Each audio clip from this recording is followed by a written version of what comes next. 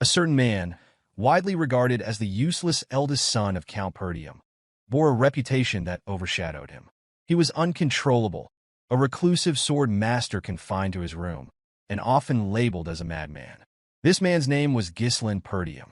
Amidst the chaos, a knight clad in armor trembled in pain as he struggled to comprehend the reality of his defeat. He had fallen to Ghislain, whom he considered nothing more than human garbage. It seemed inconceivable to him that, as the finest knight in the north, he had been bested by someone so despised. Surrounding the knight lay the lifeless bodies of several others who had shared his fate. As the injured knight quivered, another figure approached. The new arrival, a man adorned in fine armor and wielding a massive axe, questioned whether the surroundings were to the knight's liking. The man spoke of the substantial expense he had incurred in creating the traps, his tone cold and detached. His icy gaze bored into the injured knight as he inquired whether the place suited him. Enraged, the knight struggled to accept that someone like Ghislain, whom he deemed a worthless bastard, could orchestrate such a scheme. Through clenched teeth, he demanded to know if Ghislain had foreseen his plan. Ghislain moved closer, his expression unyielding, and revealed that he had anticipated every detail.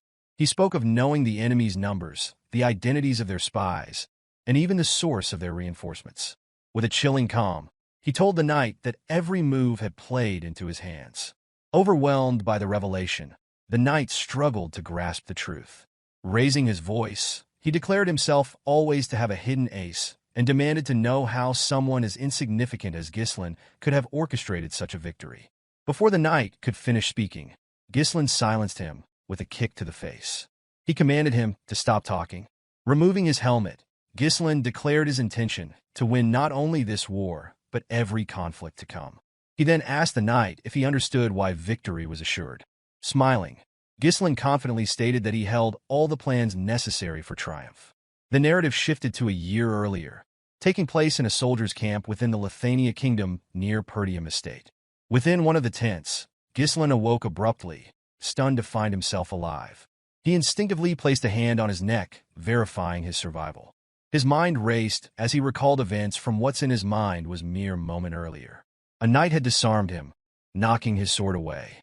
As he fell to his knees, blood dripping from his mouth, the knight, distinguished by red hair and golden armor, proclaimed Ghislain's end.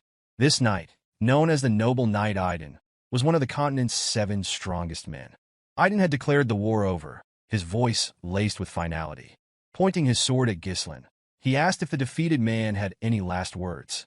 Struggling for breath, Ghislain admitted his regret at being unable to fulfill his vengeance. He added, with defiant resolve, that he hoped Idun would meet his end. Idun had smiled at the remark, dismissing it with derision and labeling Ghislain an arrogant fool. Idun informed Ghislain that he had not anticipated him being the eldest son of the fallen Perdium household. He reminded Ghislain of how he had abandoned his family after the death of his sister. The revelation caught Ghislain off guard, prompting him to question how Idun, a man from a different kingdom, could possess such knowledge. The noble knight dismissed Ghislain's surprise, explaining that he had worked tirelessly to track him down. With a malevolent smile, Idun revealed that he and his allies had conspired with the Delphine household to orchestrate the downfall of the Perdium family. Ghislain was stunned by this confession, shocked to learn that Duke Delphine's household had not acted alone. Moving his sword closer to Ghislain's neck, Idun declared that there was no need to divulge further details, as Ghislain was fated to die. He demanded that Ghislain accept his end, but Ghislain, filled with fury, vowed never to forgive him. Unmoved by Ghislain's defiance, Idun struck a decisive blow, severing his head with a single stroke. The scene shifted to the present, where Ghislain stumbled toward a barrel of water. He gazed into its reflective surface, confirming that his head was still intact. Confusion gripped him as he struggled to reconcile the events, wondering if he was hallucinating. Glancing around, Ghislain noticed that he appeared much younger than he remembered. Suspicion gnawed at him as he speculated whether he had been captured and used as an experiment by mages. Resolving to exact revenge if that were the case, he scanned the area and noticed a sword lying beside the barrel. While deep in thought, he heard a voice call out to him, addressing him as young master. The figure entered the tent and urged him to come outside, stating that he knew Ghislain was awake. The man, A soldier named Ricardo who served the Perdium household took another step closer. Before he could react, Ghislain moved behind him and pressed the sword to his neck. Startled, Ricardo froze as Ghislain, in a serious tone, warned him that his life would depend on how accurately he answered the questions. Ricardo, addressing Ghislain as young master, retorted that he was crossing a line. Ghislain, taken aback by Ricardo's casual demeanor despite the threat, demanded an explanation. With surprising nonchalance, Ricardo pushed Ghislain back and revealed that he had worn himself out earlier with a tantrum before falling asleep. Ricardo reminded him of his earlier tirade about wanting to command the army on a raid against the orcs. Ghislain, still unable to process the situation, accused Ricardo of spouting nonsense. Unfazed, Ricardo picked up a bag and instructed Ghislain to pack, explaining that others were waiting. With growing unease, Ghislain asked where they were headed. Ricardo, walking past him, informed him that their destination was the Perdium estate. Stunned by this revelation, Ghislain grabbed Ricardo and demanded clarification, asking if he truly meant the fallen Perdium estate. The scene shifted once more. Ghislain stood atop a cliff, gazing at the estate in the distance. The sight confirmed that it was indeed the Perdium estate. However, confusion clouded his thoughts as he tried to comprehend why it appeared untouched. He vividly remembered the estate being reduced to ashes the last time he saw it, yet now it stood in pristine condition. Ricardo stepped closer to Ghislain and questioned whether he had been having a nightmare. He expressed disbelief that Ghislain would refer to the Perdium household as a fallen one and warned that the Count would expel him for uttering such words. Despite Ricardo's statements, Ghislain remained unconvinced of the reality surrounding him. Believing he was trapped in a dream, he pinched his cheek to test the sensation. Feeling the sharp sting of pain, Ghislain came to the startling realization that everything was real. Observing his youthful face in the reflection and the unscathed state of his estate, Ghislain deduced that he had somehow returned to the past. Memories of his younger self surfaced, filled with resentment toward his household. His immaturity, born of feelings of inferiority, had caused trouble, alienating him from the family. Over time, criticism became unbearable, and he ultimately fled from home. Years later, he survived countless battles as a mercenary, honing his skills and earning renowned title. With his reputation solidified, Ghislain returned to his county, intent on making amends for past mistakes. But by then, his household had been reduced to ashes. Now, standing before his family's flag on top of a camp, Ghislain felt a flood of relief. Everything he had lost, his estate, the people he cherished, was still intact. Overcome with emotion, he laughed uncontrollably, teetering on the edge of madness, and fought the urge to burst into song. Yet, the moment of joy was fleeting. Ghislain recalled Ricardo's earlier mention of their mission, a raid on the orcs. His memory immediately turned to the disastrous raid in his past life, the day most of the squad perished. In his previous life, Ghislain had joined the raid to make a name for himself. Reports had claimed there were only 3 orcs, leading him to underestimate the danger. Lacking experience in command, he had insisted on leading the squad. When the group encountered over 20 orcs instead, the outcome was catastrophic, and nearly everyone lost their lives.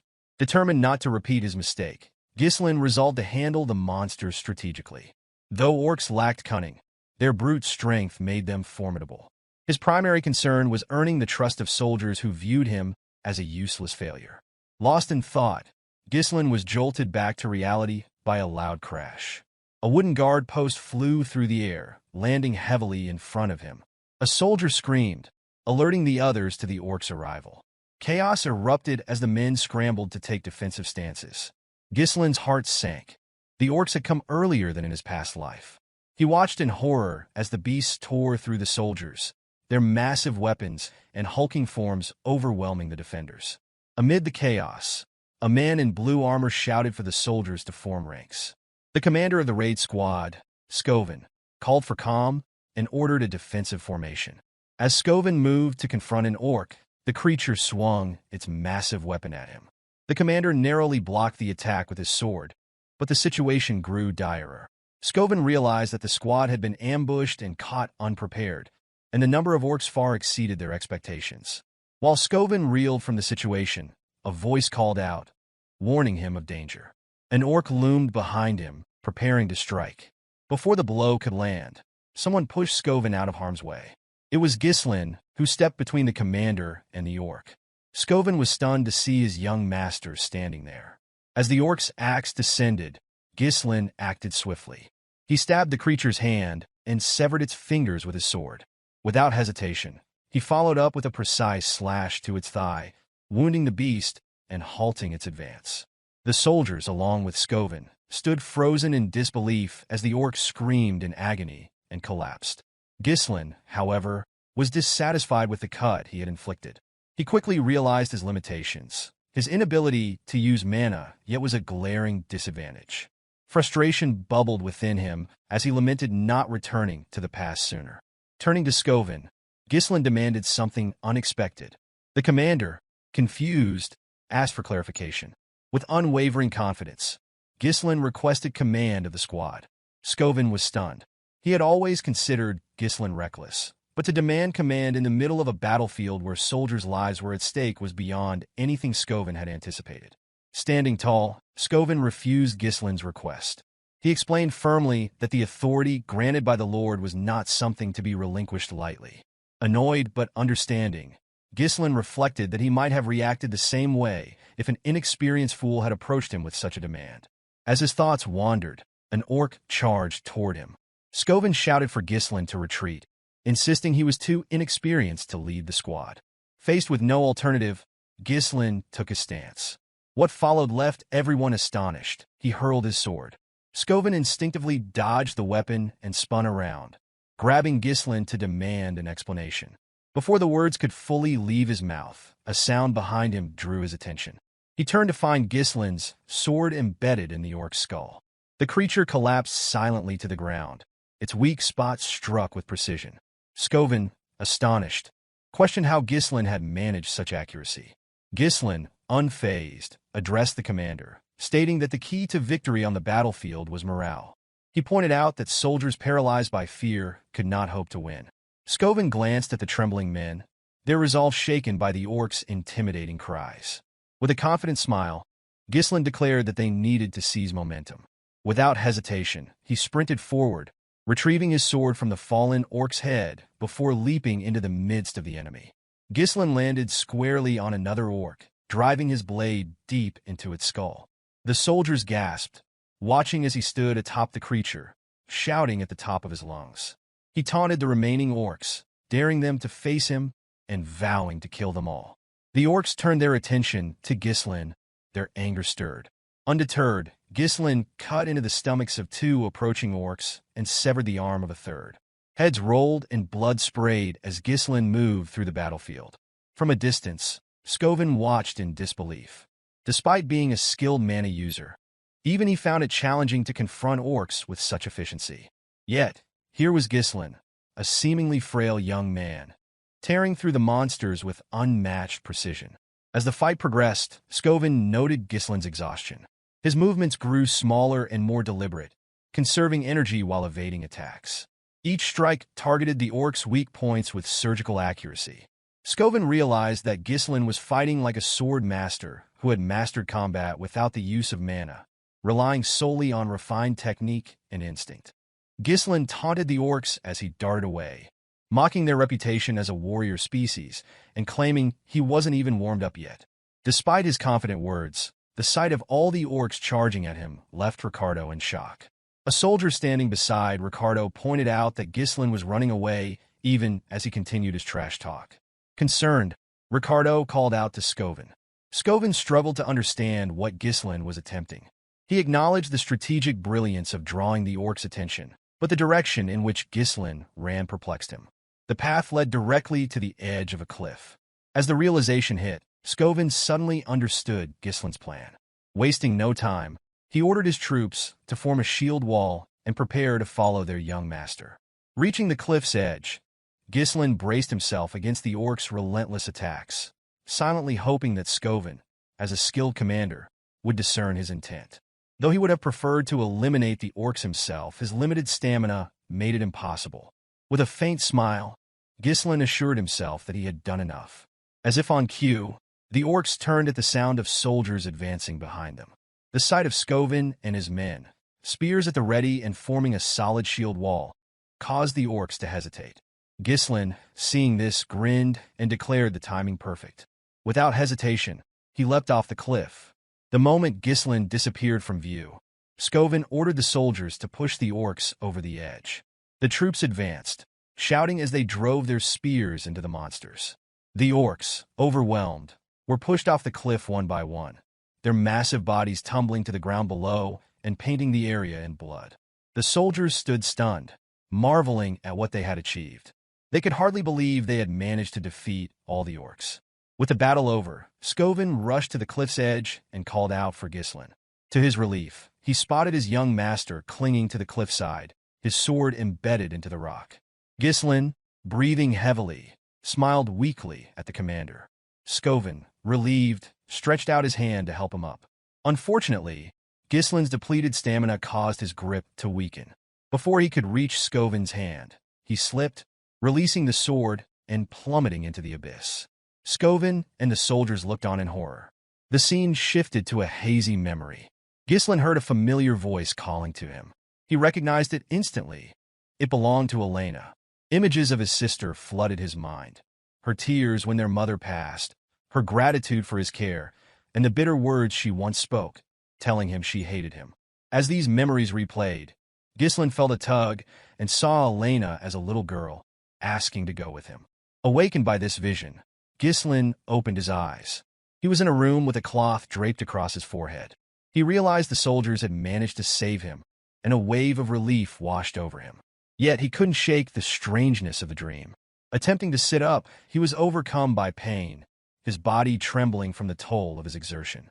As he lay there, the door opened, and a maid with white hair entered. Her name was Belinda, and she beamed with happiness upon seeing Ghislain awake. Setting a bucket on the table, she expressed her worry and reminded him that she had advised him to leave the battle to the soldiers. To her astonishment, Ghislain suddenly rushed forward and embraced her tightly. Belinda stood in shock at her master's sudden embrace. She asked if she had offended him somehow, but Ghislain reassured her, saying he was simply happy to see her. Since his childhood, Belinda had served as Ghislain's personal tutor and remained by his side despite his immature antics. However, after the Perdium family fell to ruin in his previous life, Belinda had vanished, and he never saw her again. Belinda, confused by his unusual behavior, asked why he would be so happy when they saw each other every day. Ghislain felt the need to share the truth. He urged her to listen carefully and revealed that a catastrophe would soon strike their family. Uncertain what he meant, Belinda pressed him for an explanation. With a serious expression, Ghislain told her that he had died and come back to life. Belinda laughed, assuming he was exaggerating because of his near-death experience with the orcs. Ghislain clarified that he wasn't referring to the recent battle, but Belinda dismissed his words, instead warning him that he should focus on his own safety. Realizing she didn't believe him, Ghislain grew frustrated. Belinda shifted the subject and asked what he would have done if he were too injured to attend the upcoming festival. Her question caught Ghislain off guard. Belinda reminded him that Elena, his sister, had been eagerly waiting for this day to go to the festival with him. She emphasized that it was a perfect opportunity for the siblings to mend their strained relationship. Ghislain glanced at a picture of himself and his sister, recalling the annual festival held at this time. In his previous life, his trauma had kept him from enjoying it. He asked Belinda when the festival would begin. She replied that it was scheduled for next week, a date etched into Ghislain's memory. A week from now was the day that his life changed forever. While lost in thought, someone entered the room. Ghislain was shocked to see Elena, who had come to visit him. Without hesitation, Ghislain ran to embrace his little sister. Belinda and Elena both stared in surprise. Elena, startled by her brother's unusual display of affection, asked him what he was doing. Ghislain told her he had missed her, but Elena pushed him back, remarking that his behavior was creepy. Ghislain was further taken aback by her strength, having never realized how strong she was. Elena, dusting off her clothes, explained that she had come because Belinda had asked her to visit. She demanded to know what game he was playing and questioned whether he thought this would fix everything. Ghislain, confused, asked what she was talking about. Elena reminded him of his past behavior, recounting how he had once told her to leave him alone because she was annoying and that he felt disgusted by her very breath. Hearing this, Ghislain was horrified by the memory. In his previous life, he had not been close to Elena, and he admitted to himself that he had been a terrible brother. Overwhelmed with guilt, Ghislain apologized to his sister for his past actions. Belinda was stunned. She had never seen her master apologize first. Elena, skeptical, asked if he had hit his head. She mentioned hearing that an orc had struck him during the raid. Ghislain, irritated, wondered why both Belinda and Elena kept bringing this up. He corrected them, insisting he was the one who defeated the orcs. But as soon as he spoke, a sharp pain shot through his body, and he collapsed. With a smug smile, Elena teased him, remarking that he had returned unconscious after battling the orcs. Belinda and Elena laughed at the sight of him trembling, leaving Ghislain surprised by their laughter. Yet deep down, he was happy to see them acting just as he remembered. Reflecting on his past, Ghislain regretted how much time he had wasted on meaningless pursuits. He remembered the festival that would occur next week. In his previous life, he had rejected Elena's offer to go together, claiming the events of the raid had upset him. That decision marked the last time he ever saw his sister. Elena's shredded body had been discovered along with her bodyguards in Ghislain's previous life. He couldn't shake the regret of not accompanying her that day. As these thoughts consumed him, a knock on the door interrupted his brooding. Two armored men entered the room, Jamal and Philip, Elena's bodyguards. Jamal informed Elena that they were waiting for her. Elena, slightly annoyed, reminded the men that she had asked them to wait outside. Apologizing, Jamal explained that the servants had requested her assistance in overseeing their work on the festival supplies. This revelation surprised Ghislain, who questioned why the maids would assign such a task to Elena. Belinda, ever blunt, remarked that Ghislain was clueless because he spent his days lazing about. She explained that Perdium was suffering from a worker shortage, forcing even the young lady to contribute. The news shocked Ghislain. He couldn't believe such a shortage existed, though it made sense. His past self had never paid attention to the estate's affairs. Elena announced that she needed to leave, but as she turned to go, Ghislain unexpectedly volunteered to help. Both Elena and Belinda were taken aback. Elena, skeptical, wondered aloud if her brother had truly been hit on the head during the raid. Later, in the town, servants busily prepared for the festival. Elena could be heard scolding Ghislain, who had followed her despite her protests. She argued that his presence would frighten the workers. Ghislain countered, questioning whether this was how she treated someone offering assistance. With a sharp reply, Elena told him that the best way he could help was by staying out of their way. As his sister tried to push him away, Ghislain's mind wandered to the grim discovery of her body in his previous life. Her remains had been found near the slums, far from the festival grounds. He deduced that someone must have lured or forced her there. Determined to prevent this outcome, he resolved to familiarize himself with every corner of the castle to uncover potential threats. Amid the commotion, a soldier ran toward them, addressing Ghislain as his lord. The voice instantly triggered recognition, and Ghislain identified the man as old Fergus.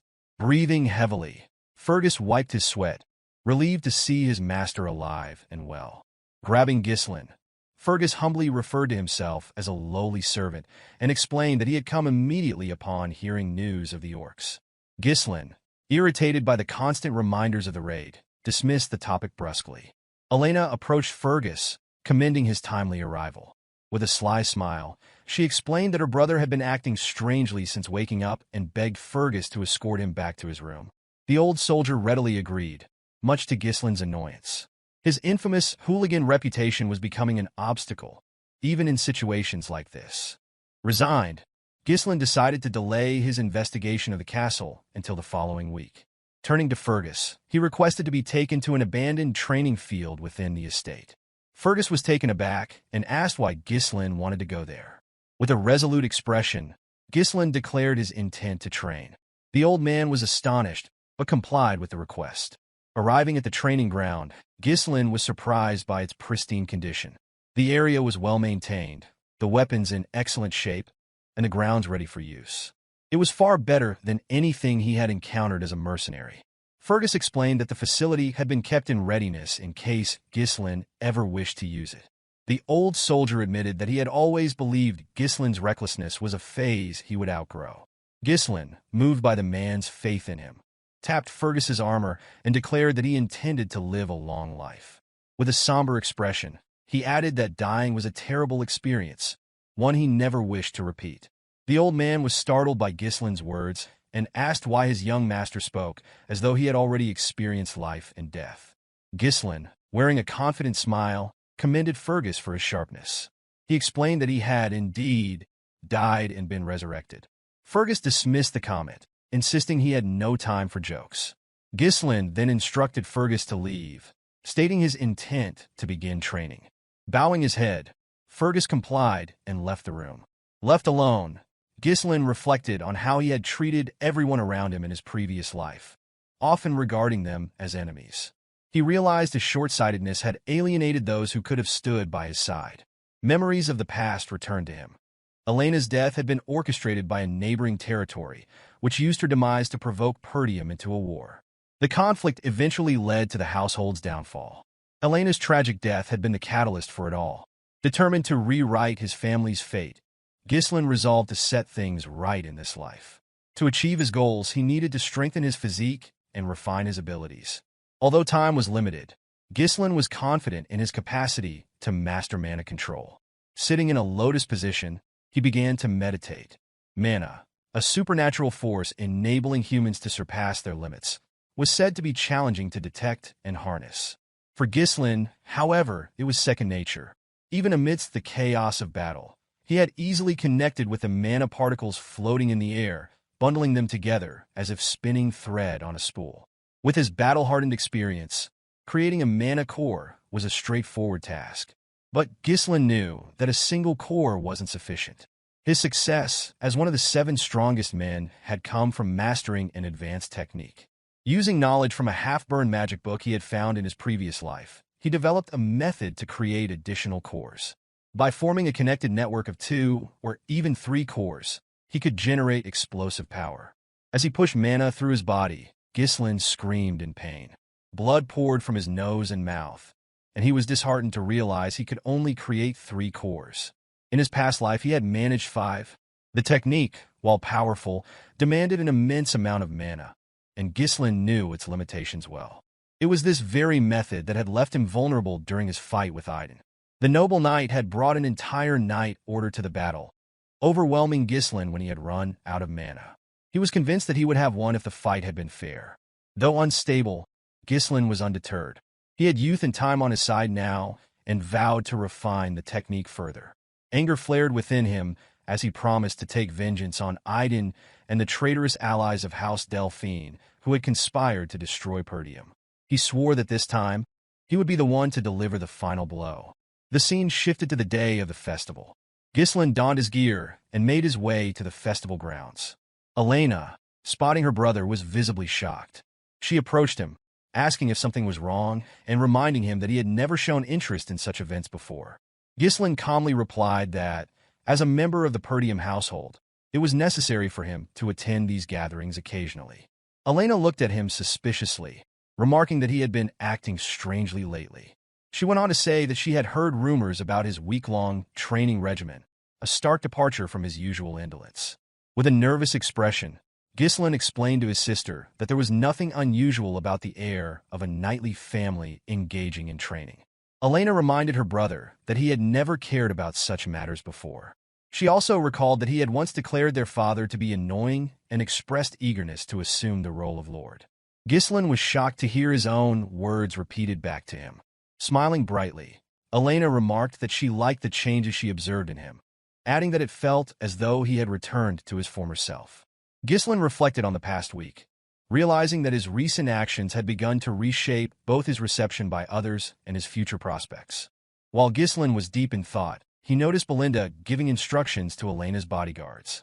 She directed them to resolve any issues caused by Ghislain independently, emphasizing the importance of avoiding problems, especially with so many visitors around. The 2 men assured her that she could rely on them. Despite the overall consistency in events, Ghislain found it challenging to measure the impact of his actions on smaller occurrences.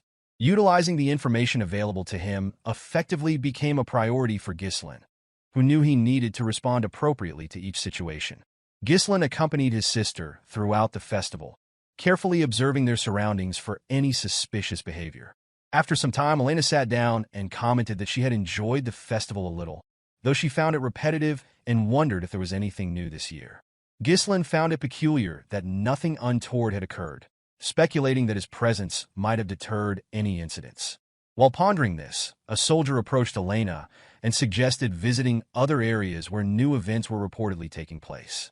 The soldier explained that his friend had mentioned these events, inviting Elena to join him. Surprised, Elena grasped the soldier's hand, expressing excitement about the possibility of fun activities. As Ghislain observed, he realized that the two soldiers accompanying them, Jamal and Philip, were traitors. He struggled to comprehend how these men, once the most trusted knights of their household and known for protecting Elena since her childhood, could betray them. It was common knowledge that they had sacrificed their lives to defend her in the past. With a smile, Jamal welcomed Elena to the supposed event. To her astonishment, the area was desolate and unkempt. She questioned Jamal about the likelihood of an event being held in such a place, to which he nervously replied that preparations were likely delayed, but that attendees would arrive soon. Elena assumed he was joking and teased him about performing in such a shabby location. While the conversation continued, Ghislain surveyed the surroundings. Despite its appearance as an abandoned street, he noticed that escape routes had been carefully blocked, indicating premeditated preparations. Elena, tugging at his arm, suggested leaving. Jamal, however, urged her to stay and watch the performance, but Elena refused, stating that she had no interest in remaining in such a place. Ghislain asked his sister if she worked out, playfully commenting on her strength. Before she could respond, Philip appeared with a menacing expression, asking Elena to wait. Alarmed, Elena accused the two men of acting strangely and questioned whether something was wrong. Jamal apologized for frightening her and, with an unsettling demeanor, mentioned a request that had been received. As Jamal spoke, three men entered the area. Two were dressed in black, while the leader wore a blue coat and matching hat. This man, named Frank, commended the traders on their efficiency. Jamal approached Frank, announcing that they had delivered their mistress as promised and stating that their deal was now concluded. Frank noticed Ghislain's presence and expressed dissatisfaction, noting that he had not asked for him to be brought along. With a nervous grip on her brother, Elena held on tightly as Jamal, smiling, declared that Ghislain had foolishly followed them, unaware that he was walking into his graveyard. Ghislain questioned Jamal, asking if he truly believed he could escape after betraying them. With a smug expression, Jamal dismissed the concern, suggesting that Ghislain should worry about himself. He explained that he and his ally could simply flee to a distant land. Jamal elaborated that they had grown tired of the impoverished county, plagued by barbarian raids, and noted that many others were leaving as well. As he spoke, Ghislain closed the distance and struck, slicing through Jamal's armor in a single blow. The sight stunned everyone present as Jamal's body fell apart. Ghislain coldly remarked that those who left before never tried to sell out their own people. Turning to Philip, Ghislain demanded to know if he was wrong. Philip quickly seized Elena, cursing Jamal and calling him an idiot. He expressed disbelief that a knight could fall to an amateur. Before Philip could draw his sword, Ghislain hurled his blade, striking Philip's forehead and killing him instantly. Elena rushed to her brother's side. One of the men in black, still processing the scene, asked Frank if the young man before them was truly Ghislain. Another commented that Ghislain had no prior combat experience or formal training. Frank confirmed their observations, though he admitted he found it difficult to believe. The sight of Ghislain eliminating two knights so swiftly, using mana-infused strikes, was unexpected. Trembling, Elena asked Ghislain to explain what was happening. Instead of responding, he struck her neck, rendering her unconscious. Gently placing her on the ground, he told her to rest for a while. Frank, watching this, thanked Ghislain for simplifying their task. He noted that Ghislain was far more formidable than expected and revealed that they had intended to deal with Jamal and Philip themselves. Lighting a pipe, Frank inquired whether Ghislain had been concealing his true abilities all along. Ghislain retrieved his sword from Philip's head and, with a measured tone, asked why Frank was so interested in his skills. As he examined the group, Ghislain dismissed the men in black as insignificant threats. Frank, however, was different. The sheer mana he exuded was on a completely different level. Recognizing the danger, Ghislain resolved to finish the battle quickly. Releasing his mana, he prepared a set of strings. Before engaging, he demanded to know who had issued the order. Frank mockingly replied that it was pointless for a dead man to know such details. Realizing they would not give up the information willingly, Ghislain readied himself, stating that the truth would soon come out regardless. One of Frank's subordinates asked if they should decapitate Ghislain. Frank ordered them instead to capture him alive and break all his bones, ensuring he would lose his sanity. With a sinister smile, Frank added that Ghislain's screams of agony would make for a perfect masterpiece. At Frank's command, the two men charged at Ghislain. Ghislain reached into his pocket and hurled a firecracker at one of the attackers. The sudden distraction caused the man to falter, and in that moment, Ghislain closed in and delivered a fatal stab to his head. The remaining subordinate scoffed, calling it a cheap trick before launching his own attack. Ghislain swiftly maneuvered his sword behind him to block the strike. As the two locked weapons, Ghislain gripped his blade tightly, using it to strike the man's hand. Before the man could recover, Ghislain executed a swift strike, severing his head. As Frank launched a sudden attack, Ghislain deflected it with a second sword. Frank was stunned, unable to comprehend how Ghislain managed to block from such an awkward position. Believing his ambush to have been flawless, Frank was caught off guard. Ghislain quickly shoved Frank's sword downward and rose to his feet, delivering a clean slash across Frank's neck, causing his pipe to fall to the ground. To Ghislain's astonishment, Frank retaliated almost immediately, using mana to reinforce his neck. Frank admitted his surprise and stated that he would have lost his neck if not for his concentrated mana. Ghislain realized that the man had minimized the attack's damage by directing his mana to the critical area. Frank adopted a combat stance and questioned the origin of Ghislain's unusual swordsmanship. With a menacing smile, he promised that Ghislain would meet his end here. Shoving Ghislain backward, Frank mocked his meager mana, confidently assuring him of defeat. However, Ghislain's smile in response unsettled Frank. Puzzled, Frank hesitated, giving Ghislain the opportunity to parry his sword and disrupt his balance. Ghislain followed up with a swift kick to Frank's face, forcing him to retreat. Wiping the blood from his mouth, Frank smirked and reminded Ghislain that such attacks were futile against his reinforced mana.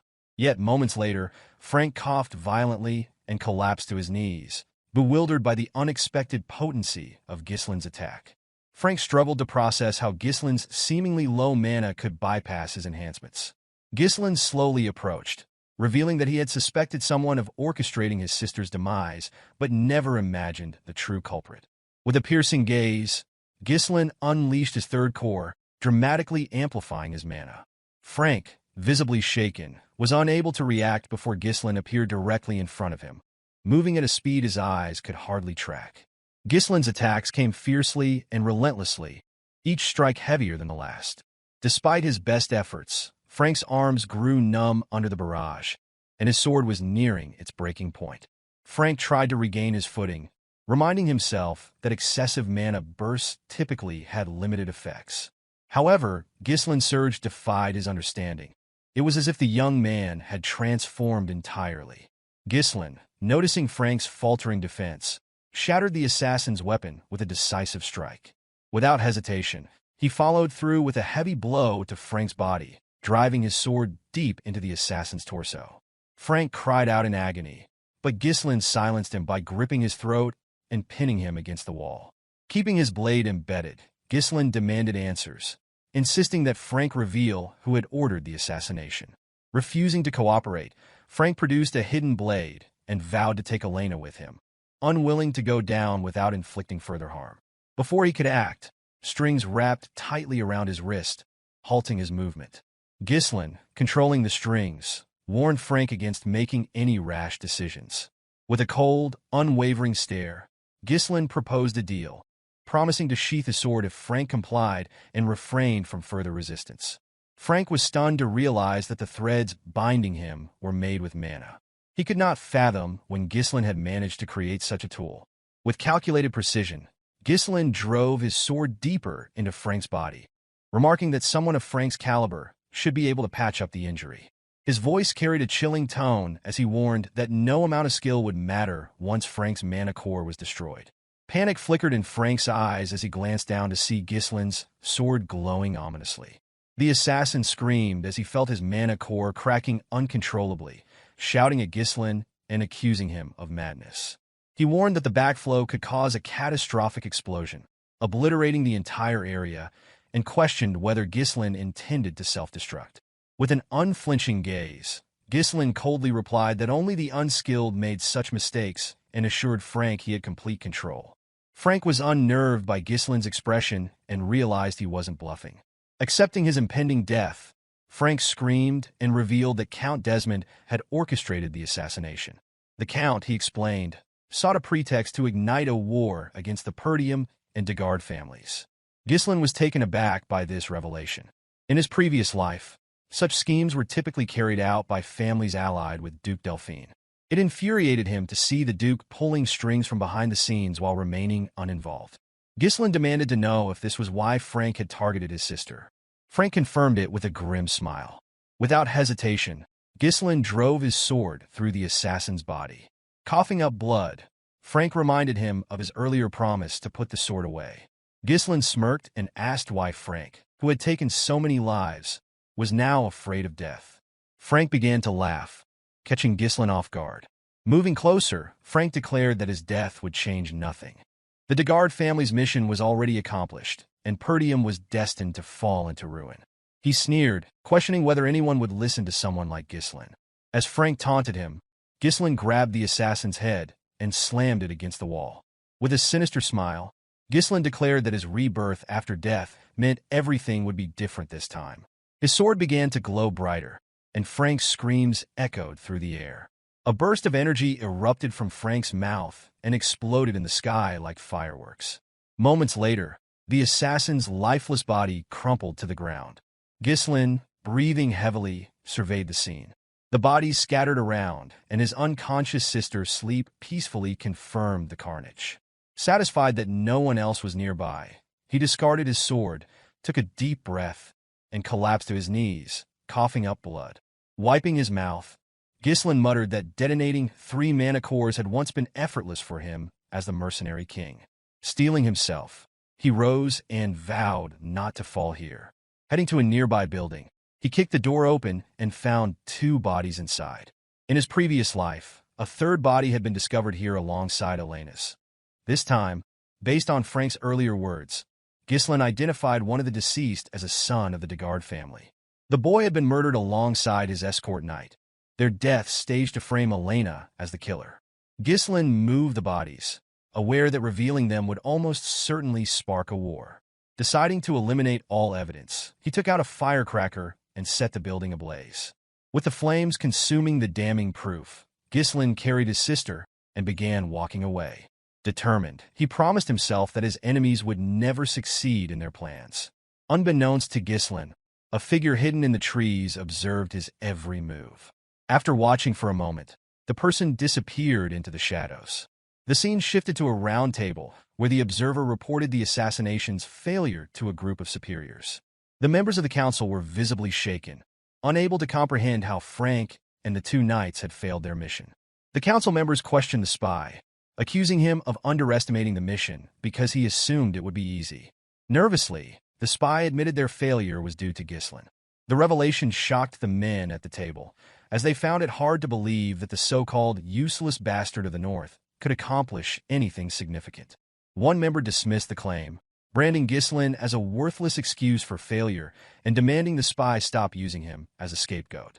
The spy, however, insisted that Ghislain was nothing like the reports and rumors suggested. Recalling how Ghislain had dealt with their men, he explained that Ghislain seemed like an entirely different person. The spy reassured his superiors that their plans to eliminate the Degard family were still intact, and that starting a territorial war would not be difficult. Pleading for another opportunity, he promised to rectify his failure. The council members, unimpressed, silenced him, berating him for his inability to gather adequate intelligence on a single individual. They condemned him for delaying their plans and were outraged that he dared request another chance after his failure. The group ultimately decided to eliminate the spy. However, before the order was carried out, a man seated on a throne intervened, his voice cutting through the noise. He dismissed the commotion as tiresome and asked the spy to explain the kind of chance he was requesting. The spy confidently assured the man that he could eliminate Ghislain. When asked how he planned to do so, the spy proposed orchestrating a duel. He explained that he had someone in mind for the task. The council demanded to know the identity of this individual, and the spy revealed that his choice was Cain Logius. Cain, famous for his strength-based swordsmanship despite his young age, was regarded as a paragon of raw power. The spy argued that no one in the north could rival Cain's strength and assured the council that arranging a duel would be easy since Cain was Ghislain's cousin. The man on the throne, fixing the spy with a cold gaze, warned that there would be no further chances if he failed again. The spy vowed not to disappoint. The scene shifted to the training hall of the Perdium household. Fergus entered the room, announcing to his master that it was time for a meal. As soon as he spoke, something flew toward him. Ghislain, practicing with his mana thread, had wrapped the thread around the sword near the entrance and pulled it toward himself. Observing his own movements carefully, Ghislain tested the thread's handling, swinging the sword as he fine-tuned his control. Fergus approached, apologizing for interrupting the training session, and asked his master how he had managed to pull the sword. Ghislain showed him the mana thread, explaining that it was a technique for manipulating mana as a string. He recounted that in his past life, he had relied on this method extensively. However, in his current state, his limited mana reserves required him to implode his core to use the technique effectively. Ghislain noted that his lack of mana now restricted him to creating fewer threads. Fergus, visibly impressed, admitted that he had never seen such a technique before, despite believing himself to be well-trained in mana manipulation. He was puzzled by how Ghislain, whom he had considered unskilled and untrained, could master such an advanced method. Ghislain, noticing Fergus's lingering presence, asked if there was something he needed. Fergus replied that he had stopped by to deliver some news. Fergus bowed his head and expressed gratitude to Ghislain for protecting his younger sister. Ghislain, surprised by the old man's gesture, replied that he had simply done what was necessary and invited Fergus to join him for a meal. A day later, the festival was temporarily halted, as expected after the incident involving a knight's attempt to traffic the young lady. Inside the castle, Elena voiced her frustration to her brother, lamenting that no one believed her when she said he had saved her. She urged Ghislain to speak up and set the record straight. Ghislain assured her it wasn't necessary, adding that no one would believe him either. Belinda, overhearing the conversation, was visibly irritated. She expressed her disgust at Jamal and Philip, declaring that she always suspected the two knights were perverts and accusing them of trying to take Elena for their own gain. Ghislain, meanwhile, found relief in knowing that his sister had survived the ordeal. While he had managed to prevent a war from breaking out, he was acutely aware that their enemies would not give up so easily. Realizing he couldn't face these threats alone indefinitely, Ghislain concluded that he needed to establish his own military force. As he pondered his next steps, a maid entered the room, pushing a cart laden with food. She set a plate in front of him, and when Ghislain uncovered it, he found only a single slice of bread. Startled, Ghislain turned to Belinda and asked when they would be having dessert. The maid, astonished by his question, asked if he was truly unaware of their dire circumstances. Before Ghislain could respond, shouting from outside the castle caught his attention. He froze momentarily, startled by the commotion. At the castle gates, a portly, bearded man was demanding compensation from the Perdium household for the losses incurred by the abrupt cancellation of the festival. He was not alone. Other men had joined him, brandishing pitchforks and voicing similar demands. They called for Ghislain and Elena to come out, accusing them of wasting the county's money. The guards pleaded with the crowd to remain calm. Ghislain peered out the window to assess the situation, but struggled to understand the root of the unrest. Belinda, standing nearby, explained the context. She informed him that the county's economy heavily depended on merchants who thrived on the profits generated by the annual festival. While last year's festival had been profitable, this year's premature cancellation left many merchants struggling, and their anger was understandable. Ghislain was taken aback by the revelation, having not realized the county's financial state was so precarious. Recognizing the potential danger if the merchants' frustrations escalated, he resolved to intervene. He turned to Fergus and inquired about the soldiers' current actions, instructing him to deploy them to calm the crowd. Fergus, however, revealed that there were no soldiers available. Ghislain was stunned by this news, prompting Fergus to explain that most of their forces had been dispatched to the Forest of Monsters for reconstruction efforts following an orc raid. Frustration etched on his face, Ghislain absorbed the reality of their situation. Perdium was caught in an unending struggle, sandwiched between barbarian incursions from the north and the looming threat of monsters from the forest on the county's other side.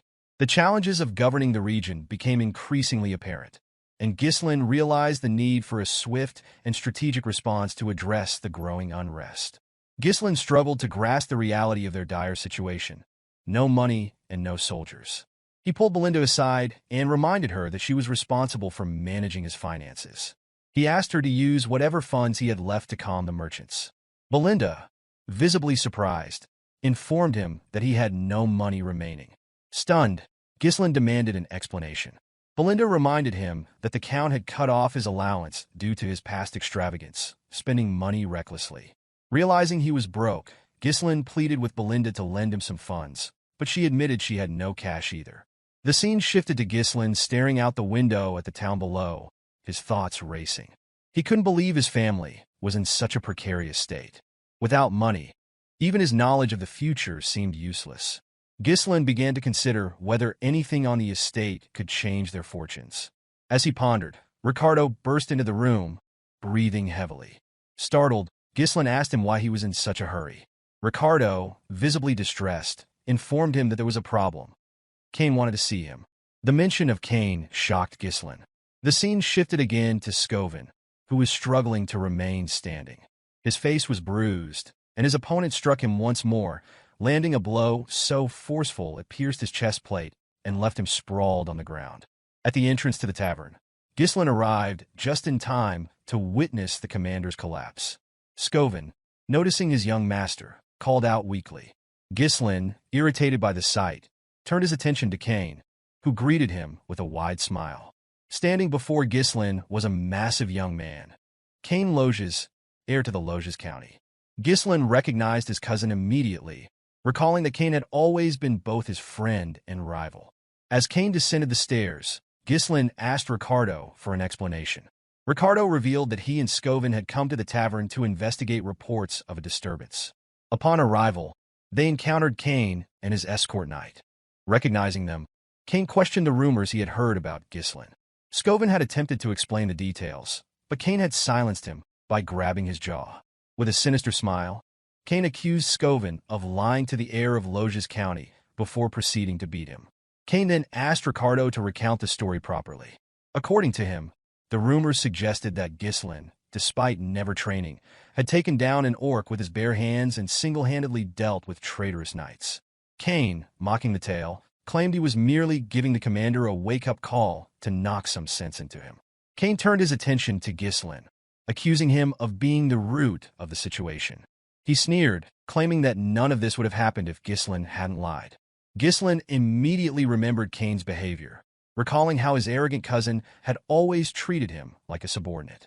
Every time Cain visited Perdium, he caused trouble, yet no one dared confront him because of his high status. Cain's bold demeanor and confidence were celebrated as qualities befitting an heir, while Ghislain's insecurities and perceived weakness drew criticism. Unexpectedly, Ghislain smiled at the memory. Cain, startled, hadn't anticipated such a reaction. Normally, Ghislain would have charged at him after such blatant provocation. A few hours earlier in Loges County, the spy approached Cain with a request to kill Ghislain. Cain was initially shocked, but listened as the spy assured him that the esteemed one would support his family if he succeeded. Cain admitted that dealing with Ghislain wouldn't be difficult, but killing the heir of a county was another matter entirely. He asked how such an act could be executed without causing scandal. The spy explained that they could lure Ghislain into a duel and stage his death as an unfortunate accident. The spy assured Cain that the duel could be made to look like a trivial dispute between heirs. Disguised as an escort knight, he promised to orchestrate the situation perfectly. With a smile, he reminded Cain that this was a rare opportunity, even for someone like him. Cain, grinning, expressed disbelief that he now had a chance to kill his own cousin. With growing enthusiasm, he urged the spy to leave with him immediately. Right at this moment, Cain pondered why the mysterious organization might want to eliminate Ghislain. He suspected that something about his cousin had changed. Smiling at the thought, Cain asked Ghislain why he was simply standing there. Sitting casually on the stairs, he demanded Ghislain bring whatever he had prepared for him. Ghislain, puzzled, asked Cain what he meant. Cain explained that he had heard about the festival's interruption and insisted they liven things up and enjoy themselves. He reminded Ghislain that they always worked well together on such things, and with a menacing expression, asked if he was wrong. Ghislain, unbothered by Cain's intimidating demeanor, took a moment to reflect. Then understanding dawned on him. Cain was talking about alcohol and women, things Ghislain had been forced to arrange for him during his past visits.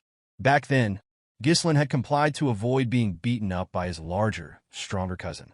Those demands had drained Ghislain's funds, and he now understood Belinda's reminder that his father had cut him off for spending recklessly. As these memories resurfaced, Ghislain smiled, realizing the solution to his current financial problem had been in front of him all along. Snapping back to reality as Cain called out again, Ghislain assured his cousin he would bring what was needed soon. However, with a sharp look in his eyes, he informed Cain that there was a debt to settle first. The spy, observing from the side, was startled by the shift in Ghislain's demeanor. Confused, Cain asked what Ghislain was talking about. Ghislain explained with a calm smile that all the extravagant arrangements Cain had enjoyed were paid for out of his own pocket. Now he demanded repayment, 1,000 gold to be precise. Cain, taken aback, protested that the expenses couldn't have exceeded 100 gold. He claimed that the money was merely a friendship fee, given out of appreciation for Cain's companionship. Ghislain scoffed and called Cain an idiot, stating that he had always been treated as a doormat. With a smirk, Ghislain warned Cain to repay him immediately or face a beating. The tavern fell silent as onlookers gawked at Ghislain's boldness. Cain sighed, stood, and accused Ghislain of acting out because he had been lenient with him. He dismissed the idea that Ghislain had grown stronger and accused him of spreading false rumors about defeating knights. Cain labeled Ghislain a parasite who leached off the land and claimed that everyone in the north regarded him as a worthless scoundrel. With those words, Cain clenched his fist and demanded Ghislain pull himself together. Without further warning, Cain launched an attack. Ghislain easily sidestepped, dodging the blow. Both Cain and the bystanders, including Ricardo and the spy, were visibly stunned. Cain, growing more agitated, swung again, this time aiming for Ghislain's head. Ghislain ducked, moved low, and delivered a swift punch to Cain's ribs. Cain recoiled in pain, shocked to feel the force of the blow. Ghislain swung a punch toward Cain's head, but Cain managed to block it with his hand. Though he smiled at successfully blocking the attack, Cain immediately fell to his knees, screaming in pain. The spy rushed to his side, asking if Cain was all right. Ghislain, unimpressed, told Cain to stop whining, pointing out that he had blocked the attack. The spy quickly turned on Ghislain, demanding that he stay away from Cain.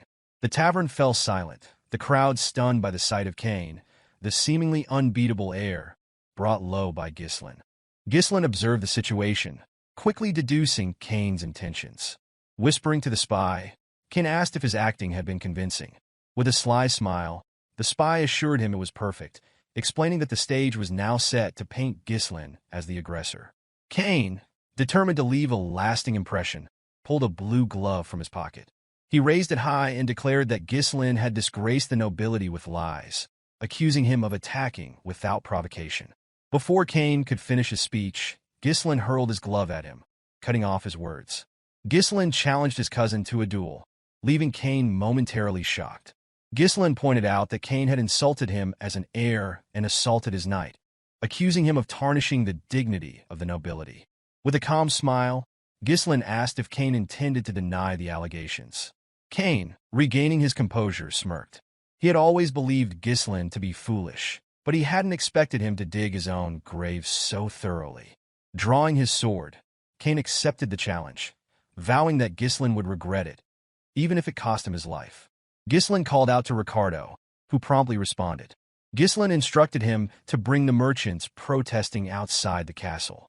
Ricardo, taken aback, hesitated, but Ghislain, now smiling with a hint of madness, assured him it would help them make a great deal of money. While the cancellation of the festival had left merchants and tourists alike frustrated, Ghislain believed an event like this would be enough to rekindle their excitement and soothe tensions. The scene shifted to a stage surrounded by an eager crowd. Ghislain and Cain stood ready to duel, their confrontation attracting a throng of spectators. Many were thrilled at the prospect of Ghislain getting humiliated. The excitement reinvigorated the town, with merchants reopening their stalls to sell goods to tourists. Among the crowd, a chubby merchant shouted for bets to be placed, certain Kane's victory was inevitable. The merchants, confident of Kane's dominance, bet heavily in his favor. Kane rested his massive sword on the ground and questioned why Ghislain had turned a sacred duel into a marketplace spectacle. With a sinister grin, he warned that his sword wouldn't stop, even if Ghislain surrendered. Ghislain, unfazed, replied that enough people had gathered, signaling the start of the duel. Just as the fight was about to commence, the spy interjected, claiming that a proper bet couldn't proceed. The chubby merchant revealed to the crowd that no one had bet on Ghislain, a fact that surprised no one. Many believed that betting on him would be foolish, given the apparent outcome. Kane mocked Ghislain, laughing that even his own people didn't trust him. The chubby merchant suggested altering the bet to predict how long Ghislain would last against Kane. At that moment, Scovin, supported by Ricardo, stepped forward and placed a bag of gold on the table. He declared his bet on Ghislain, shocking the crowd. Following him, Elena approached and dropped an even larger bag of gold. She announced her intention to bet on her brother, surprising even Ghislain. When asked if the amount was sufficient, the merchant confirmed it was. Belinda, standing nearby, reminded Elena that she had advised against such a move.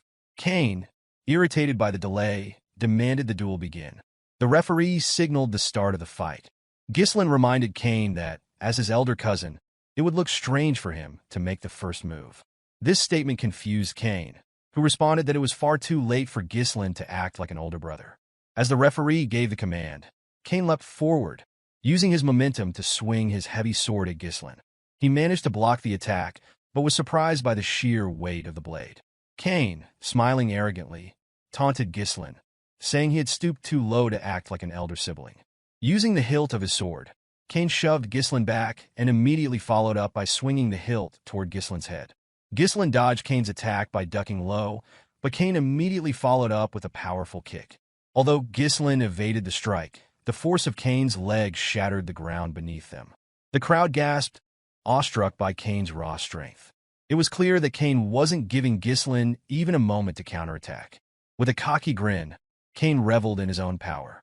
Ghislain noted his cousin's pride, but the sight did not intimidate him. Belinda, however, began to panic after witnessing Kane's display.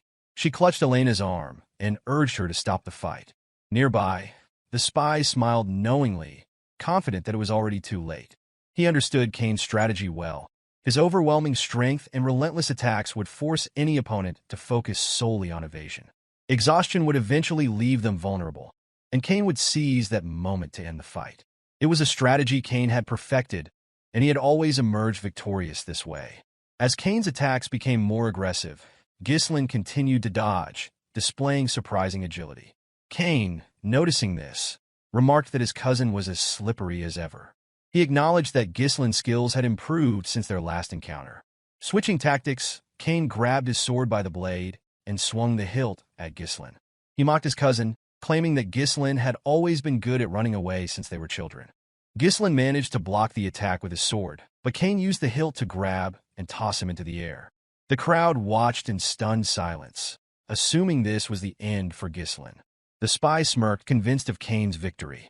As Ghislain descended, he calmly muttered that he had wanted to go easy on Kane. Unfortunately, Kane had crossed the line.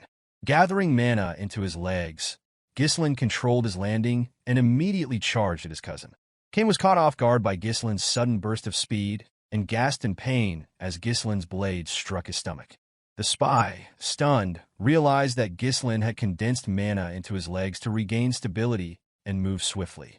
Ghislain chastised Kane, calling his swordsmanship ignorant. He accused Kane of believing he was invincible simply because his opponents cowered at his displays of strength. Taking a stance, Ghislain declared that he would open Kane's eyes. Enraged, Kane rushed forward with his sword. Ghislain countered by kicking the blade to push Kane back. Before Kane could recover, Ghislain leaped to the side, avoiding the weapon, and delivered a precise strike down Kane's shoulder to his hand. As Kane thrust his sword forward in retaliation, Ghislain sidestepped and pressed the blade down with his foot. Capitalizing on the moment, Ghislain landed a near-fatal cut close to Kane's neck. Blood trickled from the shallow wounds Ghislain had inflicted earlier, shocking the audience into silence before cheers erupted. No one had expected Ghislain to display such skill. Many in the crowd began regretting their bets on Cain, while Elena gleefully pointed out the turn of events to Belinda. Scovin smiled as he watched, while Cain, noticing his wounds, realized they were shallow. He deduced that Ghislain could have inflicted far greater harm, but had deliberately held back. Confusion clouded Cain's mind as he failed to comprehend how his cousin had attained such a level of swordsmanship. Ghislain glared at his cousin and tossed his sword aside. To the astonishment of everyone present, he declared that the gap in their skill was too great to entertain the crowd. Turning to Cain, Ghislain stated that he would fight him barehanded. Cain, now visibly irritated, demanded an explanation. With a calm demeanor, Ghislain explained that he intended to use this duel as an opportunity to educate his cousin. Rolling up his sleeves, he declared that the lesson would be delivered with his bare knuckles. Cain was taken aback when his cousin announced that he intended to educate him. Ghislain clarified to Cain that his skills in swordsmanship were superior and suggested providing a handicap. He proposed that they engage in a barehanded fight, an area where Cain excelled. With a serious expression, Ghislain declared his intention to double the original bet by adding 1,000 gold, asserting that he was confident in his victory. The crowd reacted with shock at the unexpected escalation, unable to fathom Ghislain's boldness in increasing the stakes. Among them, the spy was the most astonished. He struggled to believe that Ghislain had the audacity to challenge Cain to a barehanded fight. Nonetheless, the man felt elated, convinced that Ghislain's recklessness had handed him an advantage. As preparations for the fight commenced, the chubby merchant invited spectators to place their additional bets, announcing the switch to a barehanded contest between Ghislain and Cain. Opinions were divided. Some considered Ghislain foolish for challenging Cain to a test of sheer strength, while others believed he had a strategy and chose to bet on him. Cain was incredulous at his cousin's decision to face him barehanded. After a moment of hesitation, he instructed Ghislain to proceed as he wished, discarding his coat and readying his weapon. Lifting his sword, Cain proclaimed his intention to use it, charging at Ghislain immediately after. Belinda, observing this, expressed her frustration and urged her master to retrieve his weapon and defeat Cain. As these words left her lips, Cain swung his sword at Ghislain with lethal intent. However, Ghislain evaded the attack, smiling as he determined that his cousin required a lesson. Dodging Cain's strike, Ghislain dropped to the ground, avoiding the blade. Cain attempted to redirect his sword, but Ghislain maneuvered to his side and delivered a punch to Cain's thigh. Before Cain could react, a heavy blow landed on his jaw, causing him to lose his balance and collapse. Cain was left bewildered, unable to comprehend how Ghislain, whom he had always regarded as inferior, could execute such precise movements. The crowd erupted in astonishment as they began to perceive the possibility of Ghislain emerging victorious. With a calm but stern demeanor, Ghislain demanded that Cain rise, declaring that he had barely begun. Infuriated by his cousin's words, Cain lunged again, wielding his sword with ferocity. He swung the blade wildly as he closed the distance between them, but Ghislain skillfully evaded each strike. Seizing an opening, Ghislain grabbed Cain's arm, twisted it, and locked him down. Before Cain could retaliate, Ghislain delivered a knee strike to his rib, causing him to spit blood. Disoriented and unable to reconcile the situation, Cain struggled to process how someone he had always regarded as subservient could dominate him so thoroughly. Memories of Ghislain bowing in submission replayed in his mind, heightening his disbelief. Despite his injuries, Cain clung to the belief that defeating Ghislain should have been a simple matter, one that would secure his family's future. However, Ghislain offered no respite. He pressed his advantage relentlessly, raining blows on Cain without pause, leaving no room for recovery. By the time Ghislain ceased his relentless assault, Cain's face and entire body were swollen. The boy trembled before Ghislain, who grabbed him by the hair and expressed pity for his father. Ghislain explained that Count Loges had once supported Perdium tirelessly, even to the brink of ruin, simply out of loyalty and friendship with Ghislain's father. However, Cain, unlike his father, had chosen a different path. As these words sank in, Cain recalled a moment from a few years prior. In that memory, Cain had argued with his father, frustrated by the Count's decision to continue aiding Perdium. Cain could not comprehend why his father wanted to send more support when their own county was struggling. He had likened the effort to pouring water into a cracked bucket and reminded his father that it had been less than a week since he had returned. only to prepare to leave for Perdium once again. Pleading, Cain asked him to stay, pointing out that everyone needed him. Count Loges, however, turned and firmly explained that his actions were driven by his friendship with Count Perdium. As Cain recalled this conversation, his focus returned to the present just in time to see Ghislain's fist approaching his face. Cain closed his eyes, bracing for the blow. Instead, Ghislain stopped and told his cousin that enough had been done. When Cain opened his eyes, he saw Ghislain extending a hand toward him, inviting him to rise. Cain, overwhelmed, lowered his head and admitted his defeat. The crowd erupted in disbelief, chanting Ghislain's name, marveling at his unexpected victory. Those who had bet on Cain regretted their decision, while others celebrated their winnings from wagering on Ghislain. Among the spectators, Elena beamed with pride at her brother's success. Meanwhile, Belinda and the two soldiers accompanying her stood in stunned silence, shocked by the outcome. The spy climbed onto the stage, visibly enraged. Approaching Cain, he shouted, demanding to know why he had surrendered so easily after encountering only a slight disadvantage. The spy reminded Cain of the trust placed in him, but Cain merely responded that he was finished and insisted it was time to leave. Infuriated by Cain's perceived weakness, the spy stewed in frustration. While the spy brooded, Ghislain called out to him with a confident smile. Addressing the crowd, Ghislain announced that the spy had volunteered to cover the cost of meat and drinks for everyone present. Cheers erupted as the crowd celebrated their young master's generosity, declaring him the best. The spy, however, was stunned and protested, insisting that he had made no such offer. Ghislain placed a firm hand on the man's shoulder and calmly explained that this was the price of losing the duel. He reassured the spy that the expenses would not be deducted from the betting pot, but rather an additional contribution expected from him. As Ghislain tightened his grip on the spy's shoulder, he reminded the man of the terms of the bet, which now included an additional 1,000 gold on top of the initial 1,000. With a chilling look, Ghislain warned the spy of the consequences of attempting to flee. Recognizing the severity of the situation, the spy dropped to his knees in defeat, agreeing to Ghislain's demands. He understood that disobedience would only lead to his demise. The following day, the scene shifts to Ghislain's room. He placed a large box on the table, opening it to reveal an impressive quantity of gold coins, profits from his recent bet. Ghislain was astonished at the amount, realizing it was enough to hire a small mercenary corps. Closing the box, he acknowledged the difficulty of accumulating such wealth again and the urgency of his circumstances. He understood that his enemies would not wait for him to prepare and knew he needed to act quickly to launch the plan he had in mind. While contemplating, Ghislain noticed Elena and Belinda standing nearby. With a nervous expression, he asked if something was wrong. Elena, smiling brightly, inquired how her brother intended to spend his newfound wealth. Ghislain jokingly asked if she wanted some of it, but Elena clarified that she was merely curious. Belinda interjected, confidently stating that she already knew Ghislain's intentions. She reminded him that Lady Amelia's birthday was approaching and teased that he had orchestrated the entire display to purchase an extravagant gift for Amelia. Belinda remarked that her master's actions were easy to interpret.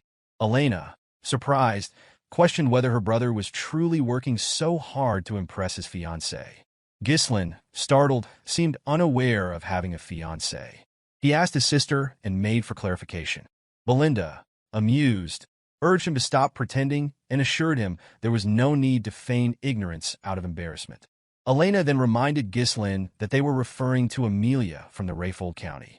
Hearing the county's name, Ghislain's expression darkened. He recalled Amelia Rayfold vividly, likening her to a spider. Amelia Rayfold, a noble admired for her kindness and selfless actions, had won the unwavering support of her territory's people. However, in time, she would incite a rebellion and gain notoriety as the Witch of the North, aligning with the Delphine Duchy to deal a decisive blow to Perdium's downfall. Ghislain viewed her as a traitor. A faint smile crossed his face as he asked Belinda when their father was expected to return. Belinda informed him that the Lord would arrive in a week. Ghislain determined that this time frame was sufficient. Rising from his seat, he announced his intention to visit Rayfold County. Belinda, surprised, pointed out that it was not yet Amelia's birthday and asked about the reason for his visit. Ghislain revealed that he intended to secure funds from the county.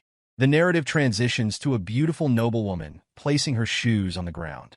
The woman, adorned with a spider near her mouth and striking red eyes, was revealed to be Amelia. She handed her shoes to a ragged girl nearby. The child, overwhelmed, struggled to believe that Amelia was gifting her the shoes. Amelia remarked that she alone deserved to walk barefoot on the land. Turning to her soldiers, she instructed them to provide food and shelter to the surrounding people. Her men immediately set about distributing provisions, leaving the crowd astonished. As Amelia departed, the people expressed their gratitude for her kindness. The scene shifts again, now to Amelia's garden at the Rayfold Manor. A man knelt, cleaning Amelia's feet. This man, Bernarf, served as Amelia's escort knight. While stroking a cat on the table, Amelia recounted her father's insistence on absolute obedience from the people of their territory. She observed that the common folk would follow anyone who kept them warm and fed. Bernarf complimented Amelia's strategy, assuring her that winning the hearts of the people would benefit her in the competition to determine her father's successor. In response, Amelia struck Bernarf's face lightly with her foot. She then demanded an update on the duel involving the finest swordsman of the North. Bernarf apologized and explained that he had avoided participating to prevent drawing undue attention, reasoning that such attention could disrupt their plans. Bernarf reminded Amelia that the time had not yet come for her to reveal her claws. He kissed her feet, pledging his blade to her service. Amelia, with a calm yet commanding demeanor, reminded her knight that he was naturally her blade, as she had invested a great deal into his development. Lifting his head, she leaned closer, her expression darkening. With an intimidating tone, she warned Bernarf that weakness was unacceptable. Letting go of him, she shifted the conversation and inquired about the status of the merchants. Bernarf reassured Amelia that there was no need to worry about the Arctium merchants. He explained that their guild was purchasing all the materials needed for the reconstruction of the Forest of Beasts outpost, recently destroyed in an orc attack on Perdium. Furthermore, he detailed how they were recovering the annual support fund sent by Count Rayfold to Perdium. Bernarf also revealed their ongoing recruitment of soldiers and knights leaving Perdium. These men, well trained from battles against the barbarian tribes, were considered excellent additions to their forces.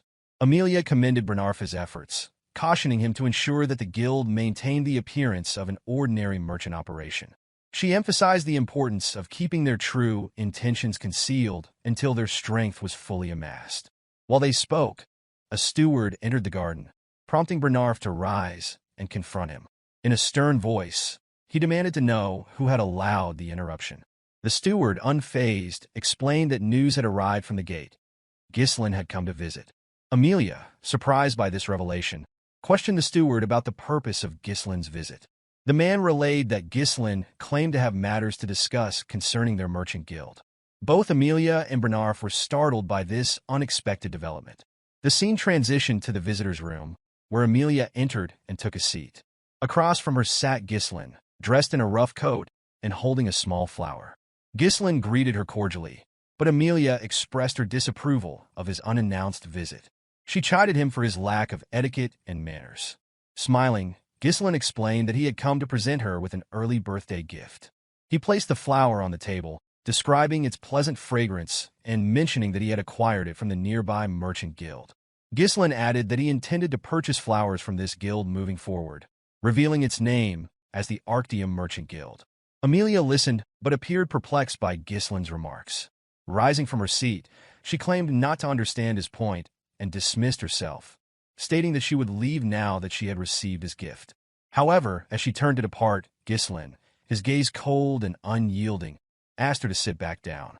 The energy radiating from him startled Amelia.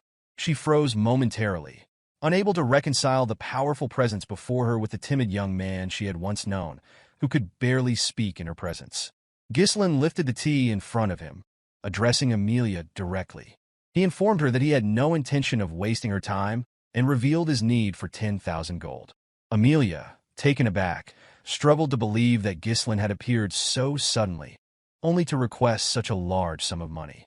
She questioned whether this request was sanctioned by his father, but Ghislain assured her that his father had no involvement in the matter and asked her to simply provide the money. With a calm demeanor, Ghislain poured the tea onto the floor.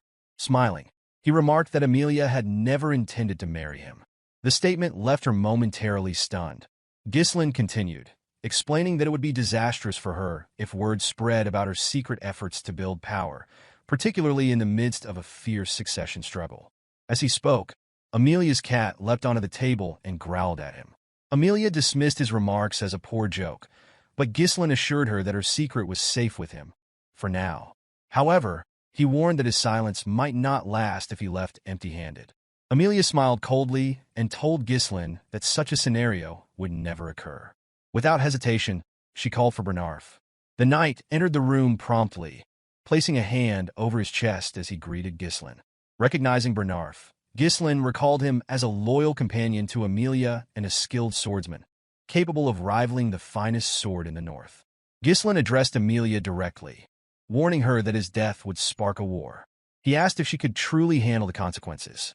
Unfazed, Amelia responded that if a ruffian barged in, caused chaos, and was subsequently killed by her escort knight, that would be the story the world would hear.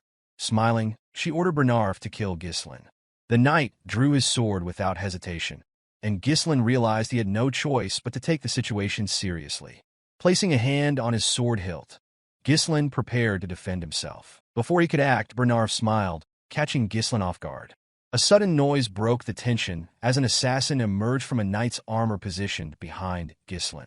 The assassin aimed to strike at Ghislain's chair, but Ghislain quickly jumped to avoid the attack. As the assassin struggled to free his weapon, Ghislain delivered a powerful kick to his chest, sending him crashing through the window. Both Amelia and Bernarf were visibly stunned by the display. Turning back to his hosts, Ghislain expressed disbelief at Amelia's feigned politeness while orchestrating a surprise attack. Picking up his sword, he remarked sarcastically on the poor hospitality. Without delay, he charged at Bernarf, swinging his weapon. The knight managed to block the attack. With a cold glare, Ghislain questioned whether Rayfold County had forgotten the principles of chivalry. Bernarf, unfazed, apologized mockingly. He reminded Ghislain that he had been the first to show disrespect by arriving unannounced and unsettling his mistress. Seizing Ghislain's sword, Bernarf locked it in his arms and declared that courtesy was unnecessary for someone like him. As Bernarf moved to attack, Ghislain evaded the strike with ease. Jumping into the air, Ghislain delivered a strong kick that forced Bernarf to retreat, creating space between them. Bernarf had heard rumors that Ghislain was all talk and lacked skill, but the man before him did not resemble a novice. Observing the exchange, Amelia demanded to know why her knight was fighting so conservatively. Angrily, she ordered Bernarf to bring her Ghislain's head, reminding him that fulfilling such commands defined him as her sword. Upon hearing the command, Bernarf assumed his stance and released his mana, daring Ghislain to step forward. Ghislain smirked, finding it absurd that a mere escort knight would presume to order him around. Bernarf, unfazed, remarked that he was doing Ghislain a favor. He advanced swiftly, appearing in front of Ghislain in an instant. Swinging his sword with incredible speed, he caught Ghislain off guard. Although Ghislain managed to dodge the strike, Bernarf's blade still grazed his face, leaving a shallow cut. Ghislain was stunned by the knight's speed and precision. Bernarf pressed his advantage, launching a series of fierce attacks. Ghislain struggled to parry each strike, the ferocity of the blows forcing him on the defensive. Observing the duel, Amelia was equally surprised and unsettled. She had not expected a so-called weakling like Ghislain to hold his own against Bernarf. Despite the display, Amelia remained confident in her knight's superior skill. Ghislain managed to block another strike, locking Bernarf's sword in place and moving his blade dangerously close to the knight's neck. Before he could land a decisive blow, Bernarf skillfully pulled his sword back and trapped Ghislain's weapon with his arm. Countering swiftly, Bernarf attacked with the same technique he had used earlier. Ghislain smirked, recognizing the maneuver and attempting to disarm Bernarf as he had before. However, this time, the outcome was different. Ghislain quickly realized that Bernarf's body had been reinforced with mana, allowing him to maintain his grip. Bernarf calmly informed Ghislain that his trick would not work twice. Seizing the opportunity, Bernarf slammed Ghislain to the ground and rushed forward to capitalize on the advantage. Ghislain, recovering quickly, deflected the oncoming strike and leaped backward, creating some distance between them. Assessing the situation, Ghislain deduced that Bernarf's use of mana had given him a significant physical edge.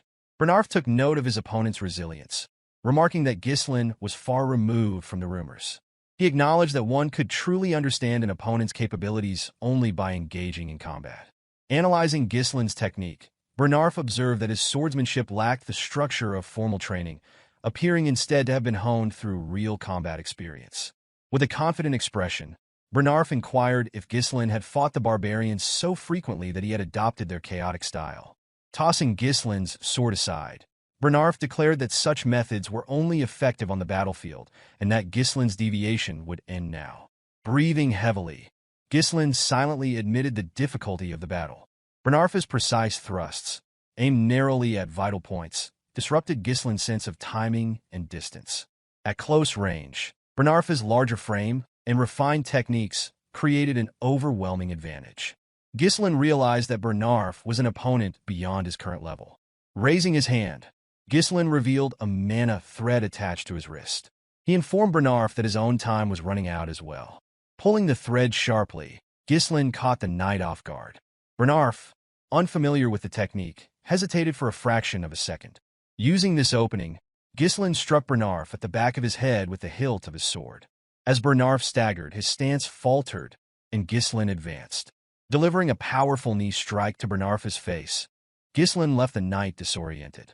Bernarf, confused and unable to process what had just transpired, could not fathom how Ghislain had managed to position his weapon so effectively. Amelia called out to Bernarf, but Ghislain immediately raised his sword and launched an attack. To Ghislain's surprise, Bernarf managed to block the strike and countered by pushing him back with his own blade. Despite the force, Ghislain held his ground. Observing the intensity of the battle, Bernarf turned to Amelia and urged her to leave the room, stating that he could no longer guarantee her safety. With a determined expression, the knight declared that he would now give his best effort. Ghislain, unfazed, smirked coldly and remarked that this was precisely what he wanted, admitting that it had been a long time since he had faced such an entertaining opponent. The narrative shifts to Amelia, who was fleeing the room with her cat. Anger simmered within her as she reflected on the humiliation Ghislain had caused her. She questioned how he had learned about the Merchant Guild, suspecting someone had leaked the information. It seemed impossible for him to know such details without inside help. As she ran, Amelia begrudgingly acknowledged that the rumors of Ghislain slaying orcs and rescuing his younger sister from assassins were likely true. Despite this realization, she still believed that much of his reputation was due to luck or exaggeration. Turning a corner, Amelia expected to find the guards she had stationed there. Instead, she was met with a shocking sight. Her guards lay unconscious on the ground, and a hooded woman stood amidst them. The woman turned and greeted Amelia with a smile, remarking on how long it had been since their last meeting. Under the hood, the woman was revealed to be Belinda. Startled, Amelia demanded to know why the maid was there. Before she could react further, Belinda moved with incredible speed, appearing beside her with a blade pressed to her neck, ordering her to remain silent. Amelia froze in disbelief at the blade against her throat. Belinda's gaze settled on the spider, still clinging to Amelia's lip switch. With practiced ease, Belinda removed the spider. Smiling, she revealed that she had overheard Count Perdium and Count Rayfold during the engagement ceremony. She recounted how Amelia's siblings had mocked her for her fascination with spiders, and how Amelia had raised the creatures as a means of exacting revenge. Belinda then questioned why Amelia continued to wear a spider, suggesting it could either symbolize overcoming her trauma or a display of defiance. Without waiting for an answer, she tossed the spider to the ground and crushed it underfoot. With a satisfying crunch, she declared that it did not suit her. With an unsettling calm, Belinda urged Amelia to cooperate. The scene shifted back to the room where Ghislain and Bernarf continued their fight. Ghislain noticed a change in the air, sensing the overwhelming mana Bernarf was now releasing. Bernarf addressed Ghislain, recalling his earlier remark about being an entertaining opponent. With disdain, he declared that only a lowly mercenary would speak in such terms. He dismissed Ghislain as unworthy of calling himself a noble like his mistress. Ghislain, taken aback, countered with a sharp reminder that Bernarf was merely an escort knight. He firmly warned Bernarf not to question his nobility. Bernarf rushed forward, launching a series of rapid attacks against Ghislain. Despite the knight's incredible speed, Ghislain managed to block the strikes, though it became increasingly difficult. With a stern expression, Bernarf admonished Ghislain to uphold the dignity of nobility. As he spoke, his attacks intensified, reaching a level far beyond what Ghislain had encountered earlier. Each blow pushed Ghislain further back, testing the limits of his endurance. Frustrated, Ghislain growled that enough was enough. Using his sword, he deflected Bernarf's blade and attempted to pierce his opponent's head. However, Bernarf intercepted the attack skillfully, bending Ghislain's sword away and forcing him to retreat. With a swift counter, Bernarf thrust his blade forward, landing a strike on Ghislain's shoulder.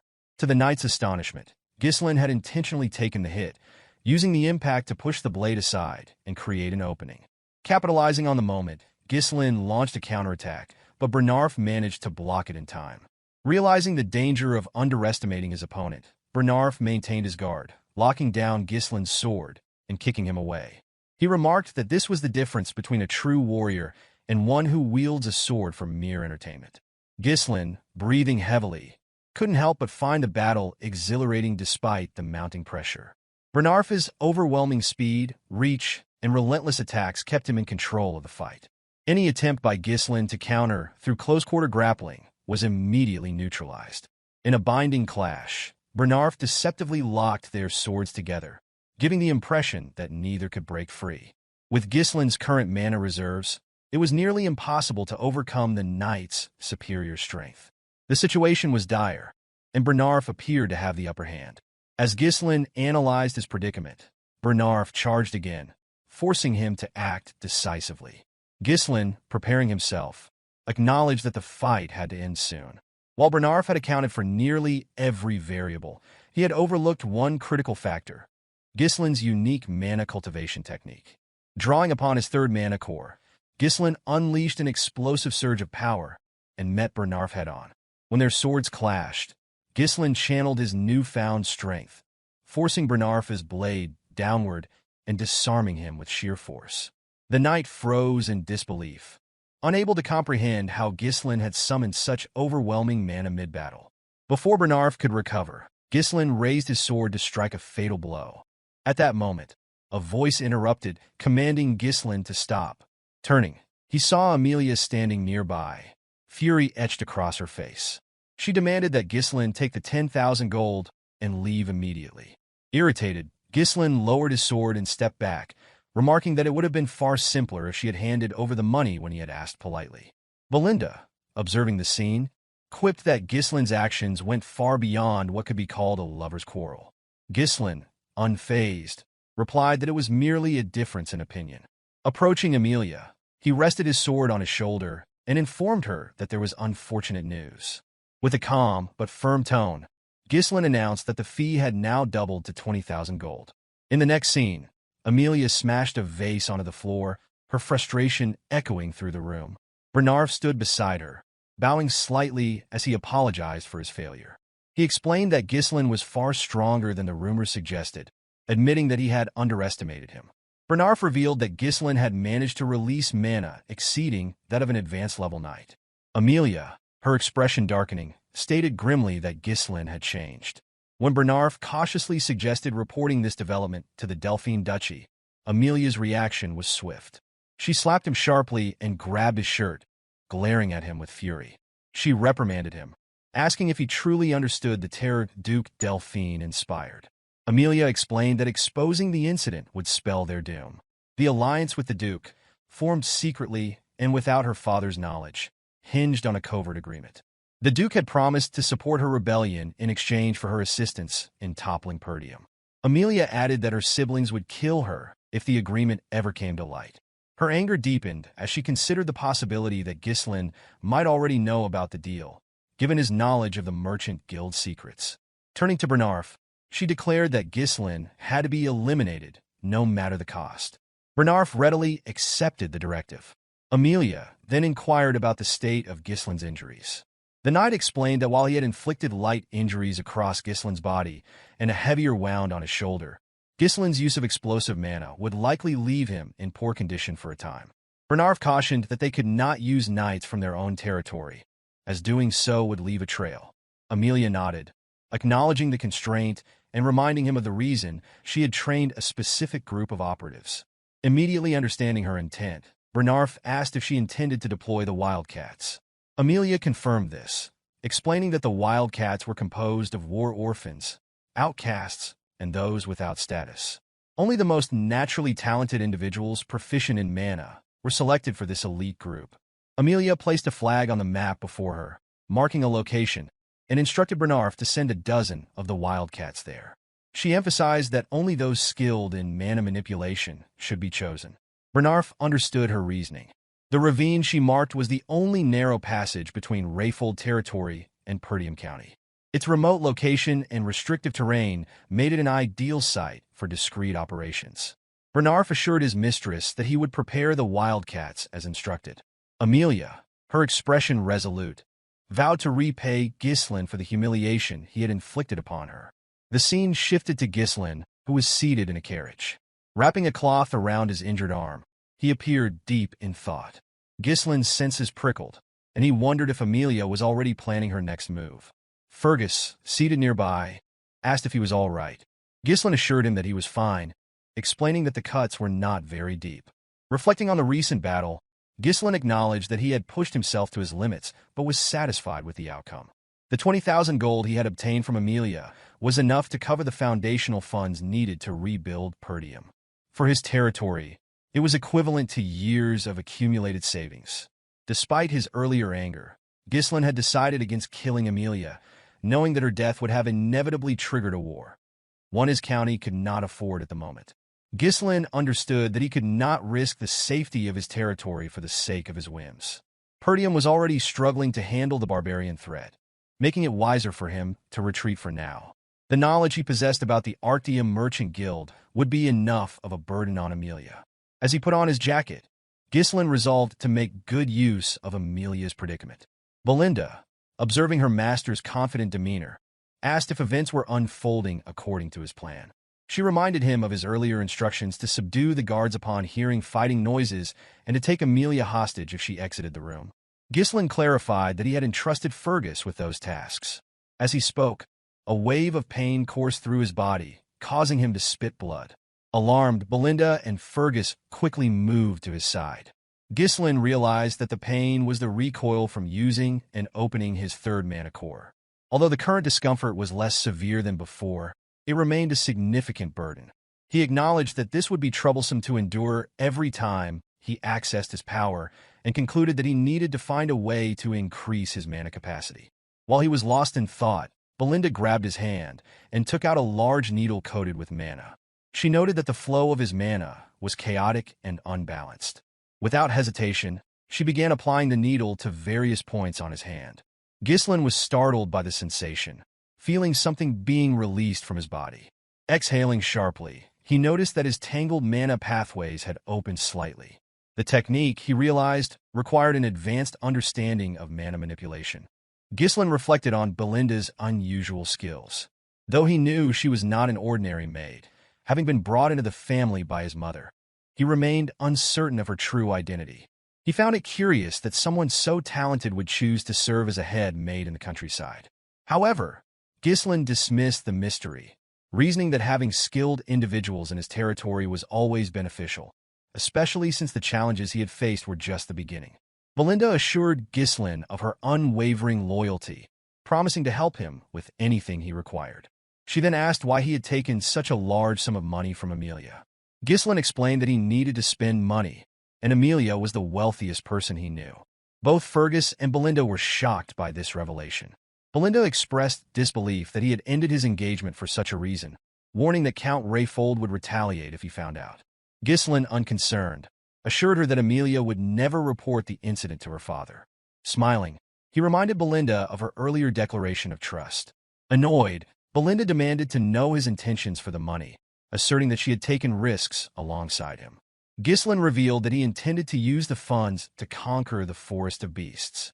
Belinda was taken aback, while Fergus expressed skepticism, pointing out that efforts to conquer the forest had failed since the time of Ghislain's great-grandfather. Ghislain then reminded Fergus of a request he had made before entering the castle. Fergus hesitated before revealing that the individual Ghislain had asked him to find was at the designated location. Nervously, he cautioned that the man was unstable and not in his right mind. Ghislain dismissed these concerns, stating that as long as the man was alive, he was useful, and insisted they depart immediately. Belinda objected, urging her master to return home due to his physical condition. She reminded him that he could not afford to wander in his current state. Ghislain countered by pointing out that Amelia was unlikely to let them leave without attempting to silence them. Acknowledging this, Belinda tapped her muscle confidently, reminding him that she was skilled in combat. She also noted that Fergus, as a knight, would be an asset in dealing with any threats. Ghislain reassured Belinda of her reliability, but clarified that the role he required was beyond her expertise. Smiling, he revealed that they were on their way to meet the vanguard he had in mind. The scene shifted as the group arrived at a wooden house nestled deep within the forest. Belinda remarked that the house appeared abandoned, but Fergus confirmed that this was the correct address. When Ricardo knocked on the door, it was opened by a massive, disheveled man with long, unkempt hair. The man peered at them suspiciously and demanded to know who they were. Everyone, except Ghislain, was taken aback by the man's appearance. Belinda leaned toward her master, whispering her doubts about the individual's suitability, noting that he looked frail and unlikely to survive another day, let alone fight. Ghislain, unfazed, assured her that they were in the right place. The man, noticing Ghislain's noble bearing, dismissed him as a bored young aristocrat and turned to leave, telling them to go away. However, Ghislain called out to him, addressing him as the ex-captain of the Ratatosk mercenaries and referring to him by name, Ghislain. The call stopped the man in his tracks. Ghislain turned sharply, his expression a mix of surprise and caution. With a calm smile, Ghislain told him that he had long wanted to meet him.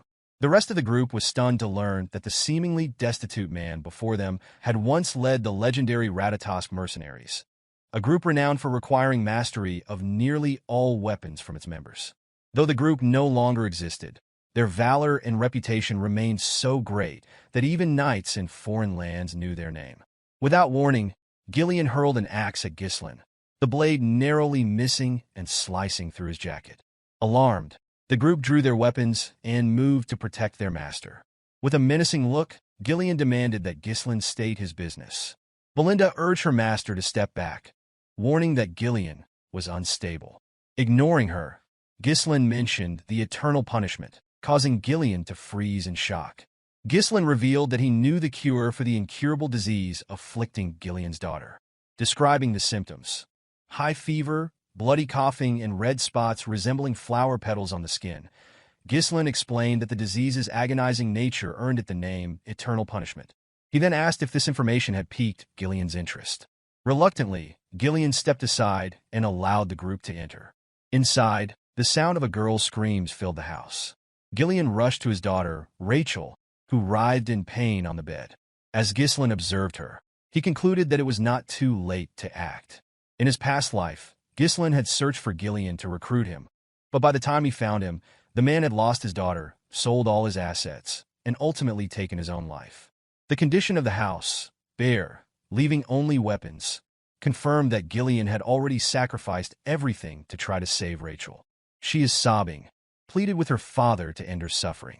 Realizing the urgency, Ghislain removed his jacket and announced that he would begin treatment immediately. Before he could act, Belinda placed a hand on his shoulder, urging him to leave. She admitted that she didn't know what he intended to do, but she insisted that the disease was beyond his power. Even priests had failed to cure it, declaring it a punishment from the gods.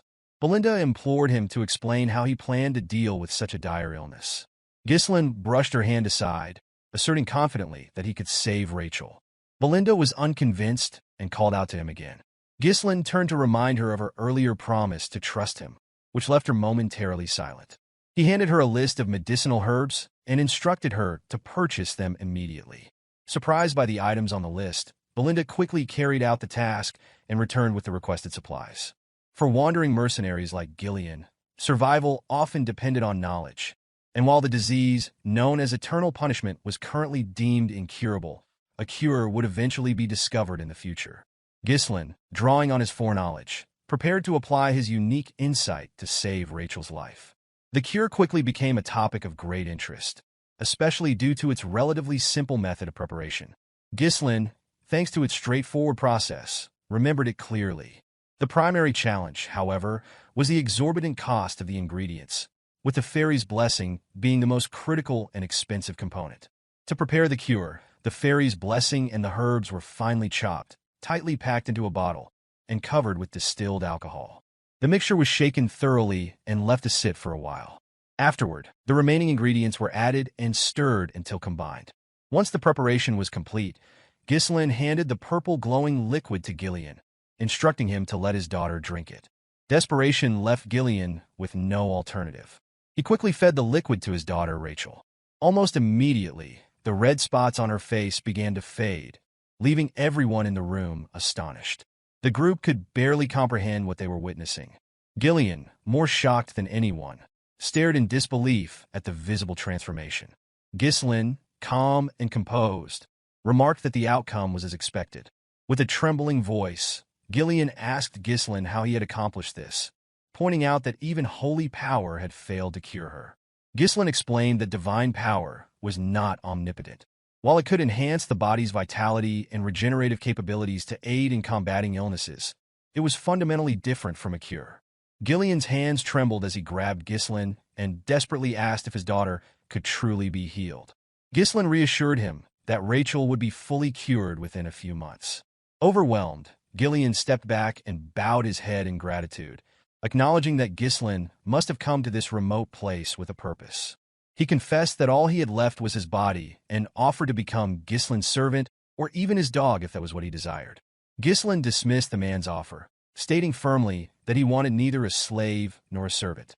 Instead, he declared that he sought the captain of the Ratatosk mercenaries. As Ghislain raised his head, he noticed something extraordinary. Ghislain's eyes shone with the ambition of a dreamer. Inspired, Ghislain stood up and grabbed an axe, using it to cut off his long ponytail. The group watched in awe and fear as the man's demeanor transformed. Without the ponytail, Ghislain looked like an entirely different person, more alive, determined, and ready to act. Moving toward his weapons, Ghislain asked if there were others accompanying Ghislain or if anyone might come looking for him. Ghislain confirmed that his group was the only one present. Ghislain then inquired whether Ghislain had enemies, to which Ghislain admitted he did and added that he would likely gain more in the future. Ghislain picked up a spear and wrapped a rope around it. With swift precision, he hurled the spear through the wooden wall of the house, sending it deep into the forest outside. The force destroyed part of the wall, and the group watched as the spear found its target. Ghislain pulled the spear back toward him using the rope, demonstrating his formidable skill. The scene left everyone in the room silent, their awe at Ghislain's transformation evident. As the spear re-entered the house, it became clear that Ghislain had spear-fished an assassin. The weapon had struck the figure directly in the chest, leaving him struggling to free himself. Without hesitation, Ghislain grabbed the assassin by the neck and demanded to know who had sent him. The assassin, revealed to be a member of the Wildcats, appeared stunned that Ghislain had detected him. Ghislain turned to Ghislain, asking what he wanted to do with the captive. Ghislain, already suspecting who had sent the assassin, placed his hand on his sword, but remarked that he had no desire to draw it again that day. Ghislain intervened, placing a hand on Ghislain's hilt to stop him. Smiling faintly, he assured Ghislain that he would handle the matter. With a swift motion, Ghislain snapped the assassin's neck, killing him instantly. Bowing respectfully, he turned back to Ghislain. Belinda, watching the scene unfold, was shaken by Ghislain's lack of hesitation in killing. She struggled to understand why her master would want to recruit someone so dangerous. Kneeling before Ghislain, Ghislain swore his loyalty, pledging to place his life in Ghislain's hands. Ghislain, recognizing the value of having such a powerful ally for his reconstruction plans, accepted the pledge with a smile, expressing his eagerness to work with Ghislain. The narrative shifted to a cabin deep in the woods, where a group of wildcats was gathered. A trafficker reported to the group that one of their members had been killed. The news caused shock and unrest among the group, prompting their leader, Vigo, to demand silence. Apologizing for the commotion, the traffickers explained that Bernarf had assured them that Ghislain would neither locate their reconnaissance unit nor be capable of killing them. Vigo questioned whether the reconnaissance team had made mistakes or been given bad intelligence. One of his subordinates, trembling, revealed that Ghislain had joined Ghislain's group. Startled, Vigo grabbed the subordinate by the neck and demanded confirmation. The man nervously insisted he was certain, recounting that he had seen it with his own eyes.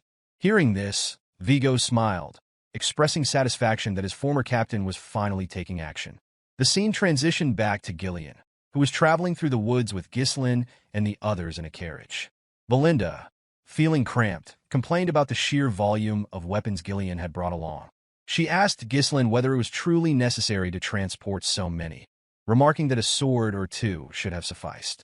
She expressed disbelief that they had been forced to purchase another carriage to accommodate Ghislain's arsenal. Ghislain calmly reminded her that they already needed an extra carriage to ensure Rachel traveled comfortably. He assured her it was not a problem and asked her to endure it for now, emphasizing that their primary concern was escaping the ravine. Belinda then inquired whether the captured assassin had been sent by Amelia. Ghislain confirmed her suspicion. Hearing this, Belinda explained that the mask worn by the assassin was a symbol associated with the Wildcats traffickers, a powerful and notorious guild in Rayfold. Ghislain, surprised, asked her to elaborate. According to Belinda, the Wildcats traffickers specialized in smuggling, assassination, drugs, human trafficking, and other illicit activities. Comprised of skilled former mercenaries, the guild wielded significant combat power and was regarded as a shadowy and dangerous organization. Ghislain, curious, asked how Belinda had come to know this information despite spending most of her time in the castle. The maid revealed that she had learned about such matters before entering her role as head maid. She urged her master to exercise caution, emphasizing the Wildcats' persistence and ruthlessness. Ghislain, smiling confidently, assured her that he would be fine, reminding her that they had Ghislain on their side. Immediately after the statement, something emerged from the ground after the carriage passed by. The figures began chasing the carriage, and Ghislain sensed their presence. As the figures closed in, they leapt out of the ground, revealing themselves to be Wildcats.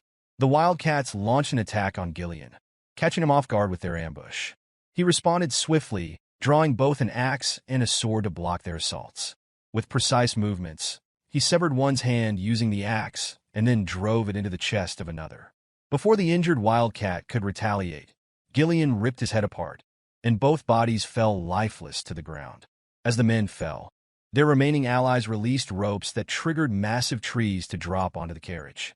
Ghislain, surprised by the trap, heard Belinda warn that the trees could crush them. Reacting quickly, he seized the ropes and slowed the horses, narrowly avoiding disaster. However, the path was now obstructed. Ghislain remarked that he had anticipated the ambush.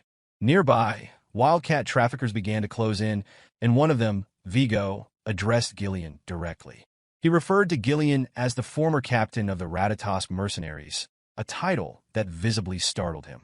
Vigo accused him of cowardice, claiming he had disbanded the entire group for the sake of his daughter. Stepping down from the carriage, Ghislain denied any knowledge of the accusations. Vigo, visibly irritated, countered by blaming Ghislain for the life he had been forced to endure. He questioned whether Ghislain had grown so senile that he couldn't recall his past comrades.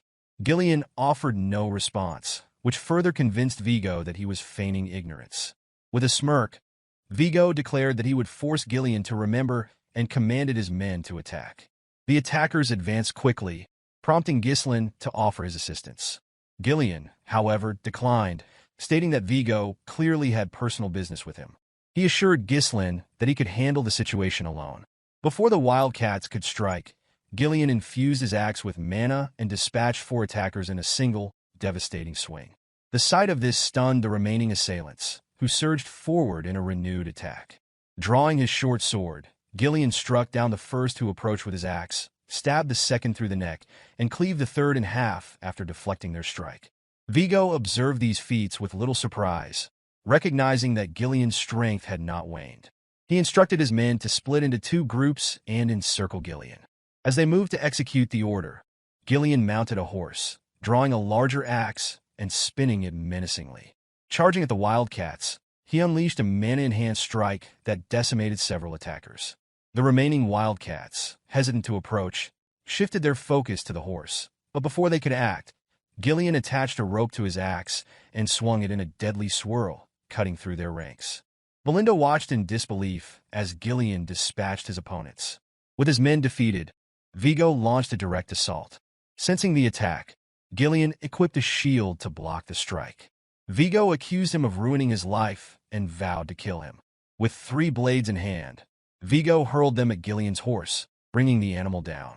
Ghislain dismounted just before the fall, landing on the ground only to face an incoming blade. Drawing a smaller axe, he blocked the attack and firmly denied being the captain of the Ratatas mercenaries. He struck Vigo's ribs with his shield, forcing him to retreat.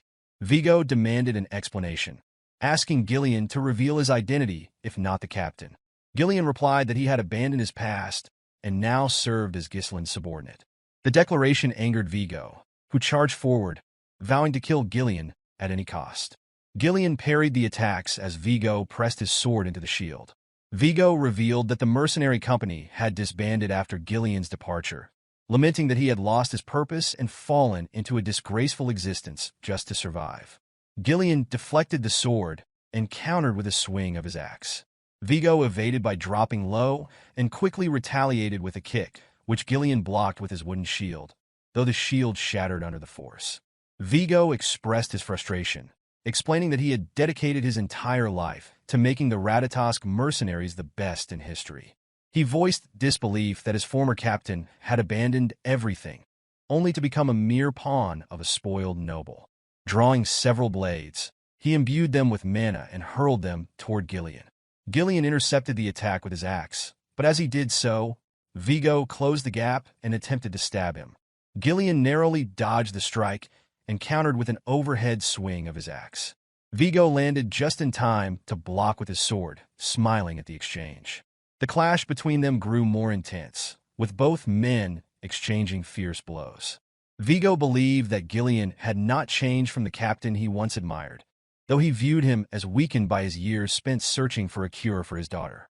In contrast, Vigo claimed to have grown stronger through countless battles. He believed that Ghislain was no longer his equal. Ghislain unleashed a massive swing, which Vigo dodged by leaping over him. Using his sword for leverage, he flipped and landed behind Ghislain. Wasting no time, Vigo kicked the blades Ghislain had previously blocked, sending them hurtling back toward him. Ghislain used his armor to deflect the projectiles, but as he did, Vigo charged at him. Ghislain anticipated the attack and swung his axe, but Vigo evaded once again, taunting that the fight was over. In response, Ghislain channeled mana into his hand and caught Vigo's blade mid-strike. This act stunned Vigo, who was left speechless as he realized Ghislain had been holding back. Ghislain asked if Vigo's pursuit of vengeance was driven by hatred, but Vigo did not answer. Instead, he stared in disbelief at Ghislain's use of mana to seize the blade. Ghislain then slammed the head of his axe into Vigo's face, sending him flying into a nearby tree. Standing over his fallen opponent, Ghislain remarked that he did not understand Vigo's actions.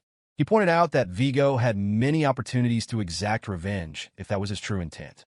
Questioning his motives, Ghislain asked why Vigo had not sought him out sooner. Vigo laughed bitterly, admitting that he had already visited Ghislain's former residence, but had found only a feeble old man unworthy of death. With anger in his voice, Vigo demanded to know what had become of the Ghislain he once revered. Ghislain tossed Vigo's dagger to the ground and instructed him to pick it up. He declared that he was now merely a body bound to another's will. Unsheathing his sword, Ghislain promised to grant his former comrade the highest level of respect, even in their confrontation. Ghislain declared that he would take action as the captain of the Ratatas mercenaries, a statement that brought visible satisfaction to Vigo. Picking up his dagger, Vigo charged at him. Ghislain blocked the attack, and Vigo expressed his joy at finally experiencing the fight he had long desired.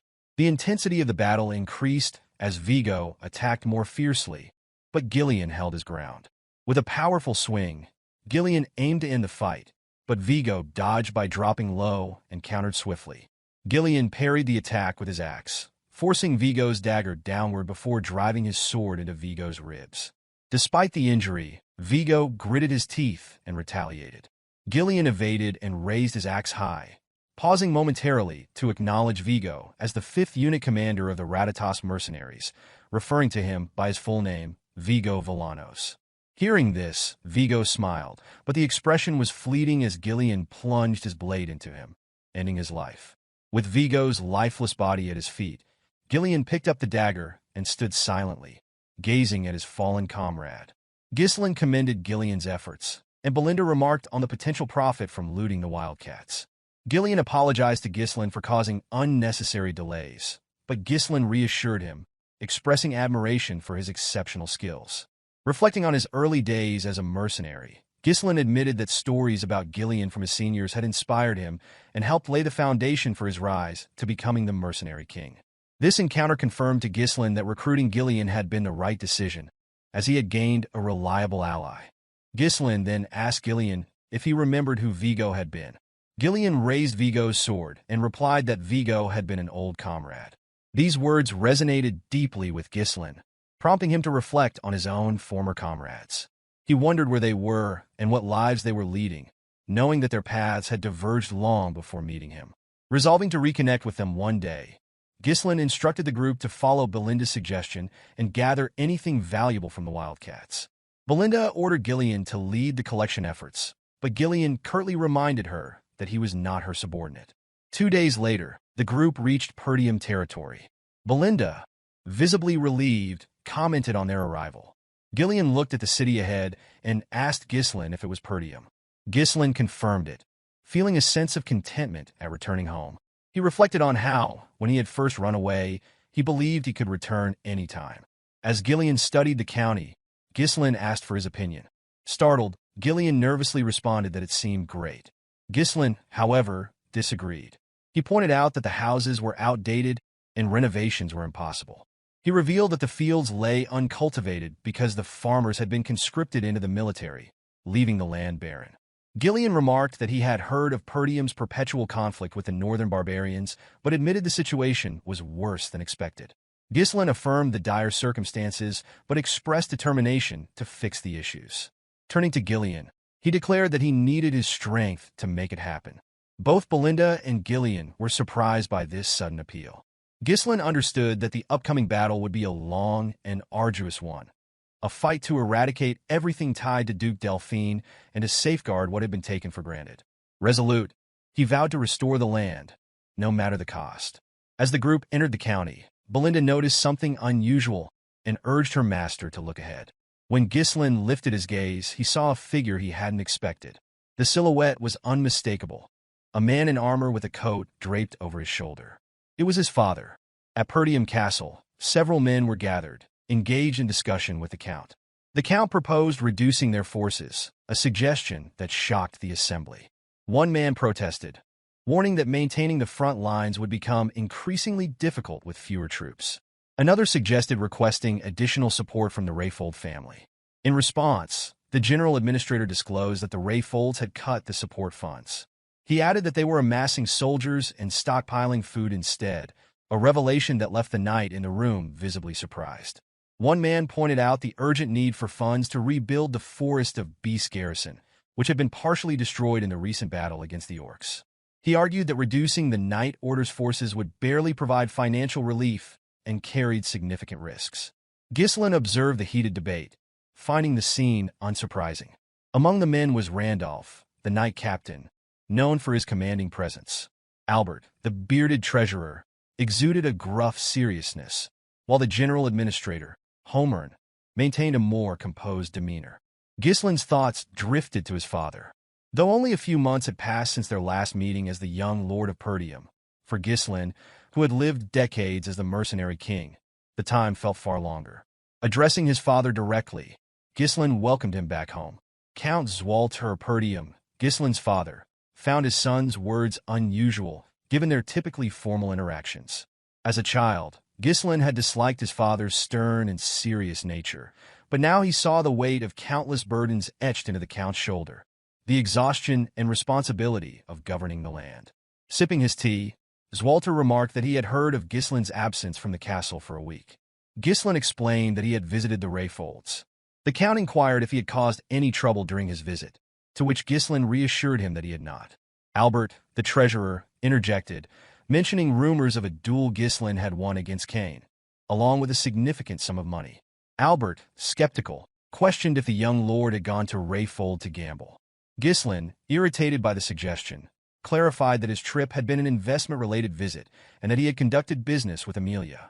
Homern, the general administrator, advised Ghislain to be mindful of his actions, reminding him of his future responsibilities as the next ruler of Perdium.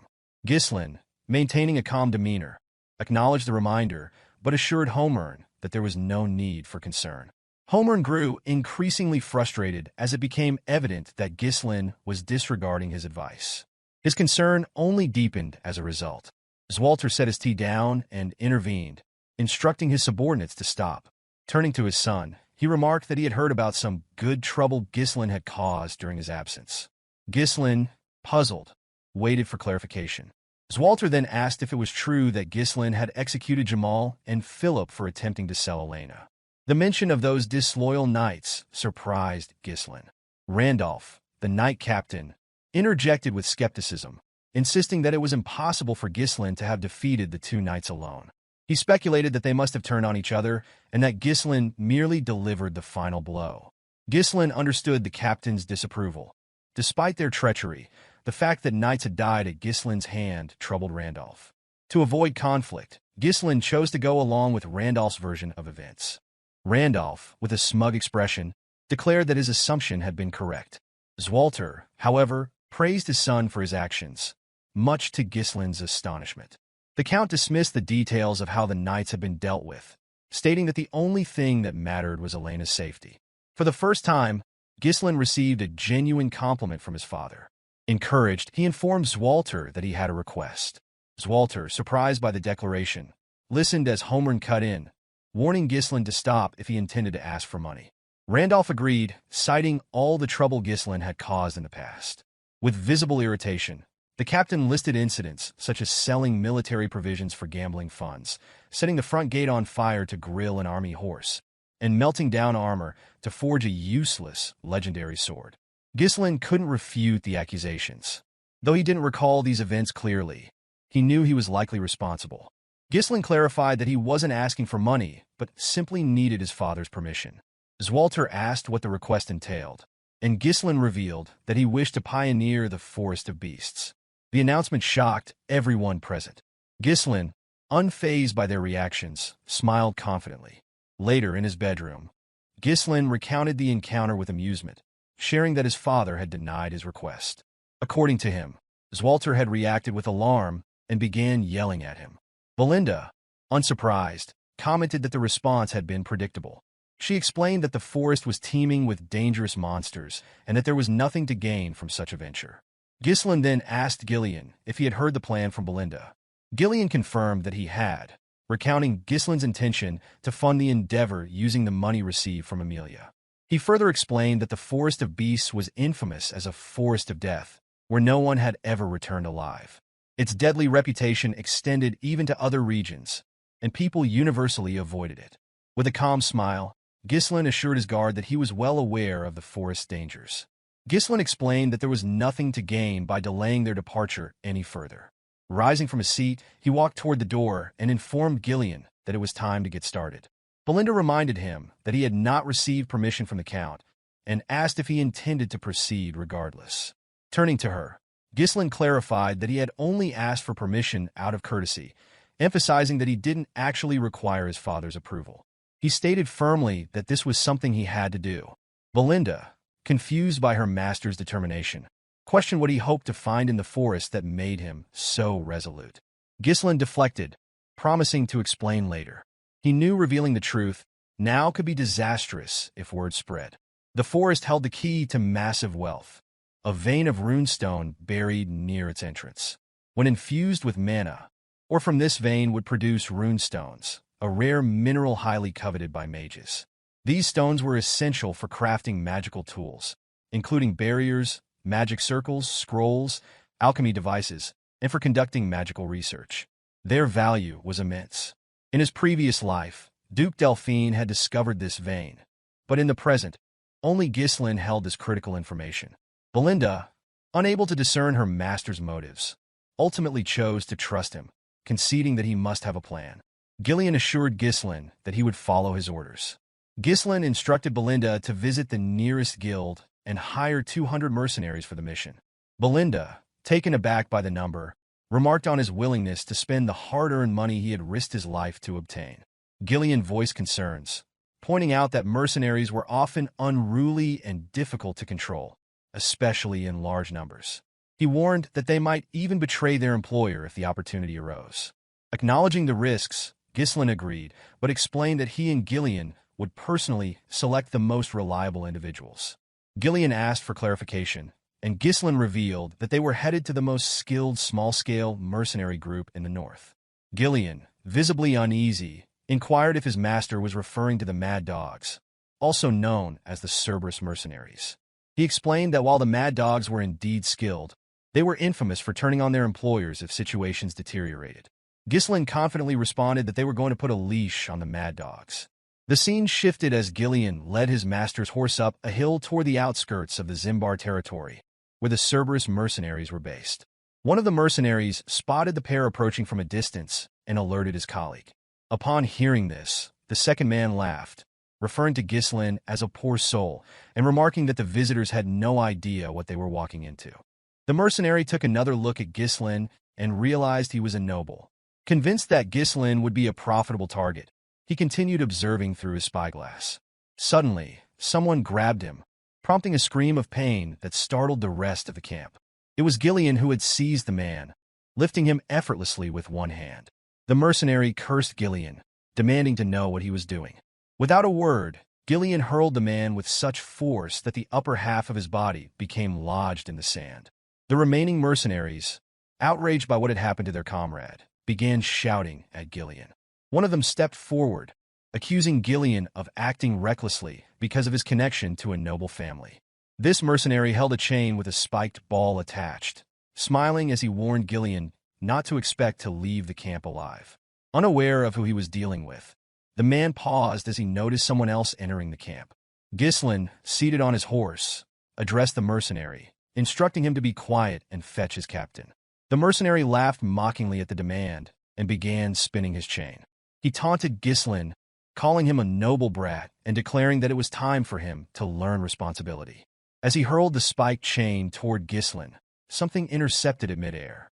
The person responsible was Ghislain, who had stopped the attack with a dagger.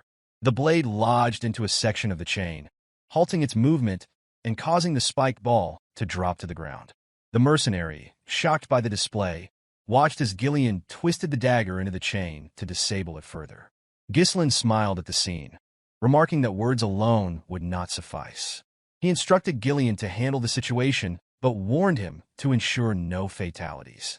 Ghislain acknowledged the order, took hold of the chain, and yanked the mercenary toward him with ease. The man flew helplessly in Ghislain's direction, and as he came close, Ghislain struck him in the stomach with the spiked ball. The mercenary cried out in pain, drawing more enraged responses from his comrades. Declaring that Ghislain's status as a noble servant meant nothing to them, they charged at him.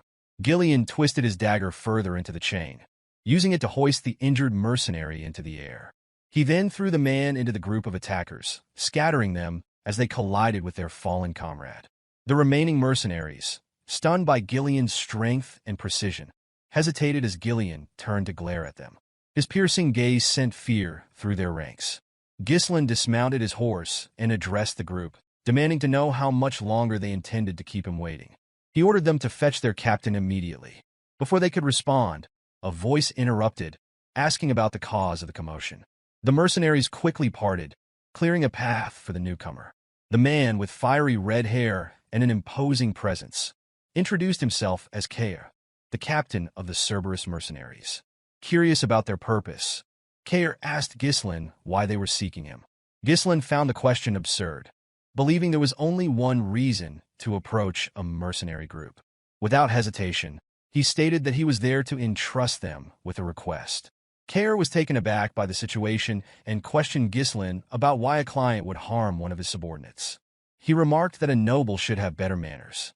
Ghislain, smiling, responded that this was his unique way of greeting. He added that it was the most effective method to tame someone.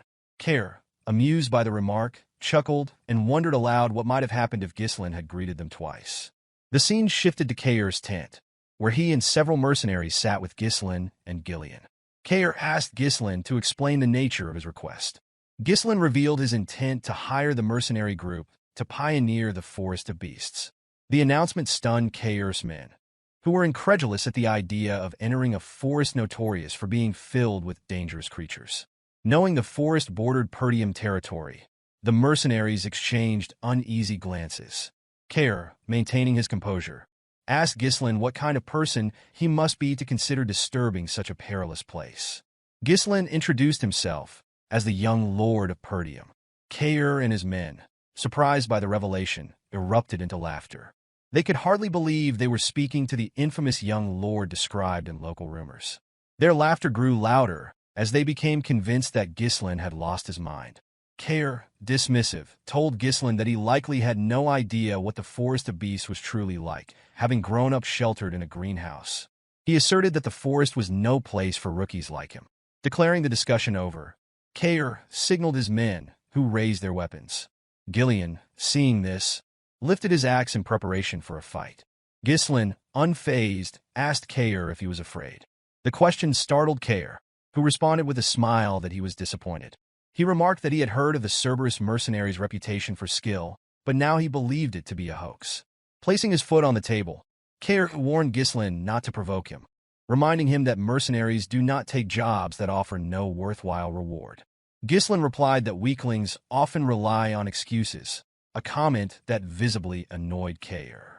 Kair declared that Ghislain was ruining the mood with his pathetic provocations, dismissing him as a clueless brat unworthy of his time.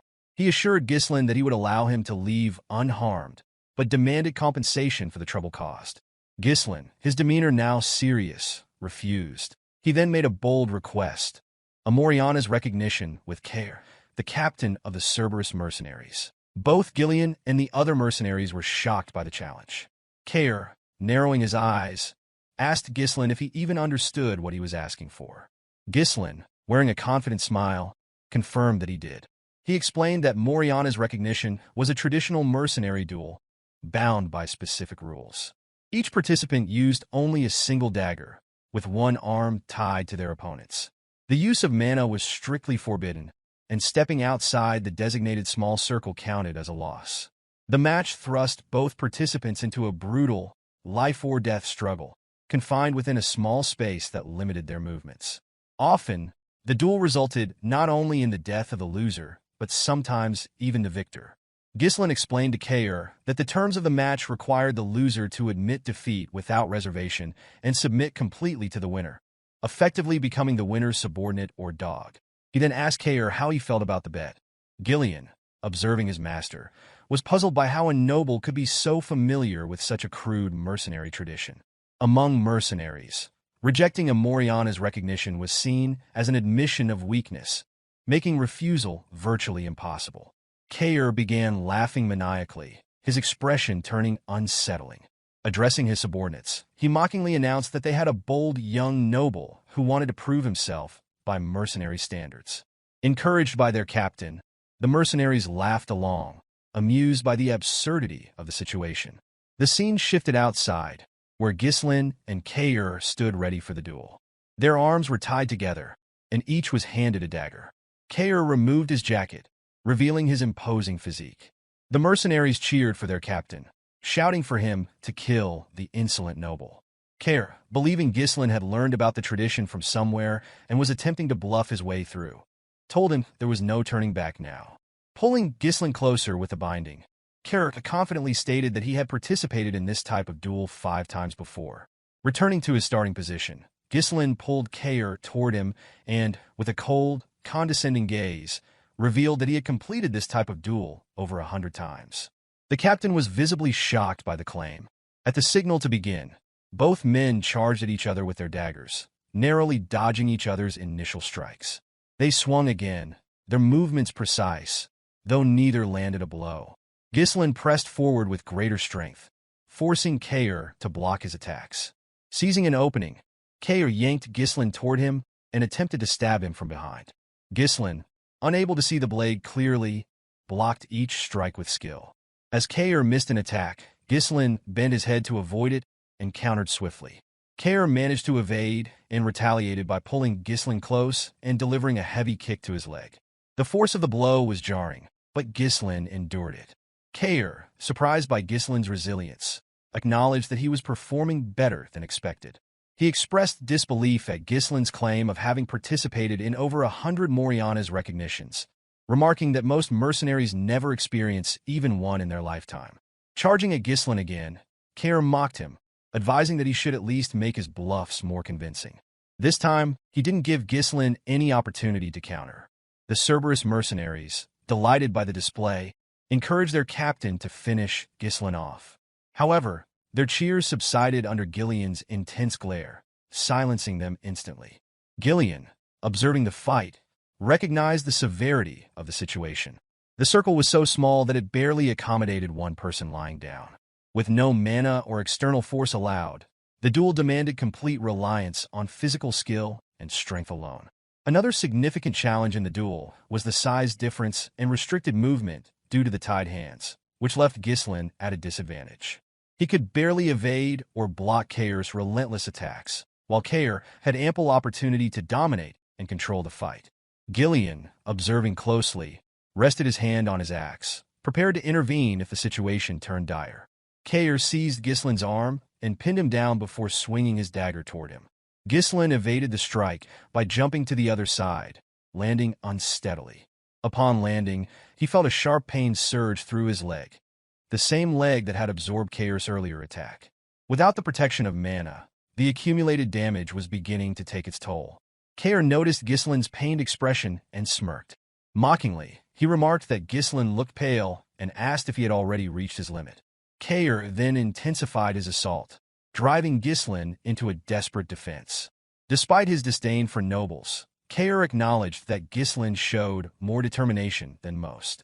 However, he remained convinced that Ghislain lacked skill and believed he had deciphered his strategy, deflecting dagger strikes while absorbing less harmful blows with his body. Yet Kair also understood the harsh reality of Moriana's recognition. Without mana, every attack inflicted accumulating damage. He could see that the strain was evident in Ghislain's movements and facial expressions. Relishing the struggle, Kair spun his dagger and charged. Ghislain blocked the attack, but was immediately forced to dodge as Kair swung his dagger toward his head. Ghislain bent low to avoid the strike and attempted to counterattack from below, but Kair blocked it easily. Kair dragged Ghislain's arm to the side, pinning him again, and delivered a brutal kick to his already injured leg. Ghislain winced in pain, and Kair, noticing his reaction, assumed victory was at hand. Raising his dagger, Kair commanded Ghislain to prepare to die. His subordinates erupted in cheers at the apparent conclusion. From the sidelines, Ghislain gripped his axe, ready to intervene and rescue his master. However, before Kair could deliver the finishing blow, Ghislain smiled. With a sudden burst of agility, he dodged the dagger by lowering himself even further, a move that stunned Kair. Taking advantage of the opening, Ghislain shifted to the side and delivered a precise cut near Kair's ribs. The strike left Kair momentarily stunned, and gasps erupted from the gathered mercenaries. Even Ghislain was shocked by the turn of events. Enraged, Kair charged at Ghislain, but Ghislain moved low again, evading the attack with remarkable skill. This time, he countered with a slash to Kair's chest as he passed. The mercenaries stood in disbelief.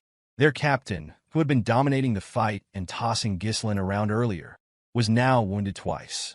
They shouted for Kair to demonstrate the strength of a true mercenary. Meanwhile, Ghislain watched with astonishment at his master's movements, realizing that Ghislain had far greater skill than he had anticipated. Kair swung his dagger at Ghislain's head, but Ghislain ducked low to avoid the strike. Rising quickly, he used his shoulder to slam into Kair's face. With the dagger tightly clenched in his fist, Ghislain delivered several blows to the captain's face in rapid succession. Before Kair could recover, Ghislain rotated his dagger and stabbed it into Kair's hand. Despite the injury, Kair did not cry out. Instead, he charged at Ghislain with renewed ferocity. Ghislain, however, easily dodged each attack. Kair began to falter, confused by the sudden change. Just moments earlier, Ghislain had seemed barely capable of withstanding his strength. Ghislain, watching intently, finally understood. Kair's reliance on brute force was his downfall. His powerful swings had stiffened his muscles and restricted his movements, making his body rigid and slow. By contrast, Ghislain had avoided resisting directly. Instead, he relaxed his own body, using the captain's momentum to redirect the fight into his favor. Ghislain, impressed by this unexpected display of strategy, quietly placed his axe back in its sheath. As Kair gasped for breath, his men taunted him, urging him to stop playing around and finish the fight. Ghislain commended Kair for his resolve, noting that many others in his position would have resorted to breaking the rules by using mana when cornered. Kair, smirking despite his exhaustion, replied that Ghislain spoke like someone who truly had fought in 100 Moriana's recognitions. He revealed that he had earned his position as captain through this very method, adding that mercenaries who broke the rules never survived long in their profession. Ghislain smiled at Kair's words, stating that he admired his spirit. Kair admitted that he was at a disadvantage in a direct confrontation, but pointed out that victory in Moriana's recognition was not limited to overpowering an opponent. He reminded Ghislain that stepping outside the circle was an automatic loss. With that, Kair grabbed Ghislain's arm, hoisted him into the air, and attempted to throw him out of the circle. Confident in his plan, Kair was certain that this would secure his victory.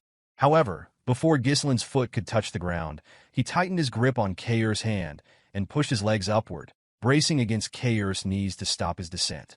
Using Kair's body for support, Ghislain reversed the momentum, pulling Kair toward him.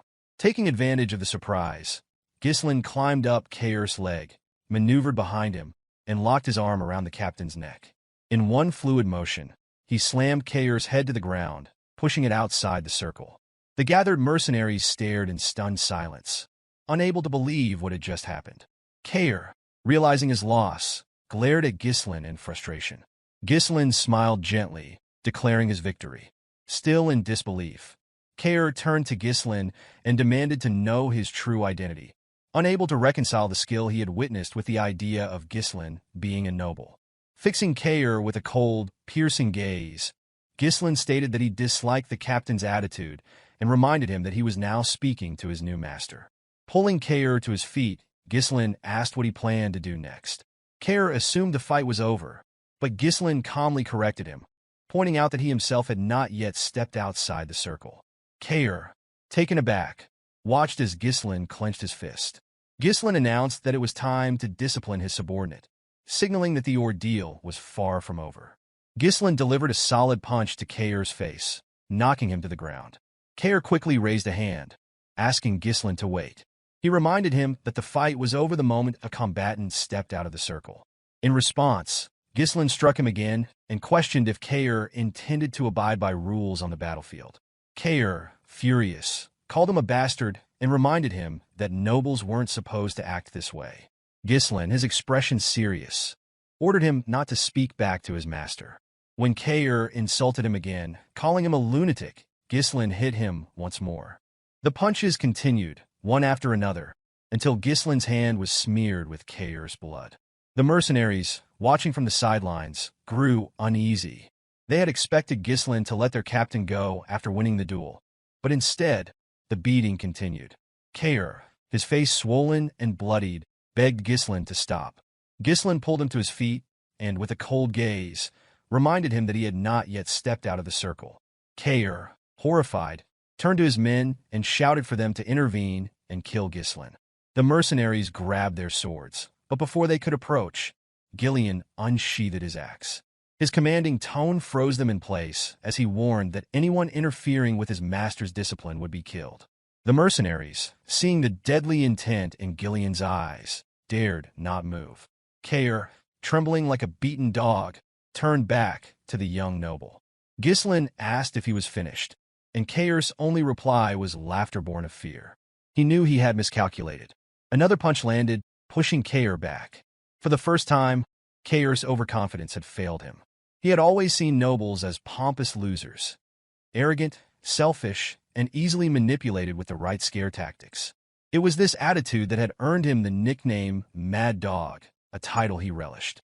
Yet now, the so-called Mad Dog was being thoroughly beaten by a noble he had underestimated. The mercenaries, visibly worried by their captain's condition, glanced at one another, unsure of what to do. Kair's face was swollen, his body bruised, and his strength depleted. Ghislain paused to assess Kair's injuries and then turned to the mercenaries.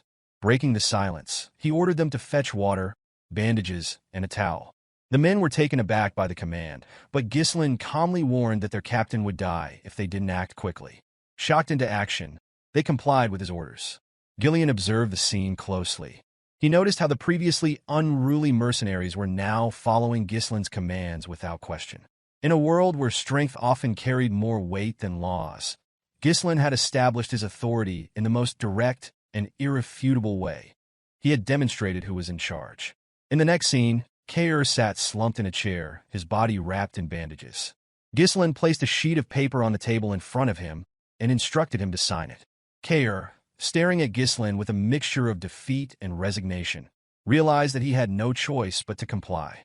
Kair hesitantly took out a pen and signed the document. As he handed it to Ghislain, he nervously asked him to take it.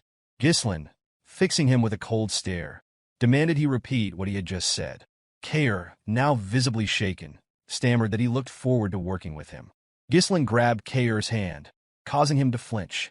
With a calm but firm tone, Ghislain told him they were now family and that he too looked forward to their collaboration.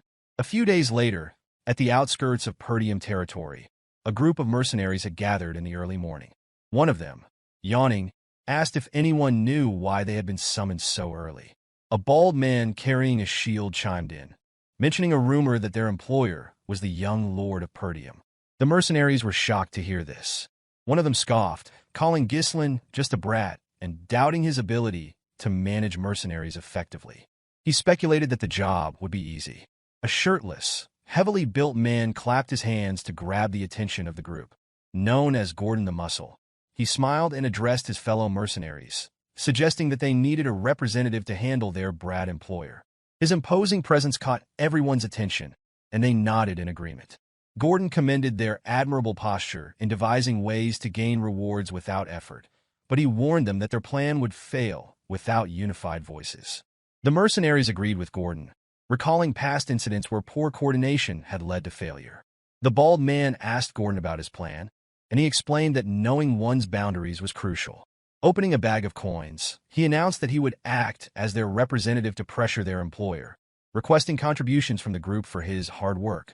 The mercenaries, impressed by Gordon's confidence and size, believed him to be the perfect choice for the task. Praising his reliability and wit, they added coins to the bag. Their plotting was interrupted when one of them noticed someone approaching.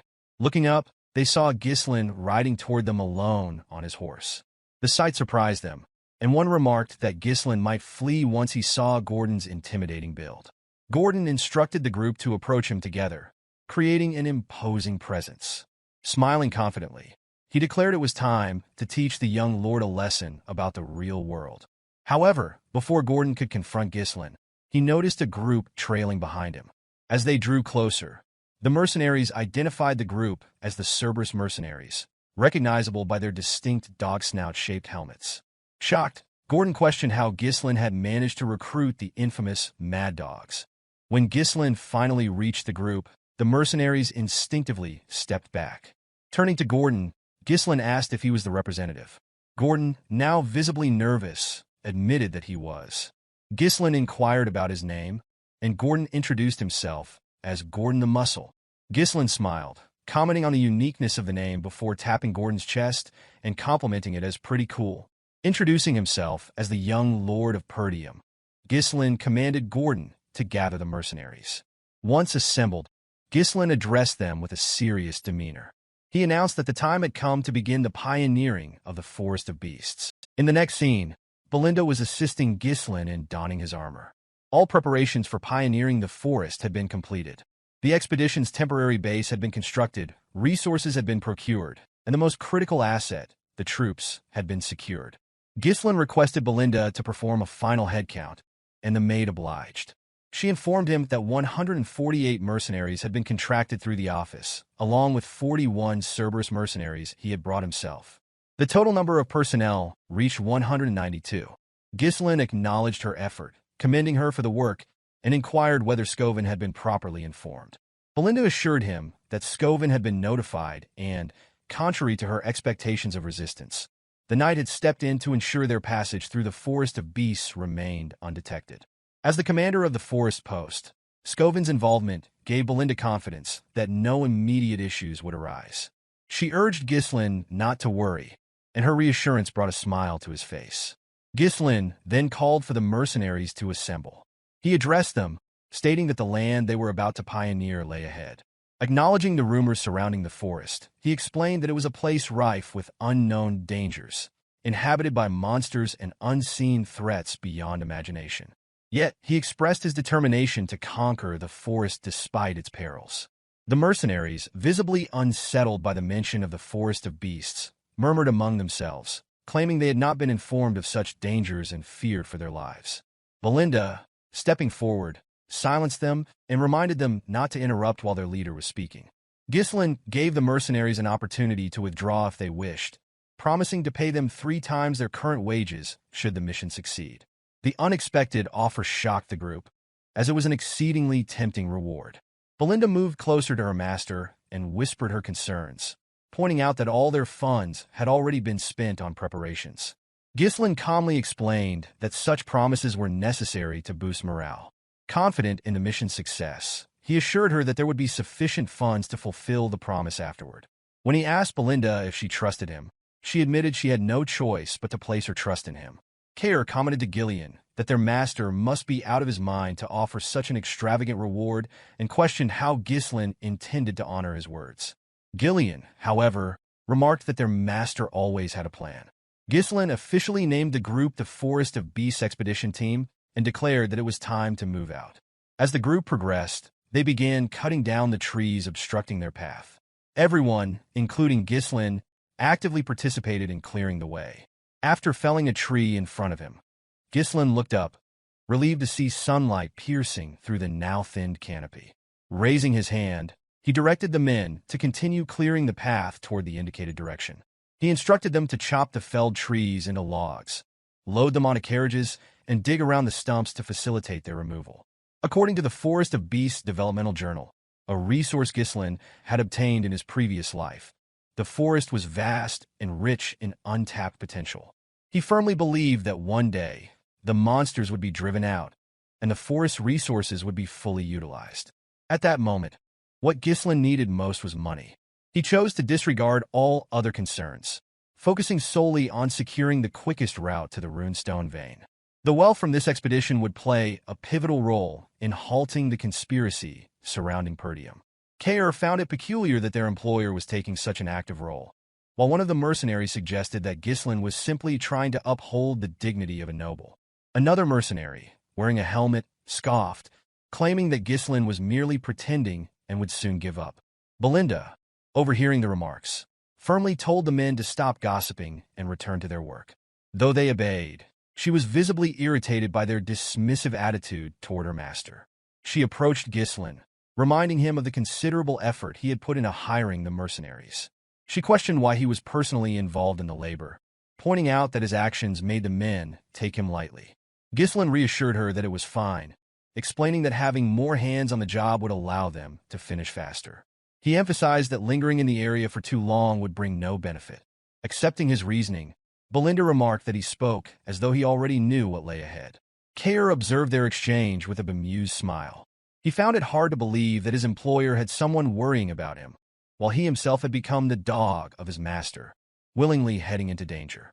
Ghislain, overhearing this, struck Care with a log, prompting Care to accuse him of trying to pick a fight. Despite their banter, the operation proceeded smoothly. The Duchy of Delphine, which had conquered the kingdom and established a new dynasty, had launched a large-scale development initiative in the Forest of Beasts. Ghislain had been unable to uncover the Duke's specific motivations for focusing on the forest. However, he had managed to obtain a developmental journal that detailed major resource locations and the ecosystem of monsters. Armed with this knowledge, Ghislain had come better prepared. One of the mercenaries, noticing the abundance of oil lamps among their supplies, wondered aloud why they had been brought instead of cheaper torches. The lack of incidents along the way unsettled Ghislain. He had only read about the dangers of the forest and had no first-hand experience. Sensing the deepening of the forest, he cautioned the men to remain vigilant. While some mercenaries continued cutting trees, one remarked on the increasing darkness, asking if night had already fallen. Another mercenary, smiling, noted that no monsters had been encountered despite the forest's fearsome reputation. Agreeing, his companion speculated that the dangers had been exaggerated. He joked that even without any effort from their leader, Gordon, the job would have remained simple. They lamented that tripled pay seemed excessive for such an easy task. As they spoke, a bald mercenary struck Gordon on the back while he carried a log, jokingly demanding his money back. Gordon, however, noticed something strange. Turning to the others, he pointed out that they had cut countless trees along the way. When asked, the men confirmed that they had. Gordon's expression darkened as he directed their attention to the path behind. It was inexplicably blocked. The mercenaries froze in shock at the sight. Ghislain's voice rang out, commanding everyone's attention. Sensing the shift in the forest's atmosphere, the troops instinctively reached for their swords. The mercenaries who had earlier dismissed the rumors now began to panic, as an oppressive tension descended upon the group. Something was amiss. Ghislain called out to Gordon, warning him that staying there would result in his death. He instructed him to walk toward the group slowly. Gordon obeyed but stumbled into a tree and fell to the ground. The group immediately assumed defensive positions, calling Gordon an idiot. Turning back to face the others, Gordon was surprised that nothing happened. The mercenaries, equally perplexed, exchanged confused glances. A bald man among them chuckled, mocking their employer for being overly cautious. He claimed that the path only appeared blocked because the scenery was so similar, dismissing Gordon's concerns as a mistake. He further belittled the forest of beasts, calling it nothing more than a slightly dense forest with an exaggerated name. Ghislain, maintaining a serious demeanor, ordered the man to step closer if he wished to stay alive. Irritated, the mercenary accused him of trying to create unnecessary fear. As he finished speaking, vines suddenly wrapped around his waist. Before he could react, the vines lifted him into the air and toward the top of a tree, where a monstrous mouth filled with sharp teeth awaited. The massive tree-like creature devoured him in an instant. The creature, which had no detectable presence, was impossible to anticipate. It was a predator that thrived on catching its victims unaware. The monster's eye opened, revealing its identity as a dirus ent. Ghislain quickly noticed that numerous dirus ents were encircling the group. Panic spread among the mercenaries as they attempted to flee, convinced they were about to be eaten. The dirus ents extended their vines, capturing several mercenaries and dragging them into their gaping mouths. Gordon, clinging desperately to a nearby tree, screamed for help. One of the men approached him with an axe, urging him to hold on. Swinging the axe at the vine, the man was stunned to see it remain unharmed while his weapon began to crack. As he stared in disbelief, the monster pulled Gordon further upward. Before Gordon could be consumed, Ghislain leapt into action. Infusing his sword with mana, he sliced through the vine and simultaneously landed a blow on the creature's eye as he descended. Blood gushed from the monster's wounded eye, and the mercenaries, astonished by their employer's feat, began to assume that the dirus ent's eyes were their weak points. Ghislain took a deep breath and shouted for the men to regroup. His commanding voice cut through their panic as he warned them that spreading out would only make them easier targets. He ordered them to form a tight shield formation and focus solely on defense until further instructions were given. The mercenaries, galvanized by his leadership, complied quickly, one of them vowing not to die in such a place. Ghislain rushed to the carriage and asked Kair about the oil lamps. Kair affirmed their presence, and Ghislain instructed him to light them and hurl them at the monsters to burn them down. Realization dawned on Kair. This was why so many lamps had been brought. Just as he began the task, a teammate warned that the monsters were watching them. Ghislain ordered the lamps to be thrown immediately. Kair and his team began tossing the lamps, but the dirus ents swatted them away with their vines before they could connect. Shocked by their inability to harm the monsters, Kair's subordinate noted that their strategy wasn't working. A dirus ent fired its vines at the group, but Ghislain intercepted them, cleaving the vines with his axe. Belinda, armed with knives, aimed for the creature's eyes, successfully hitting her targets.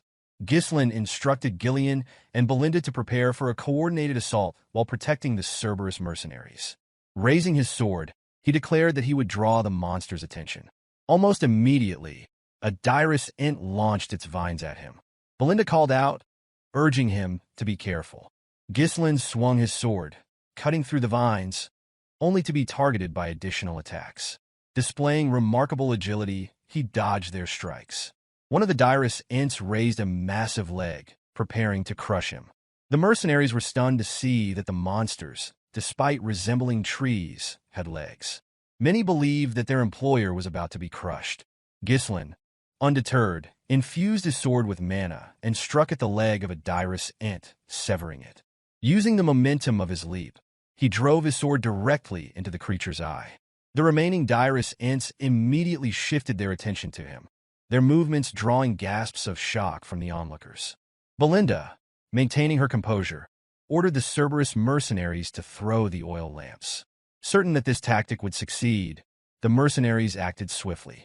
The lamps shattered against the direst ants, setting them ablaze and eliciting ear-piercing shrieks of pain. The Cerberus mercenaries cheered at the sight of their effectiveness, but Ghislain quickly urged them to continue throwing the lamps until every direst ant was consumed by fire. Flames began to engulf the monstrous creatures, spreading rapidly across their bodies. The mercenaries, still processing the scene, expressed both relief and disbelief that they were holding their own against such formidable foes. One remarked nervously that the entire forest might catch fire at this rate. Gordon, trying to mask his unease, dismissed the direst ants as being naturally weak to fire due to their tree-like nature. However, Ghislain's sharp command brought their focus back. He warned them not to let their guard down, emphasizing that the fight was far from over. The mercenaries were startled by his tone, realizing there was more to the battle. Ghislain gravely informed the group that the direst ants were about to reveal their true forms. As if on cue, the creatures released a dense cloud of steam, enveloping the battlefield. The mercenaries exchanged confused glances, speculating whether the fire had already been extinguished. Belinda and Ghislain rushed to Ghislain, seeking an explanation. He calmly clarified that while the monster's outer shells were vulnerable to fire, their inner structures were drastically different. The fire burning their shells had reached their moist, fleshy cores, causing the steam to form. When the steam dissipated, the mercenaries were horrified to witness the direst ants' true forms. The creatures emitted guttural screams, their grotesque appearances more fearsome than before. Disbelief rippled through the group as they struggled to accept that the monsters were still alive. Raising his sword high, Ghislain called for the troops' attention. He ordered them to ready their weapons, declaring that the fight would now transition to close-quarters combat. With a determined battle cry, he led the charge, launching himself toward the direst ants and setting the example for the others to follow.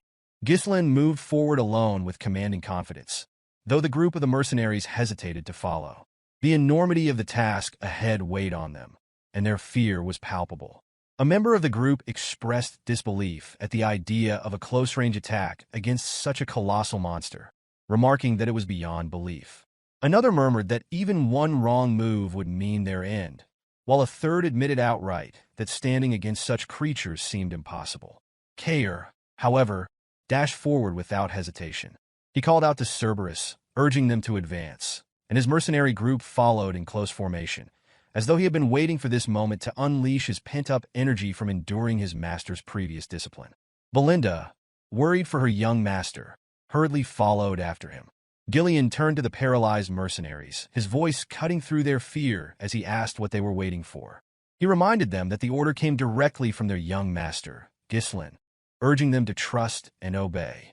His words carried reassurance, promising safety if they followed Ghislain's lead. The sight of Ghislain standing alone against a herd of direst ant reignited their spirits. A mercenary raised his weapon, rallying the others by shouting that whatever was destined to happen would happen. Another added that if the worst occurred, the young master would surely find a way to save them. Gordon's war cry echoed, and the group charged in unison, forming smaller teams to take on each direst ant. Ghislain issued clear instructions, explaining that the creature's burned shells were vulnerable and that they could now be cut without using mana. He urged them not to be afraid, dismissing the direst ant as nothing more than overgrown scarecrows. At the forefront, Kair, Ghislain, and Belinda took their positions, weapons ready, and prepared to face the onslaught. A chaotic but systematic battle unfolded. The mercenaries struck at any part of the creatures they could reach. Ghislain leaped high into the air, using his superhuman strength to strike at the monster's weak points, while Belinda stayed close to guard his back. Ghislain confronted the herd head-on as Kair darted around, targeting one creature after another. Determined, Ghislain steeled his mind, knowing that even a moment of doubt could lead to their demise. His mission was to erase any uncertainty from those who followed him. With unwavering resolve, he dashed toward the gaping mouth of one of the direst ent and delivered a powerful upward swing, splitting its maw apart. His final blow marked the end of the last direst ent in their path. The mercenaries remained on edge, scanning for more monsters. When it became clear that they had succeeded in defeating them all, their heavy breathing accompanied the realization of their victory. Standing at the front, Ghislain addressed the group. He acknowledged the dangers of the Forest of Beasts, noting that they had only just entered its boundaries and had already encountered such formidable creatures. The atmosphere grew tense as his words settled over them, but he assured them that he would always be at the front line. He urged them to trust him and follow his lead, a command met with a unified response of affirmation from the previously fearful group. As they ventured deeper into the forest, they came across a massive boulder containing a runestone. Ghislain decided to ignore it for the moment, choosing instead to focus on clearing a path forward. Along the way, they encountered herds of orcs and swarms of flying monsters, which Kair eagerly engaged. Despite the chaos, Kair couldn't help but feel a twinge of envy at the way Belinda fussed over and cared for her young master. Their journey led them to a towering, 3-meter-tall rat-like monster with razor-sharp teeth, which screeched at them as though they were its next meal. Gordon positioned himself as the vanguard. The mercenaries voiced their frustration, cursing the appearance of yet another monster and wondering aloud how many more would attack. Before they could react, Kair and Ghislain stepped forward, weapons drawn.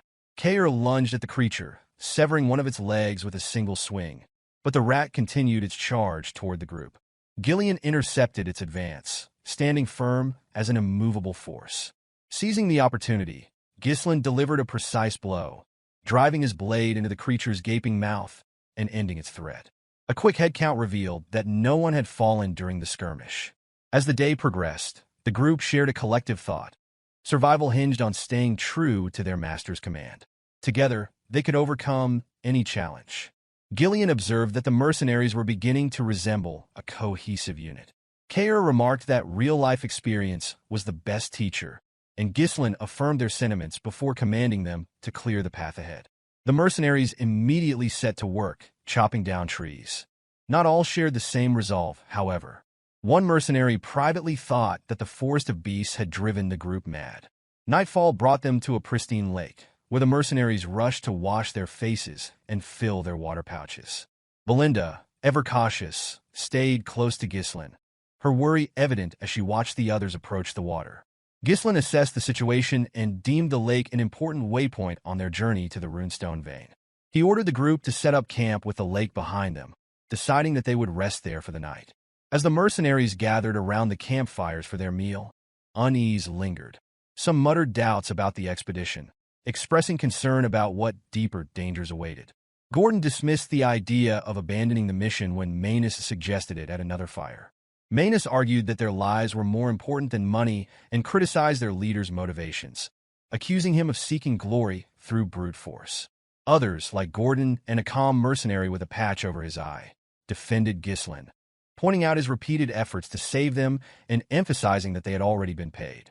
Manus remained adamant, warning that nobles often treated mercenaries as expendable. His words sowed seeds of doubt among the group, though Manus inwardly plotted to use the others as cannon fodder to secure his own escape. The man with the patch over his eye spoke, his calm voice breaking the tension. He pointed toward Ghislain, surprising Manus. Ghislain was carefully applying medicine to an injured mercenary. He reminded the wounded mercenary to avoid exposing the wound to water, cautioning that it would take longer to heal otherwise. The mercenary thanked him quietly, gratitude evident in his tone. Belinda approached Ghislain, her concern spilling over into frustration as she scolded him for using such expensive medicine. She argued that it should have been reserved for his own injuries. Ghislain, however, dismissed her concerns, explaining that this was the right time to use it. Medicine stored away served no purpose, he reasoned as he called out to the next injured mercenary for treatment. The man with the patch addressed the group again, asking if they truly believed Ghislain would use such valuable medicine on them if he saw them as mere cannon fodder. His words struck a chord. Another mercenary spoke up, agreeing that their current master was nothing like their previous one. Ghislain, they affirmed, was not the type to throw them away. Manus turned away in frustration, anger simmering beneath the surface. He muttered to himself about his failed attempt to sow dissent, realizing that it was now impossible to instigate the others. As he walked off, Ghislain approached the group and ordered them to finish their meals and get some rest. Then, he called Kair and Gillian aside for a private discussion. Kair, always direct, asked Ghislain whether he truly intended to do nothing about Manus's behavior. Ghislain responded calmly, stating that the monsters in the forest would keep Manus too occupied to cause further trouble. He added that there were more pressing matters to address at the moment. Belinda, her curiosity piqued, wondered aloud why Ghislain had suddenly asked for a count of the remaining lamps. Kair reported the number, 24. Ghislain's expression grew serious as he inwardly noted the steady decrease in their supply. Since entering the forest of beasts, monsters had attacked relentlessly, both day and night. However, Ghislain explained, the attacks had mysteriously ceased over the past 2 nights. This observation seemed to signal a shift in their circumstances. Realization dawned on the group. Gillian voiced what they were all beginning to understand, suggesting that they had entered a nocturnal territory where the influence of the monsters might be keeping others at bay. Ghislain confirmed the theory, his tone steady but grim. He warned them that the path ahead would be more perilous than anything they had faced so far. Ghislain placed several lanterns around the camp as bait. The mercenaries, unaware of his plan, slept peacefully through the night. Even Gordon, bare-chested, leaned against a tree trunk and slumbered undisturbed until a sudden noise roused him. His eyes widened in shock when he noticed a lantern floating seemingly on its own, as though an unseen force had seized it. The object vanished into the darkness as soon as Gordon let out a startled cry. Moments later, Gordon caught sight of something monstrous. 4 pairs of glowing red eyes pierced through the shadows. His scream of alarm grew louder as he flailed his weapon wildly, attempting to strike the creatures he had glimpsed. He shouted, urging whatever was nearby to retreat, his voice filled with terror. The commotion woke the other mercenaries, who quickly gathered around him. One of them asked what was happening. Gordon, still shaken, declared that a monster had been right next to him. His words were met with confusion, as none of the others had seen anything. They exchanged puzzled glances, assuming that Gordon might have been dreaming. Realizing the monsters were no longer visible, Gordon's confusion deepened. He looked around, insisting he had not imagined the encounter. One mercenary cursed at the disruption, complaining about the noise, while another suggested cutting Gordon some slack, considering the numerous recent encounters with monsters. Gordon continued to plead, trying to convince them of the reality of what he had seen, but most dismissed him. A third mercenary, however, hesitated. This one admitted to feeling something strange and waking up to see a lantern disappear before their eyes. Others began to chime in, sharing similar experiences. One mentioned hearing an eerie laugh. The group's uncertainty grew, and tension rippled through the camp. One mercenary voiced confusion, wondering aloud if everyone was losing their minds. Then, a one-eyed mercenary broke through the rising panic, stating that the presence of something unperceivable was undeniable. His calm yet resolute tone steadied the group. Ghislain entered the gathering, his voice commanding attention. The mercenaries immediately parted to clearly see him, their respect evident. At his side stood Gillian and Kair. Ghislain ordered everyone to regroup, preparing them to address the unseen threat. As the mercenaries formed a defensive circle, guarding one another's backs, the high-ranking members convened inside a tent to hear Ghislain's explanation. Gordon, still visibly shaken, questioned if monsters were truly surrounding them. The one-eyed mercenary voiced concern over their inability to see the creatures. Ghislain confirmed the suspicion, explaining that the creatures were likely drawn to the group near the lake. He identified them as shadow hunters, known as Pallor, beings capable of blending seamlessly into the darkness. He elaborated that physical attacks were futile against them, as they thrived by stealing surrounding light. The creatures used this ability to create an ideal hunting ground, where they could toy with their prey before striking. The mention of hundreds of such creatures left Gordon and the one-eyed mercenary shocked. Belinda voiced her realization, noting how the lantern's light had begun to dim. Kair's anger flared as he speculated that the creatures were toying with the group, his frustration driving him to suggest launching an immediate attack. Ghislain, however, dismissed the idea, insisting that waiting for the creatures to make their move would provide the best opportunity for a counterattack. Belinda questioned whether it was wise to wait, given the rapidly diminishing light. Ghislain explained that a reckless attack would only provoke the monsters further, forcing them to alter their tactics and escalate their harassment. Such a response, he warned, would leave the group unable to eliminate the creatures in one decisive action. Ghislain, skeptical, questioned whether it was even possible to deal with hundreds of invisible and seemingly invulnerable monsters. Ghislain reassured him, referring to the magic scrolls he had previously instructed Belinda to prepare. These scrolls were handed out to each mercenary, accompanied by a detailed plan. As Ghislain knelt to sketch the plan in the dirt, and the gathered people paid close attention, he revealed that the Pallars were encircling the camp from 3 directions, using stolen light to tighten their hold. With their smaller numbers, the mercenaries could not hope to defend the entire area, particularly against such foes. A direct confrontation would leave them vulnerable to flanking attacks. Ghislain noted that the lake at their backs prevented a complete encirclement, a fact Ghislain confirmed. Despite the unfavorable situation, Ghislain remained confident, declaring that the group held the initiative in the battle. His confident tone instilled a glimmer of hope among the gathered mercenaries. Belinda, however, voiced her confusion, uncertain what he meant by holding the initiative. Ghislain laid out the plan. The group would divide into 3 units: a shield unit to withstand attacks, a crossbow unit to hold off the enemy, and an elite assault unit, which he himself would lead. The shield and crossbow units would form a tight formation in the center, their primary role to block incoming attacks. Meanwhile, the assault unit would focus all their firepower to quickly break through the enemy's left flank. Once they regrouped with the central forces and encircled the Pallars, victory would be within reach. Ghislain quietly acknowledged the plan, expressing his understanding. Gordon, however, questioned whether it would truly work, his uncertainty evident. Kair, ever confident, assured them that if the center held, the strategy was achievable. Belinda, raising her voice to interject, pointed out a critical concern. She reminded the group that the Pallars could not be attacked directly, as they merged seamlessly with the darkness. Her question, directed at Ghislain, left the others momentarily silent. All eyes turned toward their leader. Kair, the brawny yet occasionally insightful mercenary captain, suggested the use of mana. His suggestion, though rare, appeared reasonable for once. Ghislain, undeterred by the group's hesitation, reassured them, reminding Belinda of the magic scrolls that had been distributed. As night fell further, the mercenaries raised their voices in war cries, rallying their spirits for the impending battle. The formation was set, shields raised high, and the crossbowmen prepared to strike.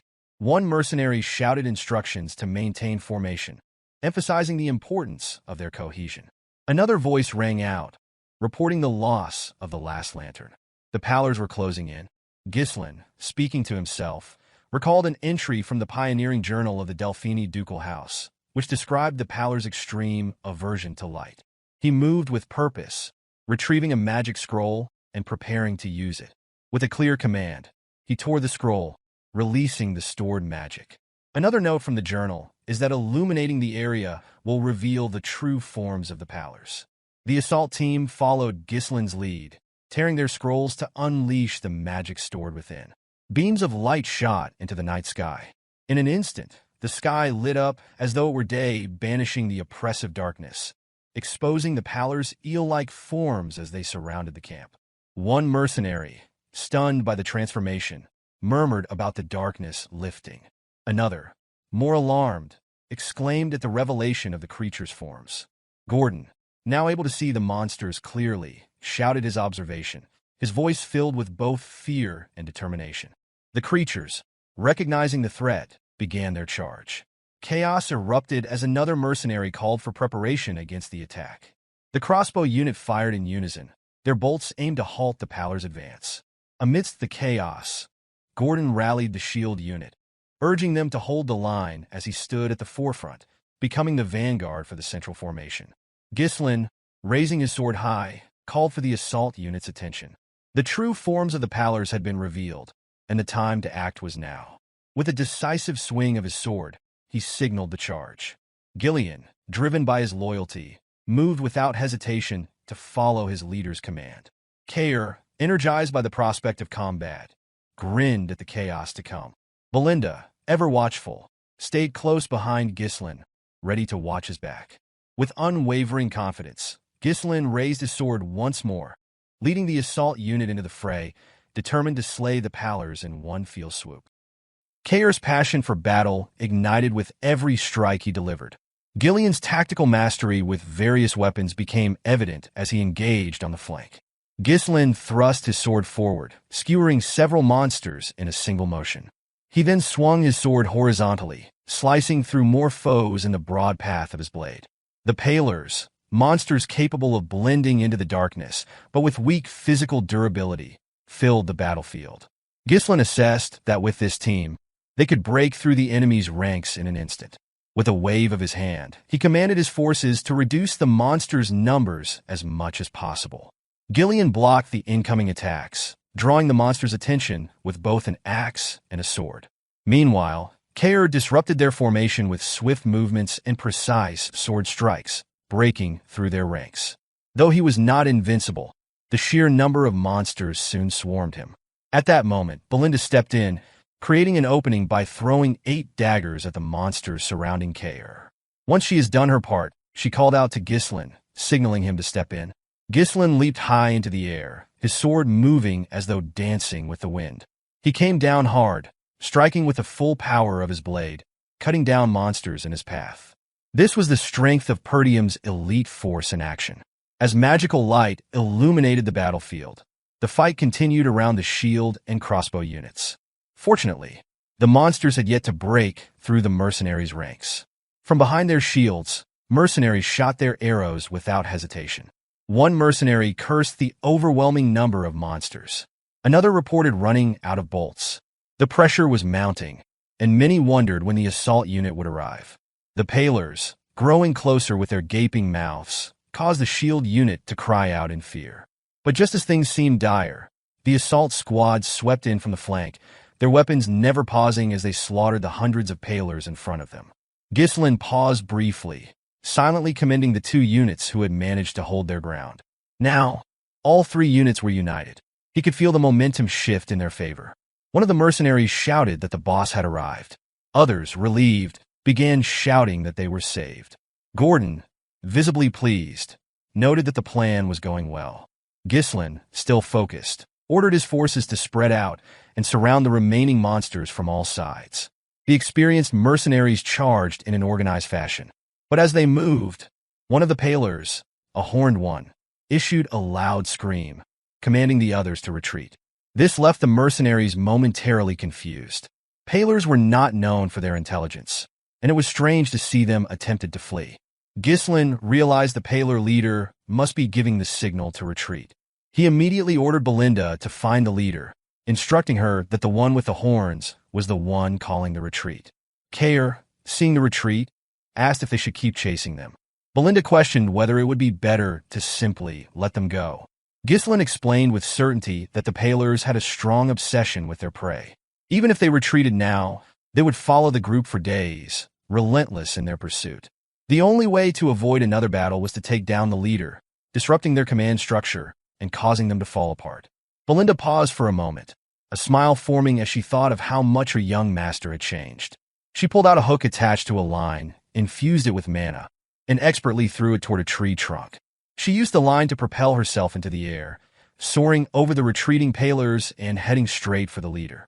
Spotting the horned creature, she spun the hook and launched it with deadly precision. Once it caught, she shouted to Ghislain, signaling him to give chase. Ghislain, seeing her signal, stretched his arm back and murmured to himself that he had found the target. With a burst of power, he poured mana into his legs and launched himself forward. He tore through the Pallors' ranks, cutting down several as he made his way to the leader. His sword pierced the horned Pallor's chest, driving through its heart. He muttered that it was the end, then swung his sword once more to cleave the leader's body in 2. With the leader dead, Ghislain turned to the remaining mercenaries and ordered them to wipe out the remaining monsters. He stood fearlessly before the mob of Palers, watching as the mercenaries charged forward without hesitation. One of the mercenaries, filled with anger, shouted that they would make the Palers regret ever trying to hunt them. Kair, eager to prove his strength, shouted for his men to do better than the last remnants of the Ratatas mercenaries. Ghislain, hearing the provocation, sighed but offered no response. As the sun rose over the mountain range, casting its light over the battlefield, the mercenaries, aided by light scroll magic, fought through the night with relentless vigor. Ghislain stabbed the last of the Palers, ending the battle at last. Ghislain praised his mercenaries for their commitment and their ability to follow his plan. Cheers erupted from the mercenaries, their voices filled with relief and triumph. The battle was over, and the big three stood together. Ghislain commended Ghislain for his efforts, praising him for his hard work. Ghislain, acknowledging the compliment, responded that everyone had done well. Belinda, ever concerned, asked if Ghislain was hurt anywhere. Ghislain immediately turned his attention to the situation at hand, instructing Belinda to check the head count right away. He also directed Kair to bring the Cerberus mercenaries, without pausing for rest. He added that he and Ghislain would scatter Palers' corpses around the camp. Puzzled, Kair wondered aloud what effect scattering the corpses would have. Ghislain calmly explained that the smell of the corpses would drive other monsters away. Paler, being one of the highest-ranking monsters at the entrance to the Forest of Beasts, would make for an effective deterrent. Ghislain, chiming in with a touch of humor, added that this would ensure the camp area would be safe, teasing Kair by calling him Kid, as if to provoke him. Kair, not one to back down from a challenge, gestured in a way that seemed to indicate he was ready to settle things with Ghislain. With a playful challenge, Kair asked if Ghislain wanted to end things today, while Ghislain, relieved by the distraction, let out a sigh. Reflecting on the time spent in the Forest of Beasts, Ghislain realized it had been about 10 days since they entered. Now that the Paler threat had been dealt with, he assessed that all the dangerous monsters along his planned route had been handled. The only remaining task was to mine the runestone veins. As the sun rose slightly above the horizon, Ghislain wondered if their struggles were finally over. Belinda approached and reported on her findings. She confirmed that the Cerberus mercenary corps consisted of 41 people, and the contracted mercenaries had decreased by 3, leaving a total of 126. Ghislain spoke softly, remarking that Cerberus had not suffered any casualties. Kair, proud of his leadership, smugly proclaimed that it was no surprise, considering who was leading them. He made a point of reminding Ghislain that he had outdone the old man in leading his corps. Ghislain, focused on the situation, asked about the 3 contracted mercenaries who had died. Belinda explained that their identities could not be confirmed, as their bodies had not been found. Gordon added that Manus was missing, and the others speculated that he might have died in battle. However, this theory was quickly dismissed, as one mercenary pointed out that there were no bodies to support that claim. Another mercenary suggested that Manus had likely sneaked away. The others noted that it was not surprising, given Manus' track record. It was obvious that Manus had somehow convinced 2 other mercenaries to abandon the group and leave. As Ghislain processed this information, 2 mercenaries, who had followed Manus, began talking about the intense battle they had just survived. One remarked that they would have died if Manus hadn't run, as he had urged them to do. The other chimed in, suggesting that now that they had put some distance between themselves and the danger, they could afford to slow down a bit. But Manus, more practical than the others, snapped at them, urging them to keep running while the monsters were distracted. He emphasized that they needed to get out while they could if they wanted to survive. When he glanced back, however, he noticed the 2 mercenaries had stopped in their tracks. Manus, still oblivious to the danger, asked them why they stopped. Before the 2 could respond, they froze in fear. One of them pointed behind Manus, and he turned around to face the source of their terror. A pair of crimson-red eyes stared back at them. Looming over them was a gigantic snake, large enough to swallow a person whole. The 3 mercenaries stood frozen in fear, realizing too late that they had provoked a creature far beyond their ability to escape. Strangely enough, the blood python did not consume the 3 deserting mercenaries. Instead, it carried them to its nest, tossing them into a growing mountain of corpses, right in the runestone vein that Ghislain had been searching for. The journal Ghislain had retrieved from his memory was accurate, confirming that a runestone vein lay just a little deeper into the forest. The mercenaries, who had previously been grumbling incessantly, now displayed an unexpected discipline as they forged a path through the forest. They began by cutting down trees, trimming them further to make them manageable, and then moving them. Kair watched in amazement as they worked without needing instruction, noticing how efficiently they felled a tree nearby. It was the first time he had ever seen these lazy mercenaries so well-disciplined. Ghislain muttered under his breath, sensing this moment had been inevitable. Kair responded, acknowledging the irony, and then turned his thoughts back to the mercenaries' newfound focus.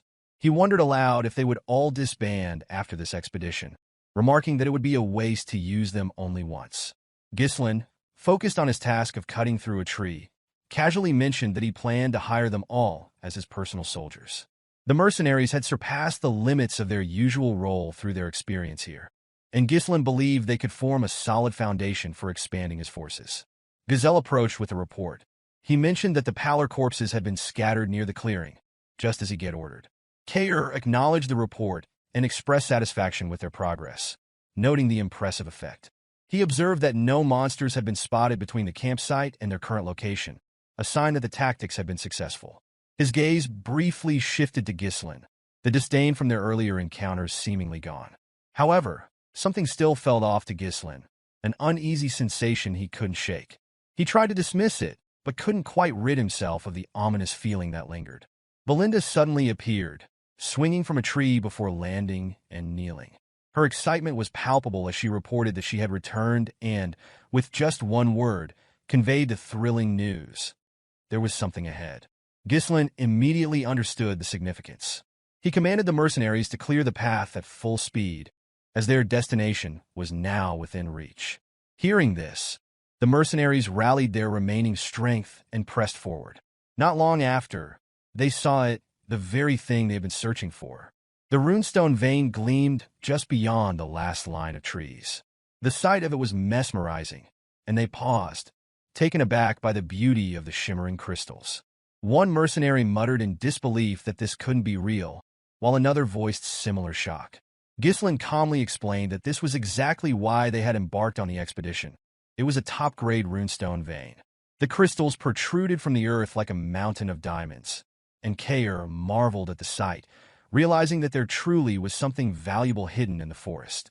Ghislain, standing nearby, couldn't resist a smug comment, praising Ghislain's foresight. Belinda, in her usual exuberance, jumped to Ghislain's side, embracing him tightly as though it were the most natural thing in the world. She asked, with excitement in her voice, how he had known about the vein.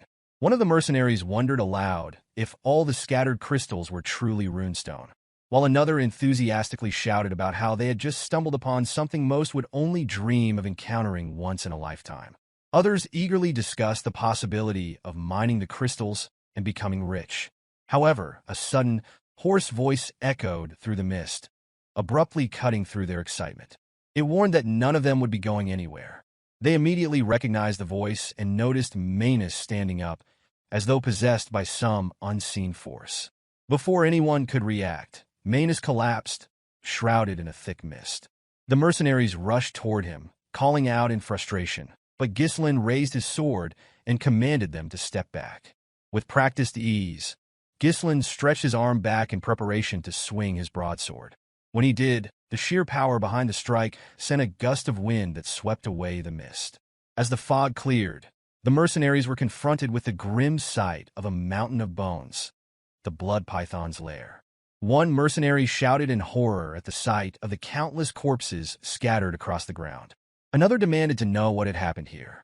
They quickly realized that not only were there monster corpses, but human ones as well. The bodies seemed to confirm that this was no abandoned lair. Belinda and Ghislain quickly fell into a defensive stance, calling for instructions from their young lord. Ghislain, his gaze scanning the area, acknowledged that peaceful mining of the runestones would no longer be possible. He noted that the scale of the carnage suggested this was the nest of high-ranking monsters, and the fact that some of the bodies weren't fully decayed indicated that it hadn't been abandoned for long. The toxic gas from the corpses had mixed with the mist, which was why they hadn't noticed the danger right away. Ghislain cursed inwardly, recalling that no records of special dangers had been noted near the vein. Everyone needed to pay attention, so Ghislain issued a command for battle, his voice ringing out as he sensed something approaching. True to his instincts, the massive blood python appeared right before him, as if materialized from thin air, moving with an uncanny stealth. The moment it did, its gaping mouth opened wide, preparing to swallow Ghislain whole. Ghislain ordered everyone to scatter, and Belinda, Kair, and Gillian immediately moved into position while Ghislain stepped forward as the vanguard. With no trace of fear, he leaped into the air, sword raised, ready to confront the python. As the python lunged, Ghislain dodged the initial strike and swung his sword downward in a circular motion. The momentum from his leap carried him toward the body of the serpent, moving safely away from its head. With his sword infused with mana, he leaped, thrusting it toward the serpent's skull. Even with the force of 2 attacks, only a shallow cut marred the python's head. Gillian, watching from the side, couldn't help but mutter that even after using mana, the strike had barely left a mark. Kair, equally astonished, voiced his disbelief over the strength of the python's scales, unable to comprehend how it could withstand such an attack.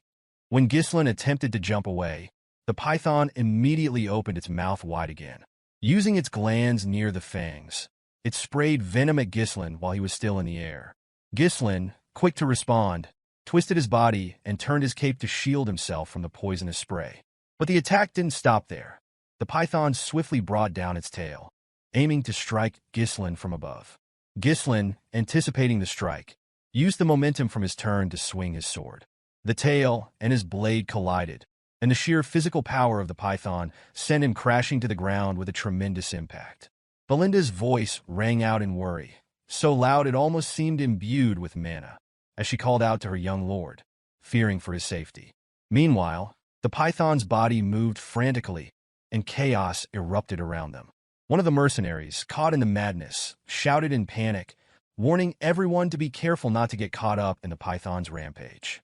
Another mercenary, in frustration, questioned just what kind of snake could be this enormous, while a third mercenary screamed as the crushing force of the snake began to tear through their ranks. With the mercenaries in disarray, the experienced trio quickly took action. Gillian moved with quick movement, pulling 2 of the mercenaries out of harm's way. Belinda used a rope to tie up several others and threw them away from the crushing force of the snake. Kair, the leader of his corps, commanded his group to scatter away. The rampaging snake was relentless and devastating, and the mercenaries were helpless in its wake, screaming in fear of being crushed under its monstrous strength. Ghislain, still kneeling on the ground, tried to circulate mana through his body, preparing for his next counterattack. As he watched the python's menacing gaze fixated on him, he knew this creature was the true master of the runestone vein. In his mind, Ghislain reflected on the situation. The blood python was one of the creatures deemed impossible to hunt in the forest of Beast's expedition. It resided deep within the forest, so he had never expected to encounter it here. The chances of victory seemed slim, and while retreating was an option, he had no time to waste. Grabbing the runestone in his hand, he steeled his resolve. If he gave up now, everything he had done up until this point would be for nothing. His mind was set, and with renewed conviction, Ghislain declared to himself that he was someone burdened with many responsibilities. With that, he activated the 3 mana cores in his upper body, raising his sword in defiance of the massive creature before him, his eyes burning with the determination to defeat it. Ghislain opened his 3rd mana core, considering whether it would be enough to defeat the blood python. The serpent, after rampaging through the ranks of mercenaries, set its sights on him once again, sensing the power swelling within the seemingly insignificant human before it. With a gaping mouth, the creature charged. Ghislain's sword flared with the mana he had imbued into it. He sidestepped, deflecting the snake's strike with his blade, sending it to the side. In a swift motion, Ghislain ran his blade along the serpent's head. Unfortunately, its scales proved too tough. Like a dancer with a broadsword, Ghislain swung his blade upward, then brought it down with precise force, taking out one of the serpent's eyes. But the battle was far from over. The blood python retaliated, bringing its tail down to crush Ghislain. The young master stood his ground, blocking the devastating blow with his blade as if he were a tank. Mana coursed through his veins, pushing the limits of his abilities. Meanwhile, the serpent opened its mouth, attempting to devour him. The massive serpent unleashed a barrage of attacks, its weight adding force to every strike. Ghislain, relying on his physical strength and the energy from his third mana core, matched the serpent's force, managing to hold his ground. He screamed, determined not to back down despite the slim chances of survival. There were battles that could not be avoided. Just as his father had borne the weight of the territories, Ghislain would carry the weight of the doom hanging over his estate and its future. Kair, Belinda, Gillian, and the rest of the mercenaries watched in awe, surprised by the sight of their young master fighting with everything he had. It was the first time they had seen Ghislain unleash all of his strength in battle. Ghislain leapt toward the snake's head, raising his sword to strike its open mouth. In his mind, this was the moment to fulfill his responsibility. After putting some distance between them to regain control of his breathing, Ghislain observed the blood python. It showed no signs of faltering. The thought crossed his mind. Keeping the third mana core open for too long was dangerous. His mana would run out before he could finish the creature off. Unexpectedly, the mercenaries he had brought along charged forward. Belinda called out to him, prompting Ghislain to turn toward her. Gillian stood in front, and to his surprise, Kair stepped up to face the enormous serpent as well. Belinda checked to make sure Ghislain was unharmed, urging him to move to safety. She pleaded with him, urging him to get to safety while they would hold the serpent off. Ghislain's response shocked everyone present. He commanded the mercenaries to heed his order and leave immediately. Kair and Gillian turned back, confused by the unexpected order. Belinda was baffled and wondered what he meant by that, her mind racing. Gordon questioned aloud whether the boss had really given that command. Gillian, too, spoke up, asking what Ghislain meant. Ghislain explained calmly, revealing that even he couldn't guarantee the safety of everyone against such a monstrous foe. He couldn't afford to lose anyone here, making it clear that he valued their lives far more than the battle ahead. Belinda was still stunned, asking what would happen to Ghislain now, to which he responded simply, his resolve unwavering that he had to finish the battle here. She watched him in astonishment, as she couldn't believe that he would push himself even further, especially when making it this far was already a miracle. She wondered, silently, why he would go to such lengths. Ghislain's aura flared once again as mana surged through his veins and into his sword. The blood python responded by unleashing a cloud of poison, attempting to drown the group with a deadly spray. Ghislain shouted for the mercenaries to flee immediately, but rather than retreating, they moved forward, raising their shields to protect him from the poisonous onslaught. Ghislain was taken aback by their unexpected response, unable to fathom that they had chosen to fight rather than run. One of the mercenaries shouted, expressing their willingness to fight alongside him. Another declared they had never met an employer like him before. Gordon chimed in, affirming their loyalty, saying they had survived many battles thanks to Ghislain and would do so again. Kair excitedly added that the treasure awaiting them was theirs for the taking if they could bring down the snake. Belinda, with conviction in her voice, vowed that she would not leave him behind. Gillian, the first to swear his loyalty, offered to create an opening by distracting the serpent. He told Ghislain that just as they believed in him, he should now believe in them. Ghislain steeled himself, understanding the risks involved. He knew he might lose one of his men, but turning back was not an option. He warned them that the blood python's size was beyond normal. Its poison was deadly, and its blood-red scales were tough enough to deflect even with mana-coated blades. If it landed a single blow, one of them would surely die. Belinda was still stunned, trying to grasp why Ghislain was so determined to take down the serpent. But then, his gaze shifted to the blood python's crushed right eye and the open wound. The opportunity was clear. He could strike there.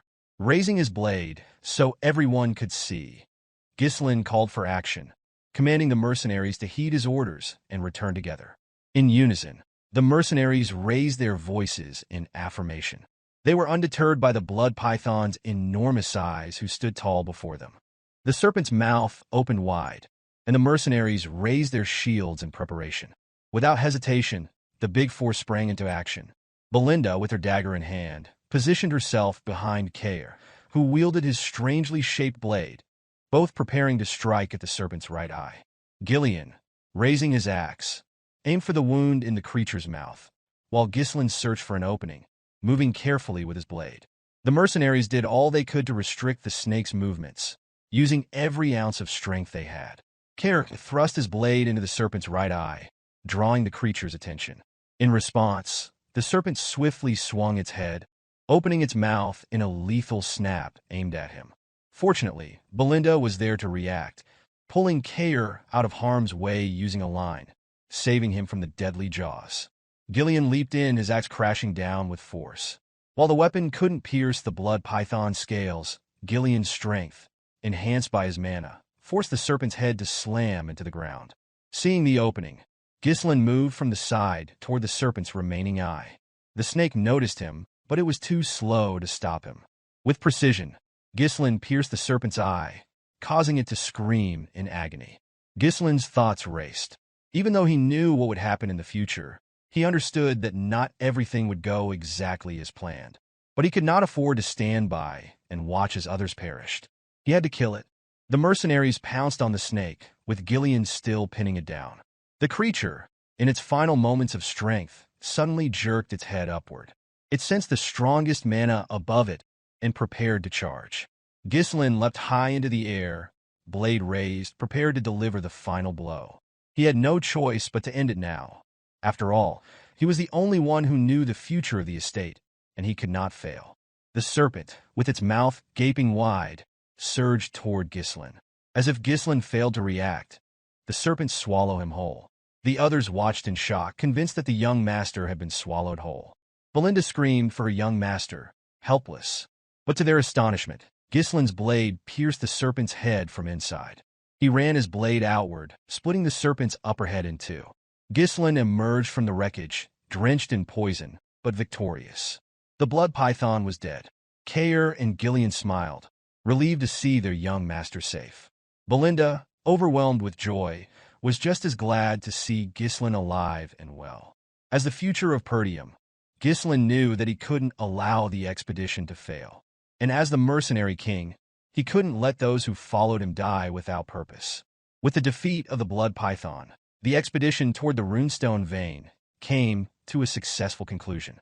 Back at Perdium Castle, Albert was seething with fury. He raged about Ghislain's blatant defiance of the Lord's orders, entering the Forest of Beasts. This, Albert declared, was nothing short of treason. In the room were Zwalter, the Count of Perdium, and Homern, who tried to calm Albert's rising anger. Homern was well aware of the young lord's reckless nature, but with the lord away on a long expedition, wondering if Ghislain think he was the ruler now. Albert's accusations were sharp and bitter. Homern sighed and explained that there was no point in getting worked up now. The young lord had been in the Forest of Beasts for over 2 weeks. Had Scoven not falsified his report, they could have intervened earlier. Homern still couldn't understand why Scoven had chosen to help Ghislain, risking his own knighthood for the young lord. Albert grew more frustrated, insisting that they could not ignore this any longer. His lordship must act before Ghislain caused even greater chaos. Homern agreed, adding that as soon as Ghislain returned, he must be imprisoned and severely punished. The Count remained silent, his mind racing with questions. He could not understand why his son had stirred up such trouble. Suddenly, the door swung open, and Randolph, the captain of the Perdium Knights, rushed in urgently. The atmosphere shifted instantly, and all present could sense the gravity in his tone. He informed them that it was urgent, and the Lord needed to come out immediately. Zwalter raised an eyebrow, his curiosity piqued, and asked what the matter was. With an expression that clearly carried weight, Randolph revealed the startling news that the young lord, Ghislain, had returned. Outside, Ghislain strode confidently toward Perdium Castle. He knew that meeting his father would bring great consequences, but he was certain that once his father saw the results of his actions, everything would be all right. Once Ghislain arrived, he immediately took a seat before his father, the 2 officials, and the knight captain. Albert, though seething with fury, remained silent, waiting for the Archduke to speak. Even Randolph and Homern could not guess what this young man had in mind. Meanwhile, though Zwalter was relieved that his son had returned alive from the Forest of Beasts, he couldn't bring himself to express his relief, for Ghislain had defied his orders. Ghislain calmly addressed his father, his voice carrying a childish tone. His words were simple, that he had returned. Walter reminded him that he had explicitly told him not to venture into the Forest of Beasts. Ghislain apologized, stating that it was something that had to be done. This response only prompted confusion from Homern, who questioned what Ghislain meant by that had to be done. Randolph followed, asking whether Ghislain truly believed it was worth disobeying orders for. Entering the Forest of Beasts was a serious offense, Randolph added, emphasizing the danger not only to Ghislain's life but to the estate itself, emphasizing the risk if monsters had poured out of the forest and attacked the estate. Ghislain, undeterred by their scolding, calmly responded that he was still alive and no monsters had invaded the estate. His response only seemed to fuel Homern's anger, while Randolph shouted at him, demanding to know how he could dare speak back. Albert, who had been silent until now, finally spoke up, asking whether Ghislain found the situation amusing. Given that there had been no incidents in the Forest of Beasts this time, Albert suggested that they could let it pass, though his tone was tinged with frustration as he rummaged through his pocket. However, Albert then placed a letter on the table, making it clear that for this matter, there could be no excuses. Ghislain immediately recognized the letter from Count Rayfold, asking if it was indeed from him. Albert confirmed it, explaining that he had suspected something would go wrong when Ghislain visited Rayfold without warning. Worse, Ghislain had extorted 20,000 gold from Lady Amelia, who had been regularly sending support funds to Perdium. This had enraged Count Rayfold, who was now severing his ties with the estate and calling off the engagement. Albert stressed that this was a serious issue that could shake the entire estate. Ghislain took a moment to think. He was unbothered by the details of the report. He knew that manipulating a money-hungry count was not difficult, but it was clear that Amelia had resorted to working with an enemy to bring him down. Ghislain realized that the leverage he had over her was now useless, and he understood that revealing her secret deals or merchant connections would be seen as attempts to cover up the situation. If he had been even a little late in entering the Forest of Beasts, he would have been trapped in the estate. Time, he thought, was not on his side. He placed the letter back on the table. Albert, urging Ghislain to speak, questioned whether he had anything to say in response. Homern, interrupting, suggested that the 20,000 gold should be returned immediately. Randolph sighed, remarking that the amount would have covered the Night Order's expenses for some time. Ghislain responded simply, stating that he had spent it all. The four men were taken aback, but Ghislain explained that he had used the money to develop the Forest of Beasts. To the others, this sounded like one of Ghislain's usual reckless schemes. He was seen as having no concern for the future of Perdium's estate. Albert, still shocked, demanded to know if Ghislain had truly burned through all that money on a forest full of monsters. Ghislain, without offering excuses for his actions with Rayfold, simply apologized for the situation. Randolph, enraged, grabbed Ghislain by the collar, cursing him as a reckless brat. He reprimanded Ghislain for selling out the future of the estate with his own hands. Homern declared that Ghislain Perdium was no longer fit to be the Archduke and demanded that Ghislain be restrained and thrown into prison. In a calm, nonchalant tone, Ghislain responded that he would personally provide the necessary support funds from now on, including the 20,000 gold. Walter, clearly perplexed, asked his son what he meant by that with a calm voice. Ghislain, without hesitation, called out to Belinda, who had been waiting outside. She entered the room, holding a box in her hands. Ghislain explained that if his goal had been merely to enter the Forest of Beasts and return, he would never have started its development. Belinda placed a box on the table, and as she opened it, the older men were initially confused by the glowing crystal inside. However, Walter immediately recognized it. Ghislain revealed that was top-grade runestone. The recognition was immediate for those familiar with it, though Albert, seeing of it for the first time, expressed his surprise. Homern took the crystal and examined it closely, clearly impressed. He asked where Ghislain had acquired such a valuable item. Randolph, still processing the discovery, accused Ghislain of trading it for the 20,000 gold, though his face betrayed his shock. Ghislain, however, responded nonchalantly, explaining that he had mined it from the Forest of Beasts. Belinda, standing nearby, shot an annoyed glance at the older men for doubting Ghislain's words. Albert, still taken aback, noted that while the runestone was indeed valuable, it wouldn't nearly be enough to sustain the estate on its own. Ghislain nodded in agreement, but assured them that this wasn't all of it. He then led the group to the outskirts of the estate, where the results of his expedition were displayed in full. Piles of high-grade runestone filled the area, with more being transported in by carriage. In addition, the corpses of various monsters, valuable for their remains, were being sorted by the mercenaries Ghislain had hastily gathered for the mission. Homern, amazed at the scale of it all, asked Ghislain how much of this had been collected in just 15 days. Randalt, even more astonished, questioned whether he was seeing things. Zwalter, equally surprised, turned to Belinda and asked if everything had truly been obtained during the expedition. Belinda responded with certainty, affirming that Ghislain had personally led the effort and secured all of it. Ghislain, with pride, explained that the haul included the remains of various creatures like the dirus int and the blood python, but that the runestones here were just a small fraction of what had been mined from the vein. He reiterated that the purpose of the development was to benefit the estate, and as such, everything should be used for its benefit. Albert, reviewing the situation, estimated that with this much material, they would no longer struggle with support funds. The realization struck Randalt and Homern, leaving them shocked and impressed. Their demeanor shifted as they approached Ghislain, offering praise for his remarkable success. Randalt, acknowledging Ghislain's exhaustion from the expedition, spoke first, expressing his admiration. Homern followed, offering his own compliments, and the two even massaging Ghislain's shoulders in gratitude. Ghislain, however, had a few conditions before he would offer his support. He listed them one by one. The first condition was the immediate release of Scovin and Ricardo, as they had only followed his orders. His second condition was that public access to the Forest of Beasts remain restricted, warning that unnecessary rumors could harm the estate.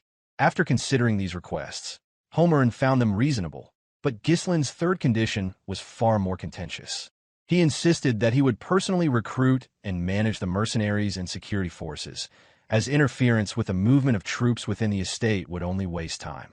Homern, alarmed by this suggestion, voiced his strong objection, demanding to know if Ghislain was proposing to form a private army. Equally concerned, Randalt voiced his objection, questioning what Ghislain might do with such an army. Albert, maintaining a more composed tone, stepped in to clarify the situation. He told Ghislain that he was mistaken if he thought he could simply do as he pleased without interference. He reminded Ghislain that his current position was one where he should be seeking forgiveness, not making demands. Ghislain, however, calmly explained that he was only setting the necessary conditions to replace Rayfold's financial support. He added that delays in operations like these would have a negative impact on Perdium's finances. He then turned to Albert, challenging him to consider if he was truly fine with the consequences of such delays. Albert, momentarily speechless, had no immediate response. Seeing the tension escalate, Albert turned to Zwalter, urging him to intervene. He pleaded with his brother, asking him to take control of the situation before Ghislain's demands jeopardized the future of the estate. However, Zwalter remained silent, watching the events unfold. Suddenly, a voice from behind called out to Ghislain, drawing the attention of everyone gathered. It was Gillian, who greeted Ghislain warmly. Kayer, standing nearby, also welcomed him with a smile, and Gillian praised Ghislain for his efforts. Ghislain responded affirmatively, acknowledging the praise, while the mercenaries who had joined them in the expedition stood in line behind Gillian, sharing in the sentiment of respect and admiration. Gillian reported the loading of the runestone was nearly complete and waiting for further instruction. With just a command, they would be ready to move at any time. Kayer, now speaking with more respect and calm, reported that, as instructed, the dirus int bark had been stored without preservatives. He then asked what should be done with the blood python. Ghislain gave the necessary instructions, telling them to dismantle the python's body, separating the venom, blood, flesh, and hide to prevent decay. The mercenaries responded affirmatively, ready to follow his orders. Zwalter turned to Randalt, clearly impressed by the mercenaries' presence. However, he couldn't understand how Ghislain had managed to command such powerful individuals. Zwalter agreed, remarking that the mercenaries seemed like an elite unit. This prompted Ghislain to turn around and respond. He acknowledged the comment, but also explained that without the mercenaries' help, the expedition would have been extremely difficult. Zwalter, observing his son, saw him in a new light. Zwalter then commanded the officials to return. As he turned around to leave, the others hesitated for a moment, but followed, as he gave them no opportunity to question his decision. Before departing, Zwalter addressed Ghislain, choosing to overlook his action this time. However, he reminded his son that if he disobeyed his orders again, there would be consequences. Ghislain, grateful but firm, thanked his father and expressed that one day he would inherit the estate as its rightful successor. As he walked away, Zwalter remarked that Ghislain had the spirit of the Northern Wolf. The title referred to the Count of Perdium, who protected the northern frontier of the Kingdom of Lithuania. Ghislain's father, Zwalter, had led a lonely life. With weak military power and an estate suffering from poverty, he had been forced to defend the northernmost frontier for years. He had devoted his entire life to protecting the estate, without the company of his wife, Elena, or even his son. In the end, his reward had been a lonely and forgotten death. With the immediate tension subsiding, Kaer expressed relief, remarking that they could finally relax a little. Belinda, still concerned for Ghislain, asked if he was heading straight back to the castle. Ghislain replied that he wouldn't rest just yet, instructing Belinda to prepare everything so they could depart at any moment. Surprised, she asked if he wasn't going to rest. Ghislain, noticing Ghislain's weariness, also suggested that he take some time to recover, pointing out that it was already a miracle he had survived being inside the blood python. Belinda sternly reminded him of the effort it had taken to detoxify the poison from his body and pleaded with him to rest before moving forward. Ghislain, though fatigued, tapped Belinda's shoulder and assured her that he was counting on her. Despite his exhaustion, he knew he couldn't afford to delay the mining process. Word of Perdium securing the runestone vein would spread quickly, and it would soon reach the ears of those who sought to claim the estate for themselves. Deciding to leave the rest to the trio, Ghislain turned to head back, though with each step his breathing grew heavier. He knew they had to strengthen their forces as quickly as possible to a level where no one would dare challenge them. But before he could take another step, his body gave out. He collapsed to the ground, unconscious. Belinda immediately shouted his name, but even without an immediate response, a pang of pain struck the hearts of all who had witnessed the fall of the Archduke. In the dimly lit, foreboding hall, a messenger pigeon arrived, a letter securely fastened around its neck, heading toward the mysterious figure who coveted the Perdium estate. The figure, Count Desmond, Harold Desmond, loomed in the shadows, a figure who commanded everything from behind the scenes. As if performing an action long ingrained, he accepted the pigeon, his grip unwavering. With measured motion, he opened the letter. Inside, a report confirmed the partial reclamation of the Forest of Beast, suggesting a territorial war with the Dygald family and the eventual destruction of Perdium. After that, the ducal house would intervene. With sharp eyes, Count Desmond read the report. The destruction of Perdium. His voice carried a weight that left no room for doubt. Before him, those gathered under his command sat around a circular table, representatives from across the kingdom awaiting his directive. One of them, pondering aloud, wondered if they should reduce Perdium to a lordless land. Another expressed that the time had come. A third suggested that the ducal house likely intended to appoint a new ruler for Perdium. Count Desmond then asked how many of his people were still in Perdium. One of his subordinates answered that 2 retainers and 1 knight remained. He immediately ordered the 2 retainers to be sent to Dygald's territory. The fact that the missing Dygald heir had been found dead in the Perdium estate would be enough justification for war. Furthermore, Count Desmond added that Victor would take full command of the operation. This command caught the attention of the gathering. One person expressed disbelief, stating that it was surprising they were deploying Desmond's strongest card so soon. Another remarked that if Frank had done his job properly, Perdium would have fallen on its own. A third person, questioning the need for Victor's involvement, wondered if the ducal house, usually so discreet, had shifted its approach. Count Desmond explained that the Forest of Beasts had changed everything, though the others were left to wonder whether it held some unknown riches. Standing up, Count Desmond asserted that every decision followed Duke Belfine's will, instructing his subordinates not to question any orders. He then asked if anyone else knew about the situation in Perdium. The scene shifted to Rayfold Estate, where Amelia screamed in distress, her cries filling the room. Leaning her head against Bernarfa's chest, she shouted Ghislain's name. Bernarf stood still, allowing her to cry, her body trembling as he did so. Amelia muttered about how Ghislain had secured a runestone mine using the 20,000 gold he had taken from her. Even after sending the wildcats, they had failed to kill him. She had even humbled herself before her father to cut off Perdium's funding. The realization burned, and it had all made her look like a fool. With a calm voice, Bernarf suggested that Amelia was not acting like herself. Taking a long breath, Amelia acknowledged it, admitting she had let her emotions take over. She quickly gathered herself and turned to her table, stating that what was done. It was clear she was already plotting her next move and started cooking, focusing on both Ghislain and Perdium. Bernarf, sensing her renewed determination, smiled and offered to follow any order she gave. Amelia explained that now that they had discovered the runestone mine, Perdium's financial troubles would soon end. Bernarf mused that a celebration might be underway there. However, Amelia pointed out that the important thing was that they hadn't sold the runestones yet. According to their latest intelligence, the runestones had only been secured 2 days ago, which wasn't enough time to establish a reliable supply chain. She decided they would exploit that weakness.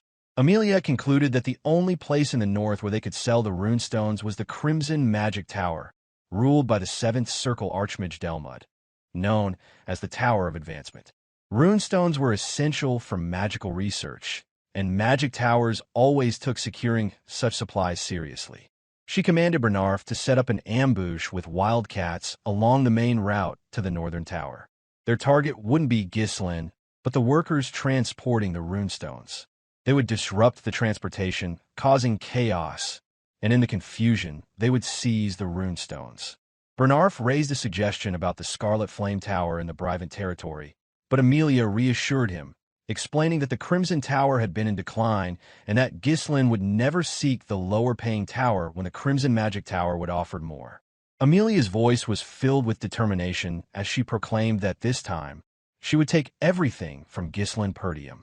Meanwhile, at the Perdium estate, Ghislain rested, having been worn out from the battle with the beast. Though valiant in his fight, his body had finally given in, requiring time to recover fully. When Ghislain had been swallowed whole by the blood python, survival had seemed impossible. After all, he was only human. The blood python, a predator of its level, had its own process for digesting prey. Before passing food into its esophagus, the snake secreted venom to dissolve its prey for easier digestion. However, the mana released from Ghislain's third core burned the venom upon contact, preventing it from invading his body. The toxic fumes created in the process, though, filled the air, making it a deadly environment for anyone attempting to breathe. Most prey would have lost consciousness or died during the process, but Ghislain, bearing the future of his estate on his shoulders, told himself to endure. If he lost consciousness inside the blood python's mouth, everything would be over. The expedition, his precious family, and his future would be lost. In that critical moment, knowing he could not avoid the poison, Ghislain decided to make it his own. He channeled the poison that had entered his body, attempting to absorb it into his mana core. Using the fierce rotation of mana within his core, he worked to neutralize the poison. This technique, requiring delicate mana control, could only be achieved by those who had reached superhuman levels, and Ghislain attempted it.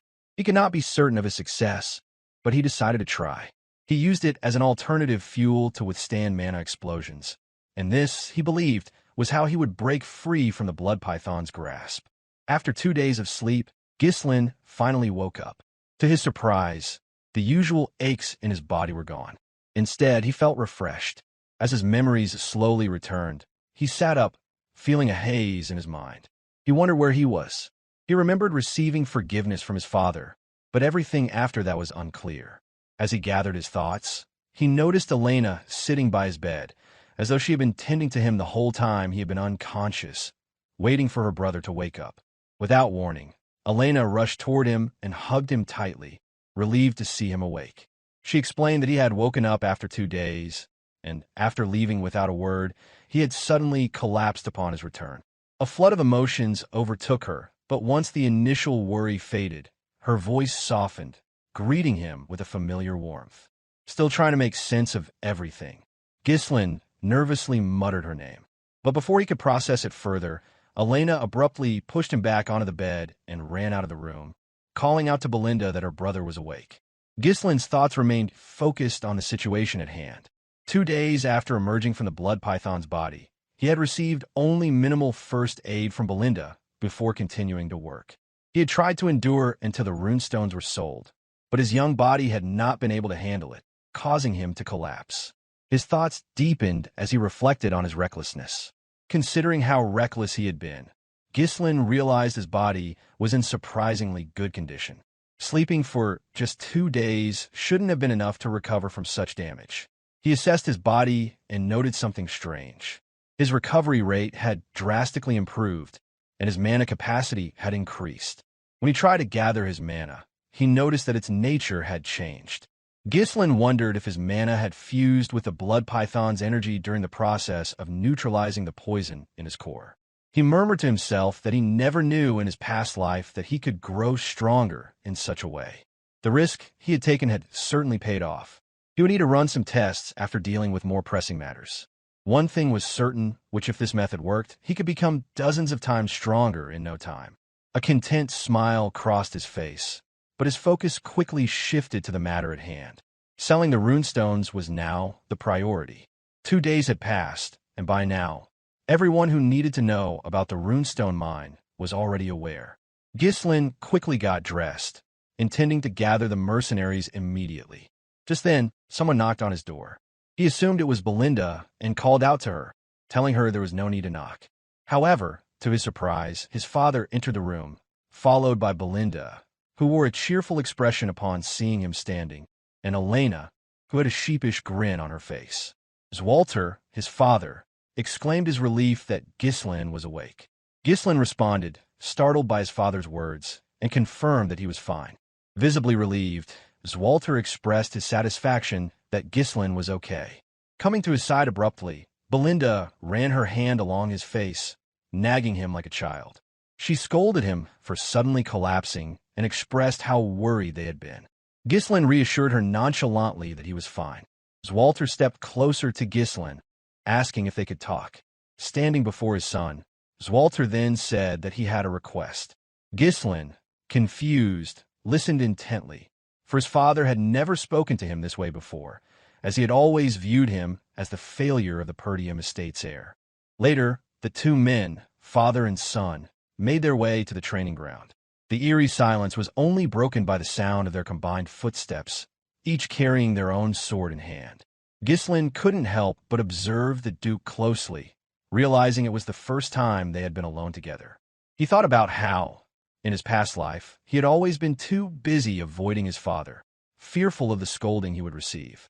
The tension of the present moment stirred memories of the past, though Ghislain remained focused on the now.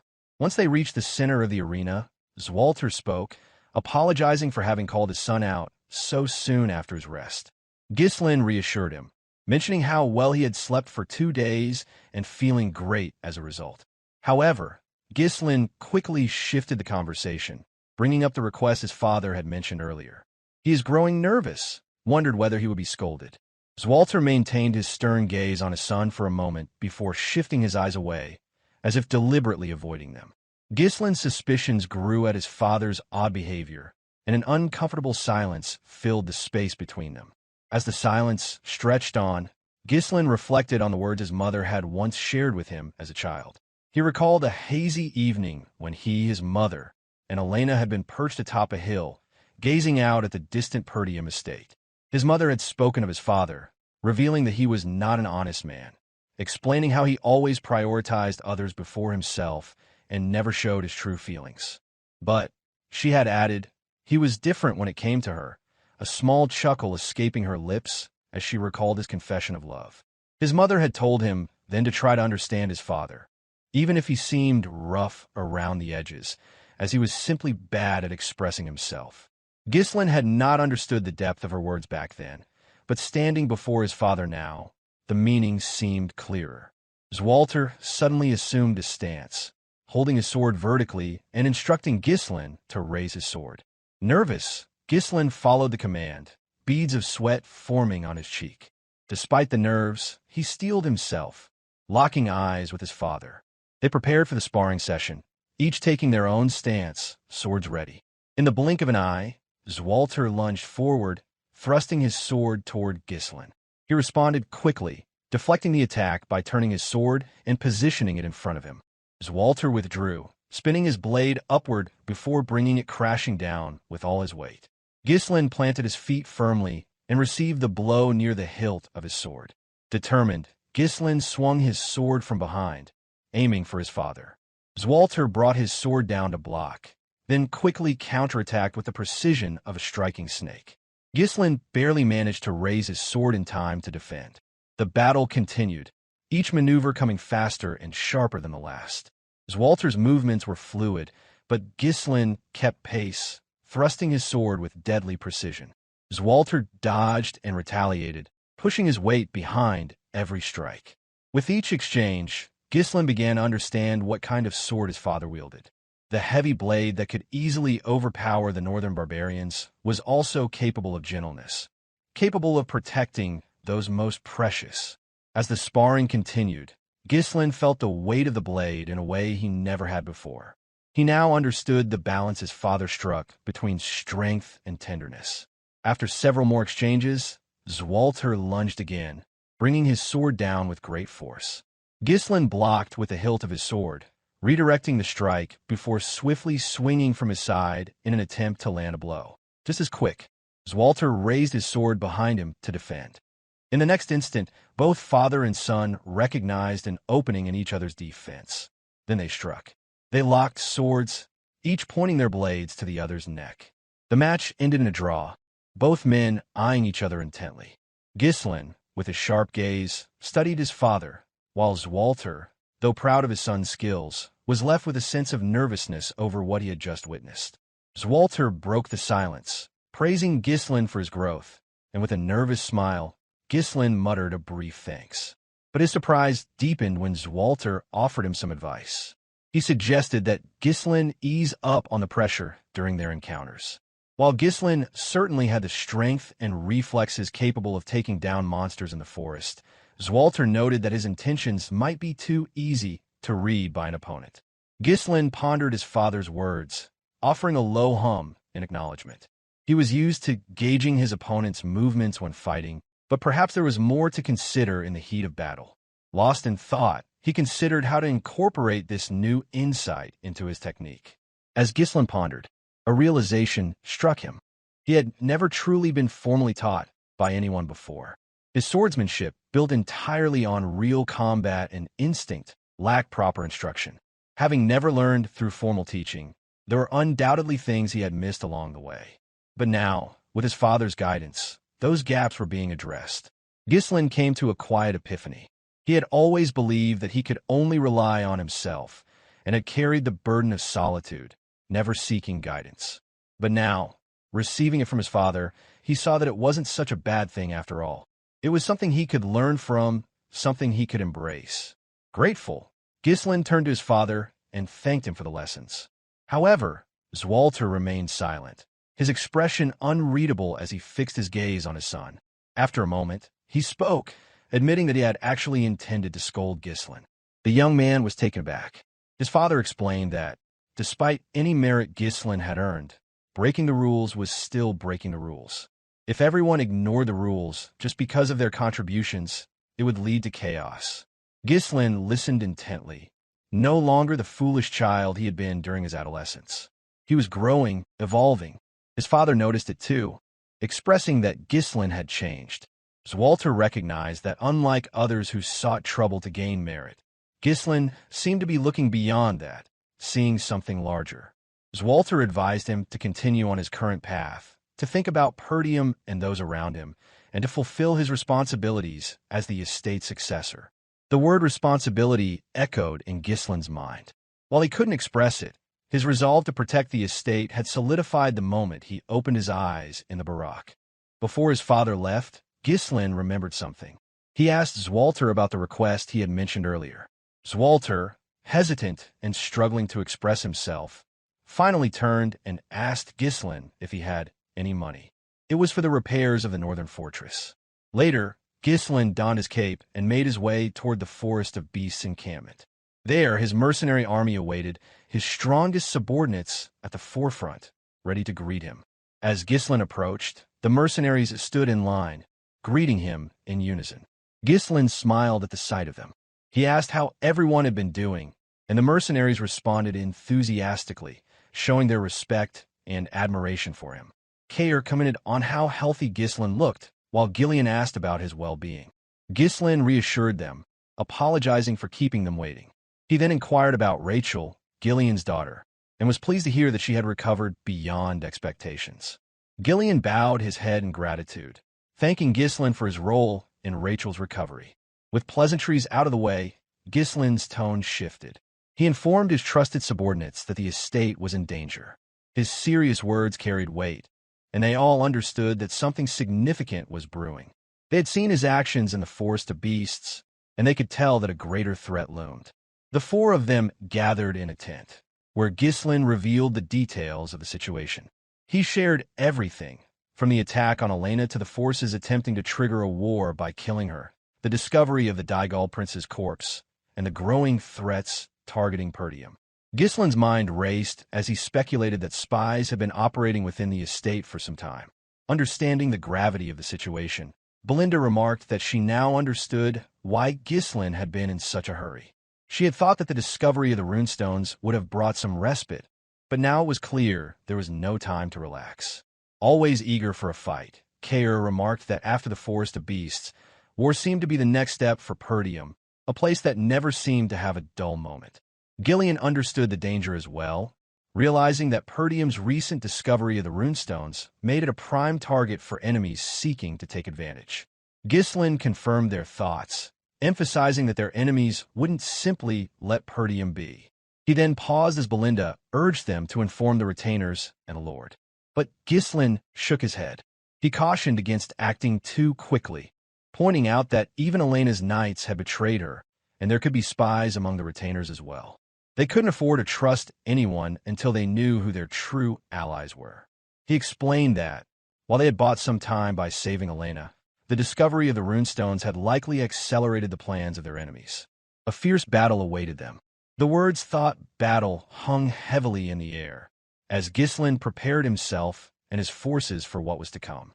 Silence filled the room as the gravity of the situation settled in. Ghislain felt a deep trust for the three subordinates before him, certain that their loyalty was unwavering. Kair spoke first. He told Ghislain that he was ready to follow any order. His fierce personality seemed disappeared before the young lord. Equally devoted, Ghislain expressed his commitment, stating that he had already dedicated his life to Ghislain and would follow him to the very end. Being the loyal and brash maid, Belinda suddenly stood, declaring that no one else but her would protect the young master. Ghislain let out a sigh of relief, a faint smile forming on his lips. He then turned to the matter at hand, his voice firm as he addressed the imminent danger to the estate. He explained that the greatest enemy to Perdium was the Duke of Delphini, the shadowy figure who coveted the estate. He named Count Desmond and Amelia, two deceptive figures who worked under the Duke's orders, and vowed not to let them succeed. The next step, Ghislain revealed, would be heading south to the Scarlet Flame Tower. Sensing an opportunity, Kair expressed excitement about finally selling the runestones, eager for the wealth it would bring. Belinda questioned Ghislain's decision, suggesting that the Crimson Magic Tower, being closer, would offer a better price. But Ghislain explained that the Scarlet Flame Tower was the better choice, as it would generate less friction. Ever the strategist, Ghislain understood the reasoning. When dealing with high-value goods like runestones, it was only logical to prepare for any potential threats, anticipating the presence of uninvited guests. Belinda quickly acknowledged the possibility of an ambush, recalling how the previous dealings had almost turned into a trap. The Scarlet Flame Tower had once been the most prosperous in the south. However, when Delmut of the Crimson Magic Tower reached the level of a Seventh Circle mage, the balance of power shifted. Now, the Scarlet Flame Tower struggled to regain its former glory, still unable to rival the power of the Crimson Magic Tower. Ghislain's interest in the Scarlet Flame Tower was more personal. He had someone in mind, someone from his past life whom he needed to recruit into his plans. The scene shifted to the Scarlet Flame Tower complex. The structure rose high above its surroundings, seemingly ahead of its time. Inside, in a library, a woman sat amidst piles of books, trembling as she clutched a staff in her hand. She muttered the name of her teacher, Lanato, and wondered when the light, her teacher, had spoken of would finally arrive. The party made their way toward the Scarlet Flame Tower, which loomed ahead as they arrived. Belinda and Kayr's faces showed clear astonishment. Ghislain led the group personally, ensuring he would not need to pay the merchant's share. In awe, the man, the legend, and the myth, Gordon marveled at the tower's height. He had heard of it for years, but never expected to see it in person. One of the mercenaries also shared their amazement, stating they had long heard of it, but were now seeing it firsthand. Gordon then commented on the stark contrast between the lives of the people in the tower and those in Perdium, highlighting how different the world seemed from the one they knew. The areas surrounding magic towers often developed through trade with the mages. The surroundings of a Scarlet Flame magic tower, in particular, were remarkably clean and advanced. As one of the standing magic towers, it also produced magic scrolls. On the street, mages worked effortlessly, repairing the road and laying street tiles as though they were seasoned construction workers. One of the mercenaries, astonished, wondered aloud how such work could be done using magic, while another expressed disbelief at seeing magic performed without a scroll. The group watched in wonder as they passed by, observing the mages' skill. As they moved forward, the group of mages glanced sharply at the passing party of mercenaries, their expressions tinged with disdain. In an instant, the mages cast a spell, blue flames shooting from their staffs, burning with an intensity that seemed to scorch the very essence of their existence. The flames enveloped them, and before long, they seemed to vanish from sight. The mercenaries reacted in surprise, exclaiming how extraordinary it was. With a hint of nonchalance, Ghislain calmly explained that it was a concealment spell and remarked that the mages clearly didn't want to be seen. Ever the skeptic, Kayr scoffed at the situation, chastising the mercenaries for their behavior.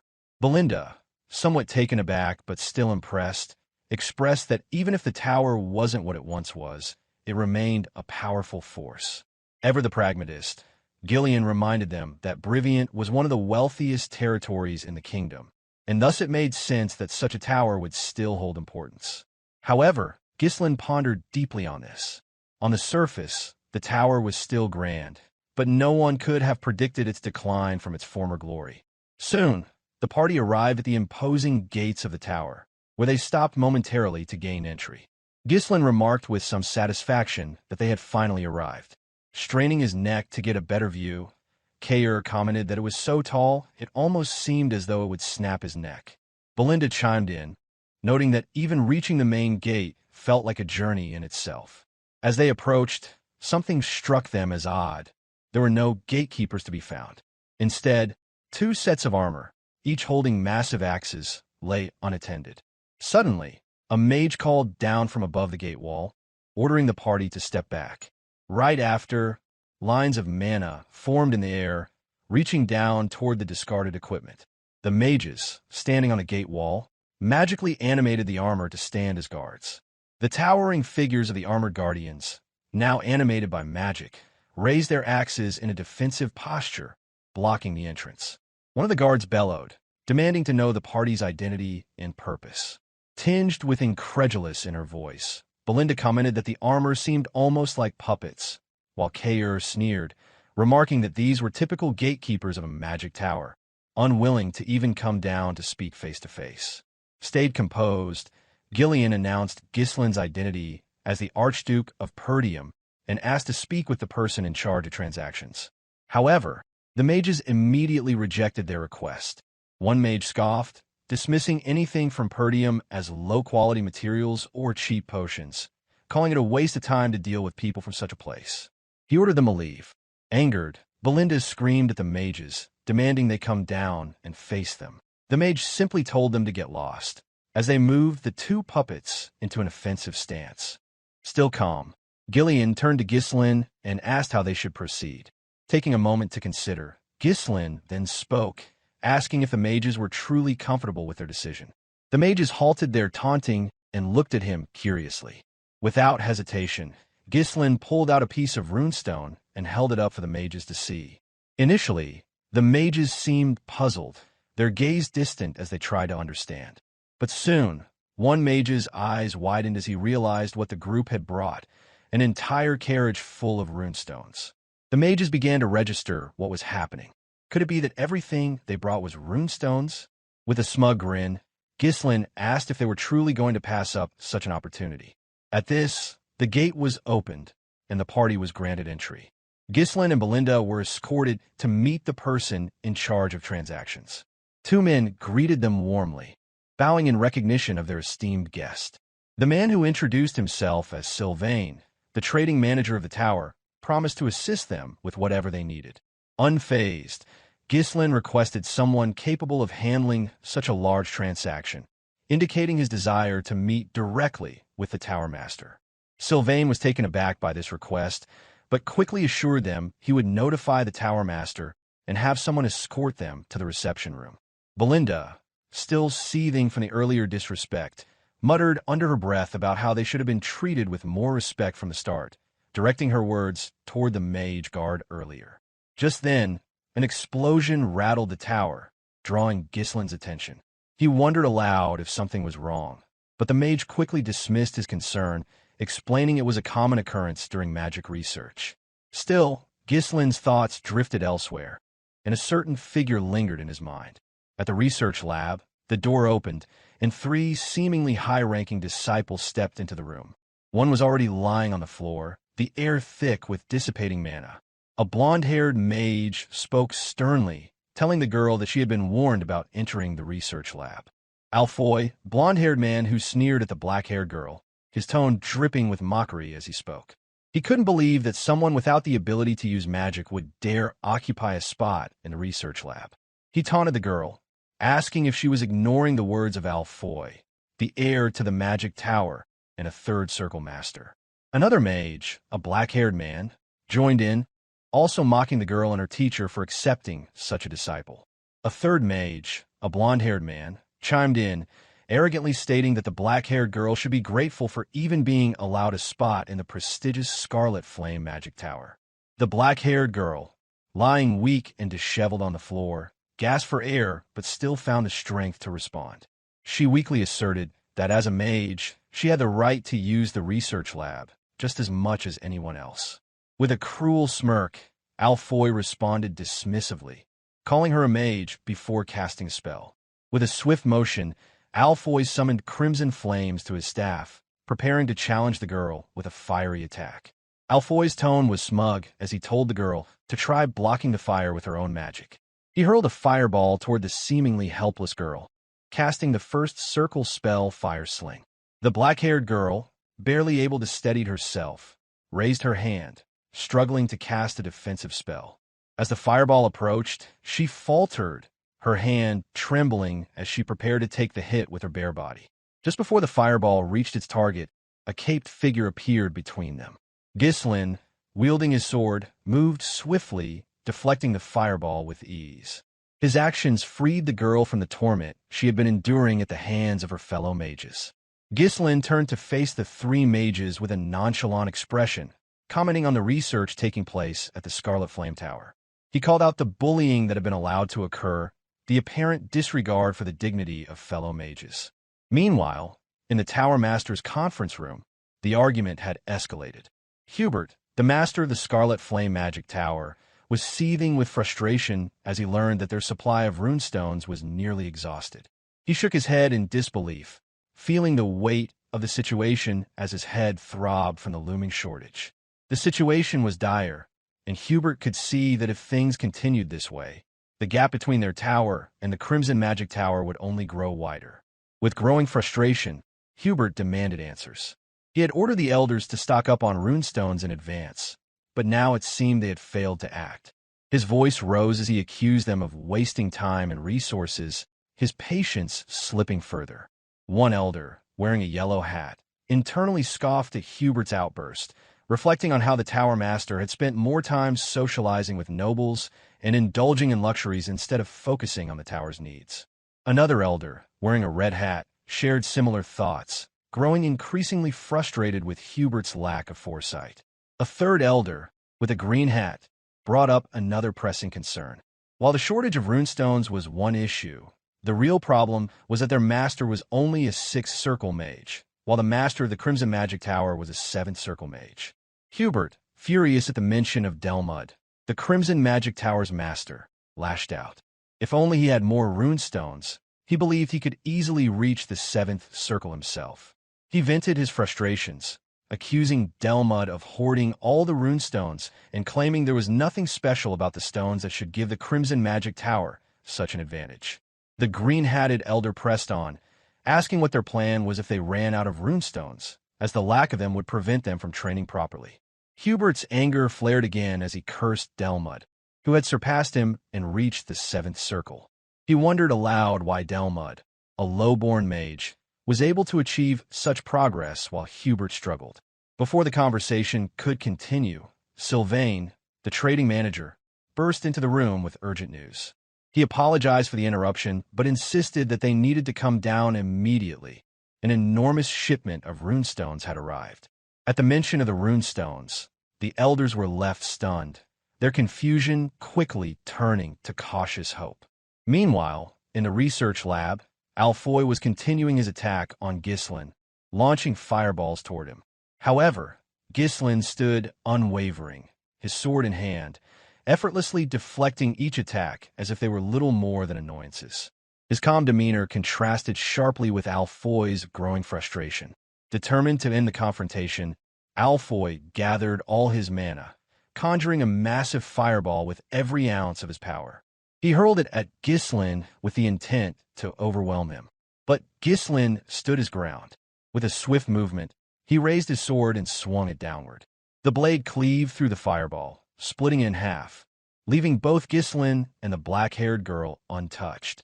The other mages watched in stunned silence, unable to comprehend what they had just witnessed. Ghislain's swordsmanship had completely disarmed Alfoy's magic in a way none of them had expected. Bewildered and furious, Alfoy demanded to know who Ghislain was. He had assumed he was just another noble taking a casual stroll through the tower, but this display of skill shattered his assumptions. Before he could react further, a line appeared around him, swiftly tightening and binding him. He gasped in shock as Belinda, with the precision of an assassin, immobilized him. The scene now looked grotesque, with Alfoy helplessly bound, his previous arrogance stripped away.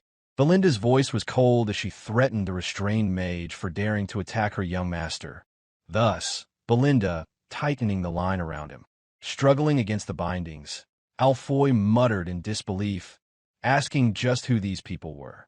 Before she could respond further, a voice rang out, demanding that the commotion cease. Hubert's voice echoed through the lab, his frustration reaching its peak as he screamed at the chaos unfolding before him. He was accompanied by the 4 elders, who had arrived to witness the turmoil. Alfoy, still bound, Ghislain with his sword drawn, and the tension in the room was palpable. The tower master had arrived, and Vanessa gasped in surprise as she tried to gather her thoughts. Standing beside her, Ghislain remained unfazed, showing no reaction to the appearance of the highest-ranking mage in the tower. At his command, Belinda untied the rope she had used to bind Alfoy, causing him to fall to the floor in distress. Alfoy quickly scrambled to his feet, calling for his master in panic. Watching the scene unfold, Hubert couldn't hide his shock, wondering what had happened. Alfoy rushed to his master, clinging to him while explaining that intruders had appeared. He claimed that he had been trying to stop Vanessa from entering the lab when a young man suddenly attacked him. His voice trembled as he insisted that he had only been trying to prevent the helpless Vanessa from getting hurt. Belinda sneered at the scene, mocking Alfoy for acting like a little girl, which caused him to quickly turn around and protest, asserting that he was a man, not a girl. Still seated on the floor, Vanessa weakly explained that she had only wanted to use the lab, but her words seemed to trigger a memory in Ghislain's mind. He recalled a figure from his past life, someone he had heard about during a turbulent period through one of his subordinates who loved to spread rumors and news. The Red Nightmare, a 7th circle mage, known for her unpredictability and madness. Ghislain thought to himself that even someone like her, the embodiment of nightmare itself, could have moments like this. Hubert's anger flared. He shouted that not only had the young man broken into the tower, but he had also tried to harm his disciple. He conjured a fire-based spell with his wand, preparing to burn him to ashes without a trace. However, Ghislain remained calm and composed. Belinda gently asked what his young master intended to do, sensing the tension in the air. Despite the clear threat, Ghislain took a passive stance, refusing to let his emotions control him. He stepped forward, introducing himself without hesitation. He informed Hubert that he was the Archduke of the Perdium territory, Ghislain Perdium, and that he had come to trade runestones. For a brief moment, Hubert was taken aback, struggling to process the unexpected turn of events.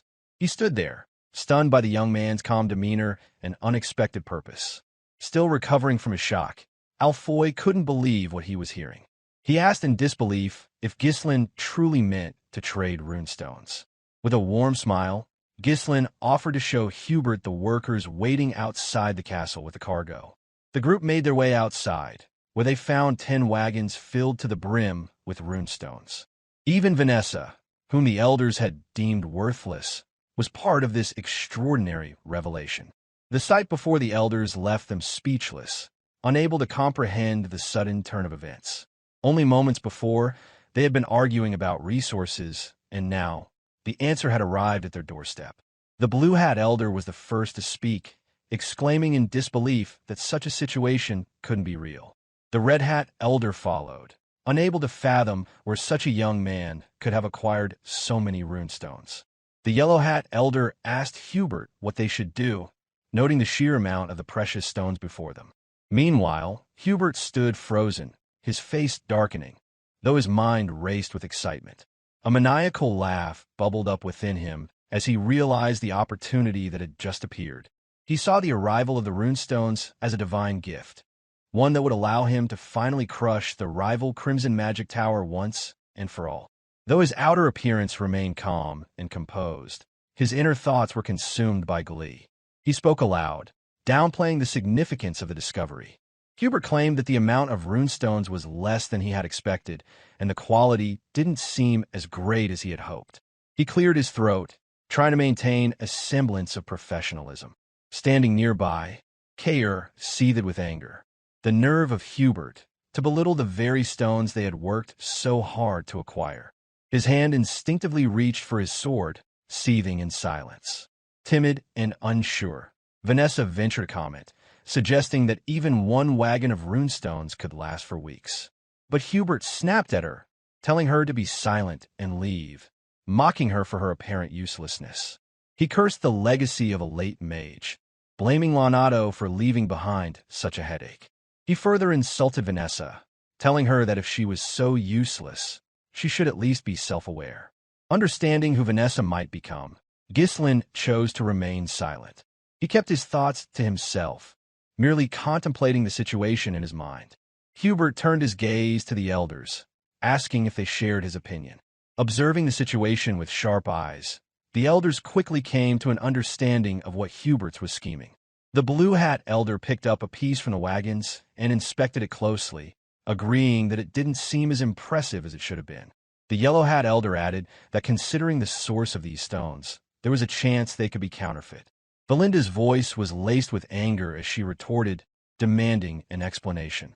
The idea that their young lord had worked so hard to acquire the runestones only to have them called fake seemed incomprehensible to her. Standing by her side, Ghislain remained completely unfazed by their schemes, his demeanor unshaken. The Yellow Hat Elder, attempting to downplay the situation, remarked that no matter how difficult it was to obtain the runestones, it was not their concern. He pointed out the prevalence of scams these days, a sentiment shared by the Green Hat Elder, who added that it didn't make sense to trust the seller's word alone. After listening to their responses, Ghislain finally spoke, his words calm but pointed. He asked if they were saying they wouldn't buy the runestones, which took the elders by surprise. Ghislain then gave an order, telling his group to leave. He commanded that they should move on, making it clear that the Scarlet Magic Tower was not interested in the trade. Belinda, sneering at the elders, followed his lead, her expression mocking them. However, Hubert, sensing the panic rising within him, quickly instructed them to hold on. He whispered to one of them to play along, and shortly after, the Blue Hat Elder, eager to smooth things over, suggested that they might buy the runestones after all, out of respect for the effort Ghislain had put into bringing them. The Elder claimed that returning empty-handed would reflect poorly on the Tower Master's reputation, and that they should help save face. Adopting a smug tone, Hubert agreed, expressing that it sounded like a better course of action. He declared that, out of his great generosity, they would purchase all of the runestones Ghislain had brought, though, he added, the price would be slightly below market value. However, Ghislain remained unbothered by their sudden change in tone and responded calmly, pointing out that there had been a misunderstanding. He instructed Kaer to leave just one wagon of the runestones and to take the rest back, a request that caused Kaer to momentarily hesitate. With a satisfied smirk, Ghislain added that they had agreed to sell only one wagon's worth of the precious stones. This caused Hubert and the elders to panic, knowing that the resources they desperately needed could slip through their fingers. Seizing the opportunity, Kaer quickly turned and confirmed that Ghislain was right. He had indeed forgotten about the terms of the agreement. He then issued a command to the mercenaries to move the wagons, and they immediately obeyed, swiftly following through with the instructions. Now flustered and struggling to comprehend what was happening, Hubert demanded an explanation. Ghislain apologized, explaining that it had been a misunderstanding regarding the quality of the runestones, which had been caused by his subordinate's error. He further explained that their destination was the Crimson Magic Tower, and that they simply needed cash to cover their travel expenses. This statement made Hubert's heart sink. The prospect of those runestones going to the Crimson Magic Tower instead of his own was a crushing blow, one that could potentially ruin his chances of regaining the top position. Attempting to salvage the situation, Hubert feigned lightheartedness and suggested that he had been joking earlier to break the ice. He invited Ghislain to come up and talk for a bit, his tone suddenly shifting to one of friendliness. Ghislain smiled, content with how things were progressing. He knew that the minds of these old mages were well within his grasp, and with that, he accepted Hubert's offer. The group moved to the master's office where Hubert, the four elders, and Ghislain sat down. The big three remained nearby, standing watch over their young leader. Eager to assert his authority, Hubert introduced the elders of the Scarlet Magic Tower. He explained that these mages had all reached the fifth circle, making them the most powerful figures in the tower aside from the master. Brimming with confidence, Ghislain responded that such a level of power was impressive. He remarked that the Scarlet Magic Tower was indeed powerful, calling it the second strongest magic tower in the north, though the mention of the Crimson Magic Tower as the second strongest carried a mocking tone. Clearly nervous, Hubert attempted to defend his tower by insisting that the rumors about the Crimson Magic Tower were false. He maintained that the Scarlet Magic Tower still held the top position in the north. With a casual shrug, Ghislain agreed, but added that it didn't really matter. Whispering to Gillian, Belinda expressed her concern about Ghislain's provocation, but Gillian remained calm, confident that Ghislain knew exactly what he was doing. On the other hand, Kaer was practically brimming with excitement. He watched the elders, sensing how they were being played by Ghislain. Eager to move things along, Hubert waved his hand dismissively, asking how much Ghislain intended to sell the runestones for. He assured him that if they took the goods elsewhere, they wouldn't even get their money's worth. Ghislain raised his hand, silencing the conversation, and announced that the price would be double the market value. This statement left Hubert stunned, momentarily speechless. Double? Hubert exclaimed in disbelief, his face contorting with frustration. He couldn't comprehend how anyone could conduct business in such a manner. He rebuked Ghislain, claiming that he had no understanding of how the world worked, and that this was not how negotiations were done. Hubert accused him of being taught all wrong, and of making up terms without any regard for the process of negotiation.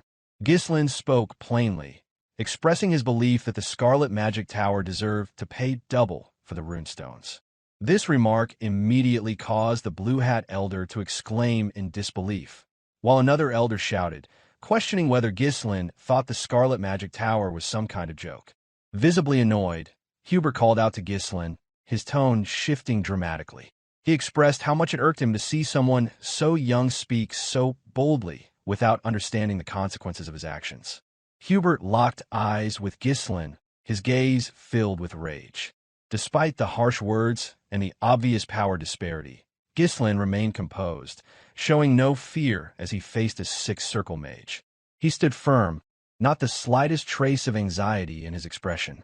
Attempting to regain control of the situation, Hubert acknowledged that Ghislain was young and that mistakes were natural. He offered a concession, suggesting they pay slightly over the market price if Ghislain agreed to sell everything. However, Ghislain remained silent and stood up, prompting Hubert to ask why he was getting up. Without missing a beat, Ghislain casually responded that Hubert didn't seem interested in the deal. He mentioned that he had offered the runestones at double the price, but if that was not satisfactory, he would simply head to the Crimson Magic Tower instead. He began to walk away, leaving Hubert flustered. However, Hubert quickly told him to stop, his tone shifting once again to a more agreeable one. He urged Ghislain to stay, stating that he hadn't meant to turn down the offer and that he had just gotten a bit worked up. Hubert asked him to sit back down. Ghislain smiled, turning back to face the group. The big three, who had been observing closely, finally realized that the Tower Master and the Elders were being played by Ghislain's clever manipulation. They stood still, stunned by how the young man was outwitting the seasoned mages. Clearly frustrated but attempting to save face, Hubert acknowledged Ghislain's guts and made a new offer. He said they would buy the runestones at double the market price as Ghislain had initially suggested. With an air of calm confidence, Ghislain agreed, prompting Hubert to let out a frustrated sigh. However, Ghislain added a stipulation. He would sell only one wagon at that price, not all of them. Hubert's frustration grew as he protested, insisting that they should sell everything.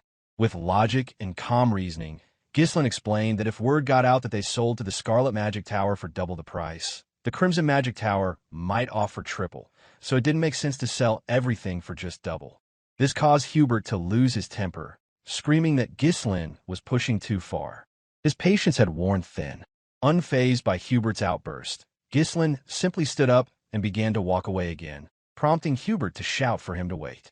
Realizing he was about to lose the deal, Hubert hastily offered to buy everything for triple the market price. Ghislain paused, a small smile crossing his face as he recognized that his plan had worked.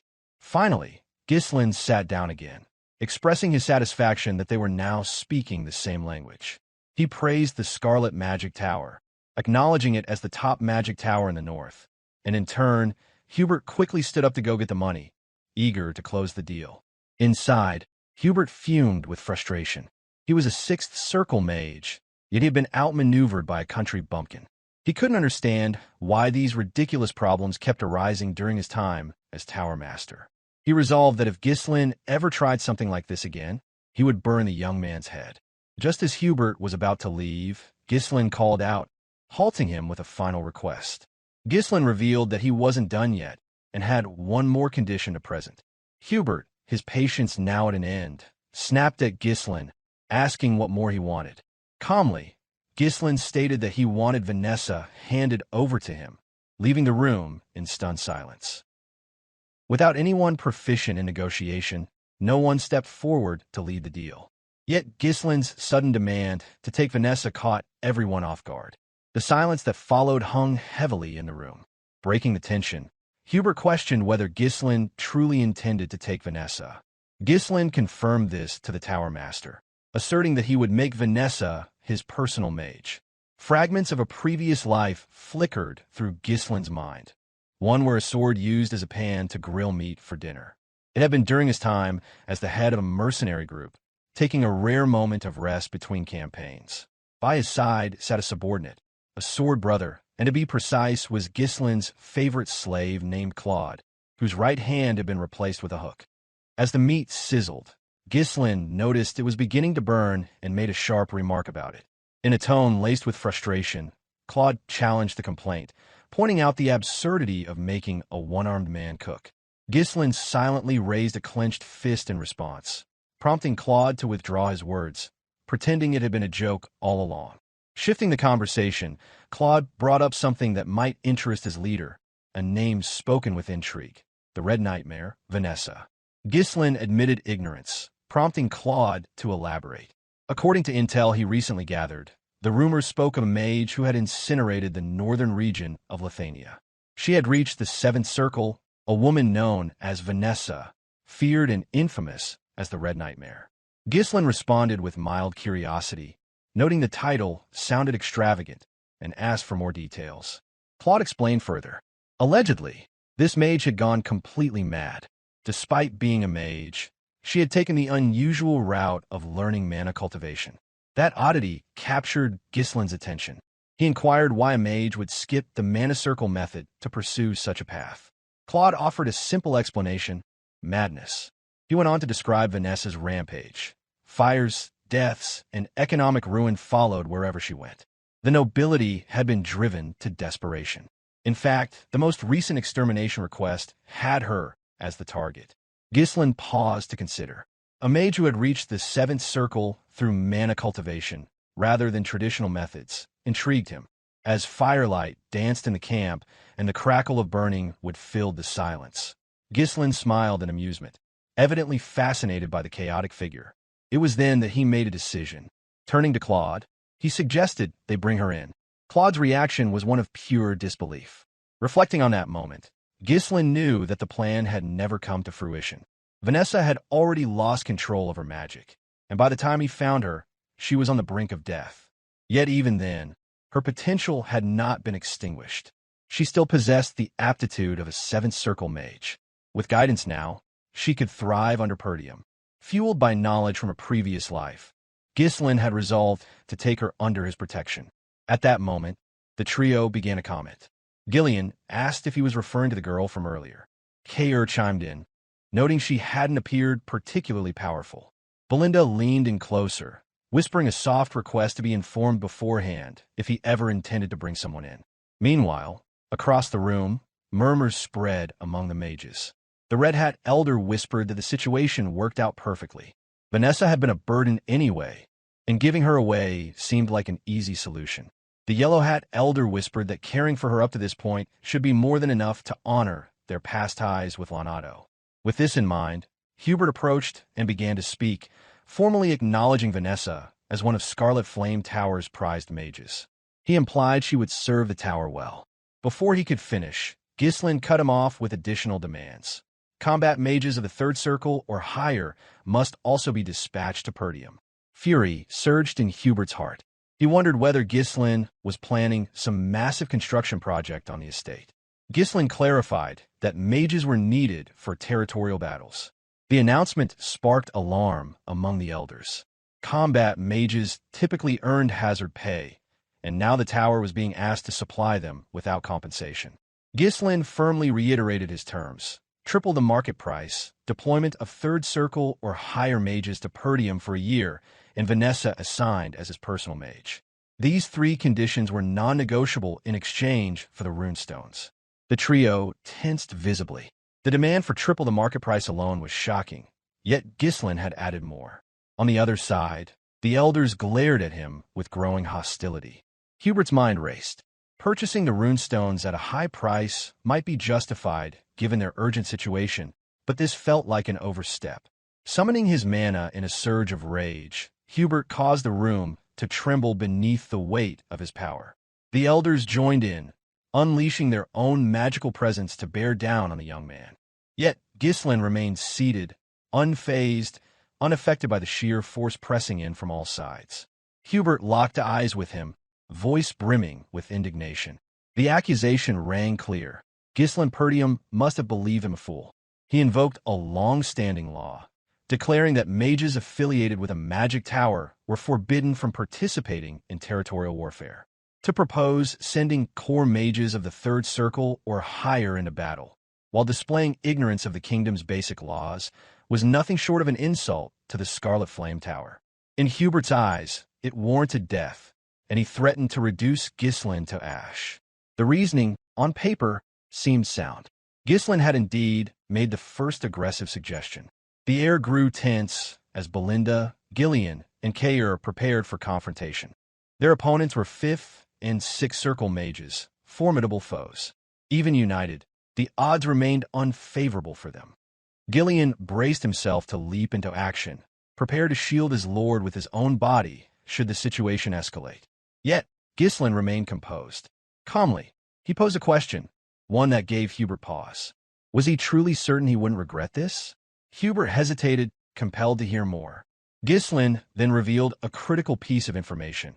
A massive vein of runestones had been discovered within Perdium's territory, far exceeding the modest supply brought that day. In fact, by several dozen times. The revelation stunned Hubert and the elders. Their mana ebbed away as they listened. Ghislain continued, stating that news of the discovery was already spreading throughout the northern region. He posed a rhetorical question. What might that imply? Hubert understood instantly. Many would soon come seeking the runestone's vein. Ghislain commended the Tower Master's quick thinking. Rising to his feet, he clarified his intentions. Perdium had no desire to wage war. The territory simply needed the tower's support while building strength. If the Scarlet Flame Tower extended its help through this crisis, Ghislain promised an exclusive access to the runestones. Hubert echoed the offer. Exclusive rights? To seal the agreement, Ghislain extended a hand. With such a deal in place, it would only be a matter of time before the Scarlet Flame Tower surpassed the Crimson Magic Tower and reclaimed its position at the pinnacle. The proposal was tempting, enough to make pride take a back seat. Greed began to stir in Hubert's heart, overtaking the anger that had consumed him moments earlier. A reliable runestone supply represented a dream come true. Ghislain had struck a vulnerable nerve which offering both ambition and security. The storm of fury faded. With renewed optimism, Hubert grasped Ghislain's hand firmly, a smile curving his face. The shift in demeanor left Ghislain slightly unsettled. Following the meeting, Hubert pulled aside Alfoy. The decision was made that Alfoy would accompany the young lord to Perdium. Alfoy protested. He questioned the decision, pointing out the many other mages available. Hubert dismissed the objection.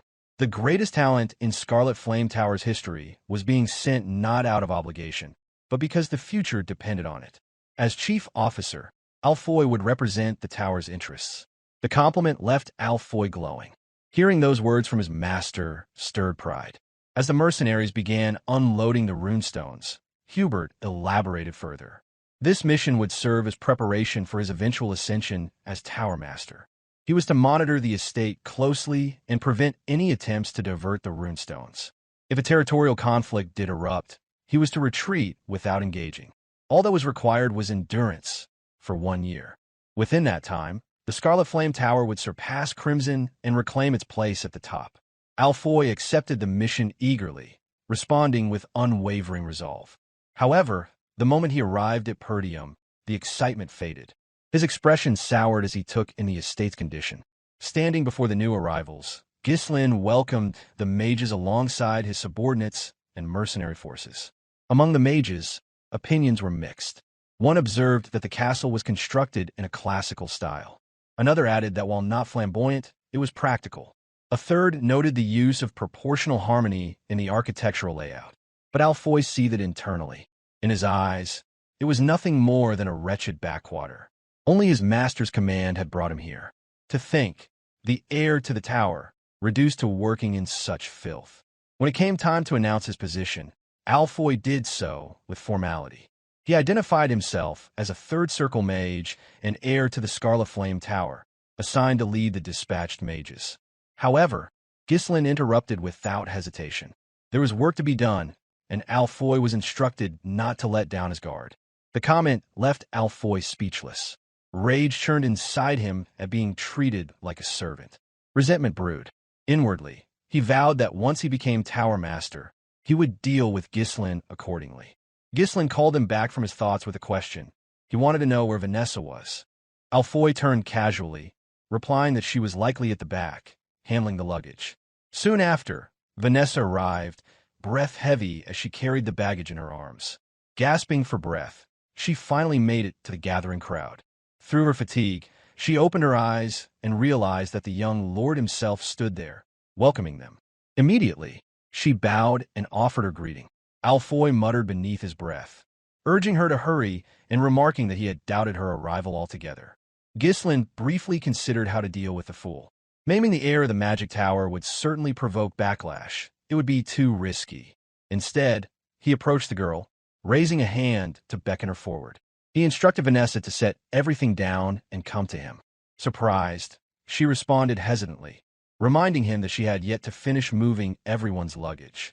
Before she could continue, Ghislain grabbed one of the bags himself, even as Alfoy interjected dismissively.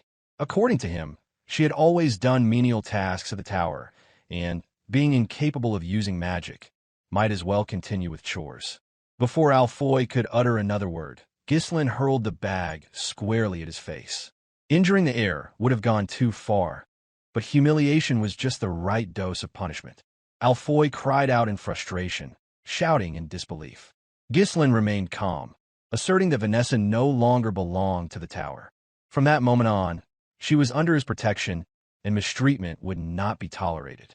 He then issued a warning that this incident would be overlooked, but if it ever happened again, the consequences would be severe. Watching the scene unfold, Vanessa slowly regained her breath. A faint blush bloomed across her cheeks as she witnessed someone stand up for her for the first time after a long while. But Alfoy refused to back down. His face twisted in rage as he shouted about the absurdity of being treated in such a way. He was the heir to the Scarlet Flame Tower, a third circle mage, and this backwater noble had dared to demean him. Rallying the others, he barked out a command. Even if their host bore a noble title, the insult had gone too far. The estate could be reduced to flames in an instant if they chose to act. He urged them to rise and defend their pride as mages. With a sigh, Ghislain snapped his fingers. At once, the mercenary army, hardened by the brutal conflict within the Forest of Beasts, moved to surround the mages with mechanical precision, responding immediately to their commander's gesture. Alfoy panicked. He shouted in disbelief, outraged that these savages would dare raise weapons against mages. This wasn't how mages were meant to be treated. Ghislain silenced him with a single command, cutting off the tirade. As the mages turned their attention to the young lord, he laid out the reality. No matter how they were treated, the terms of the contract were clear. He now held the legal right to command the mages for 1 year, granted directly by the master of the tower. In exchange, exclusive access to the runestones had been secured. If any of this fell apart due to their defiance, it would be the tower master, not them, who suffered the loss. Alfoy stood speechless, fully aware that losing access to the runestones would devastate the Scarlet Flame Tower. Ghislain pressed the point. Their only role in Perdium was to serve as backup mana sources. If they wanted better treatment, they should commit to that role without complaint. Alfoy's face burned with anger.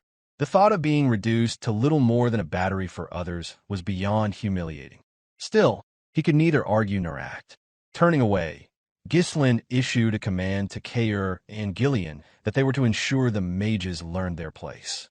Lit up with unsettling glee, Kaer commented that life at the tower must have been comfortable for the scholars.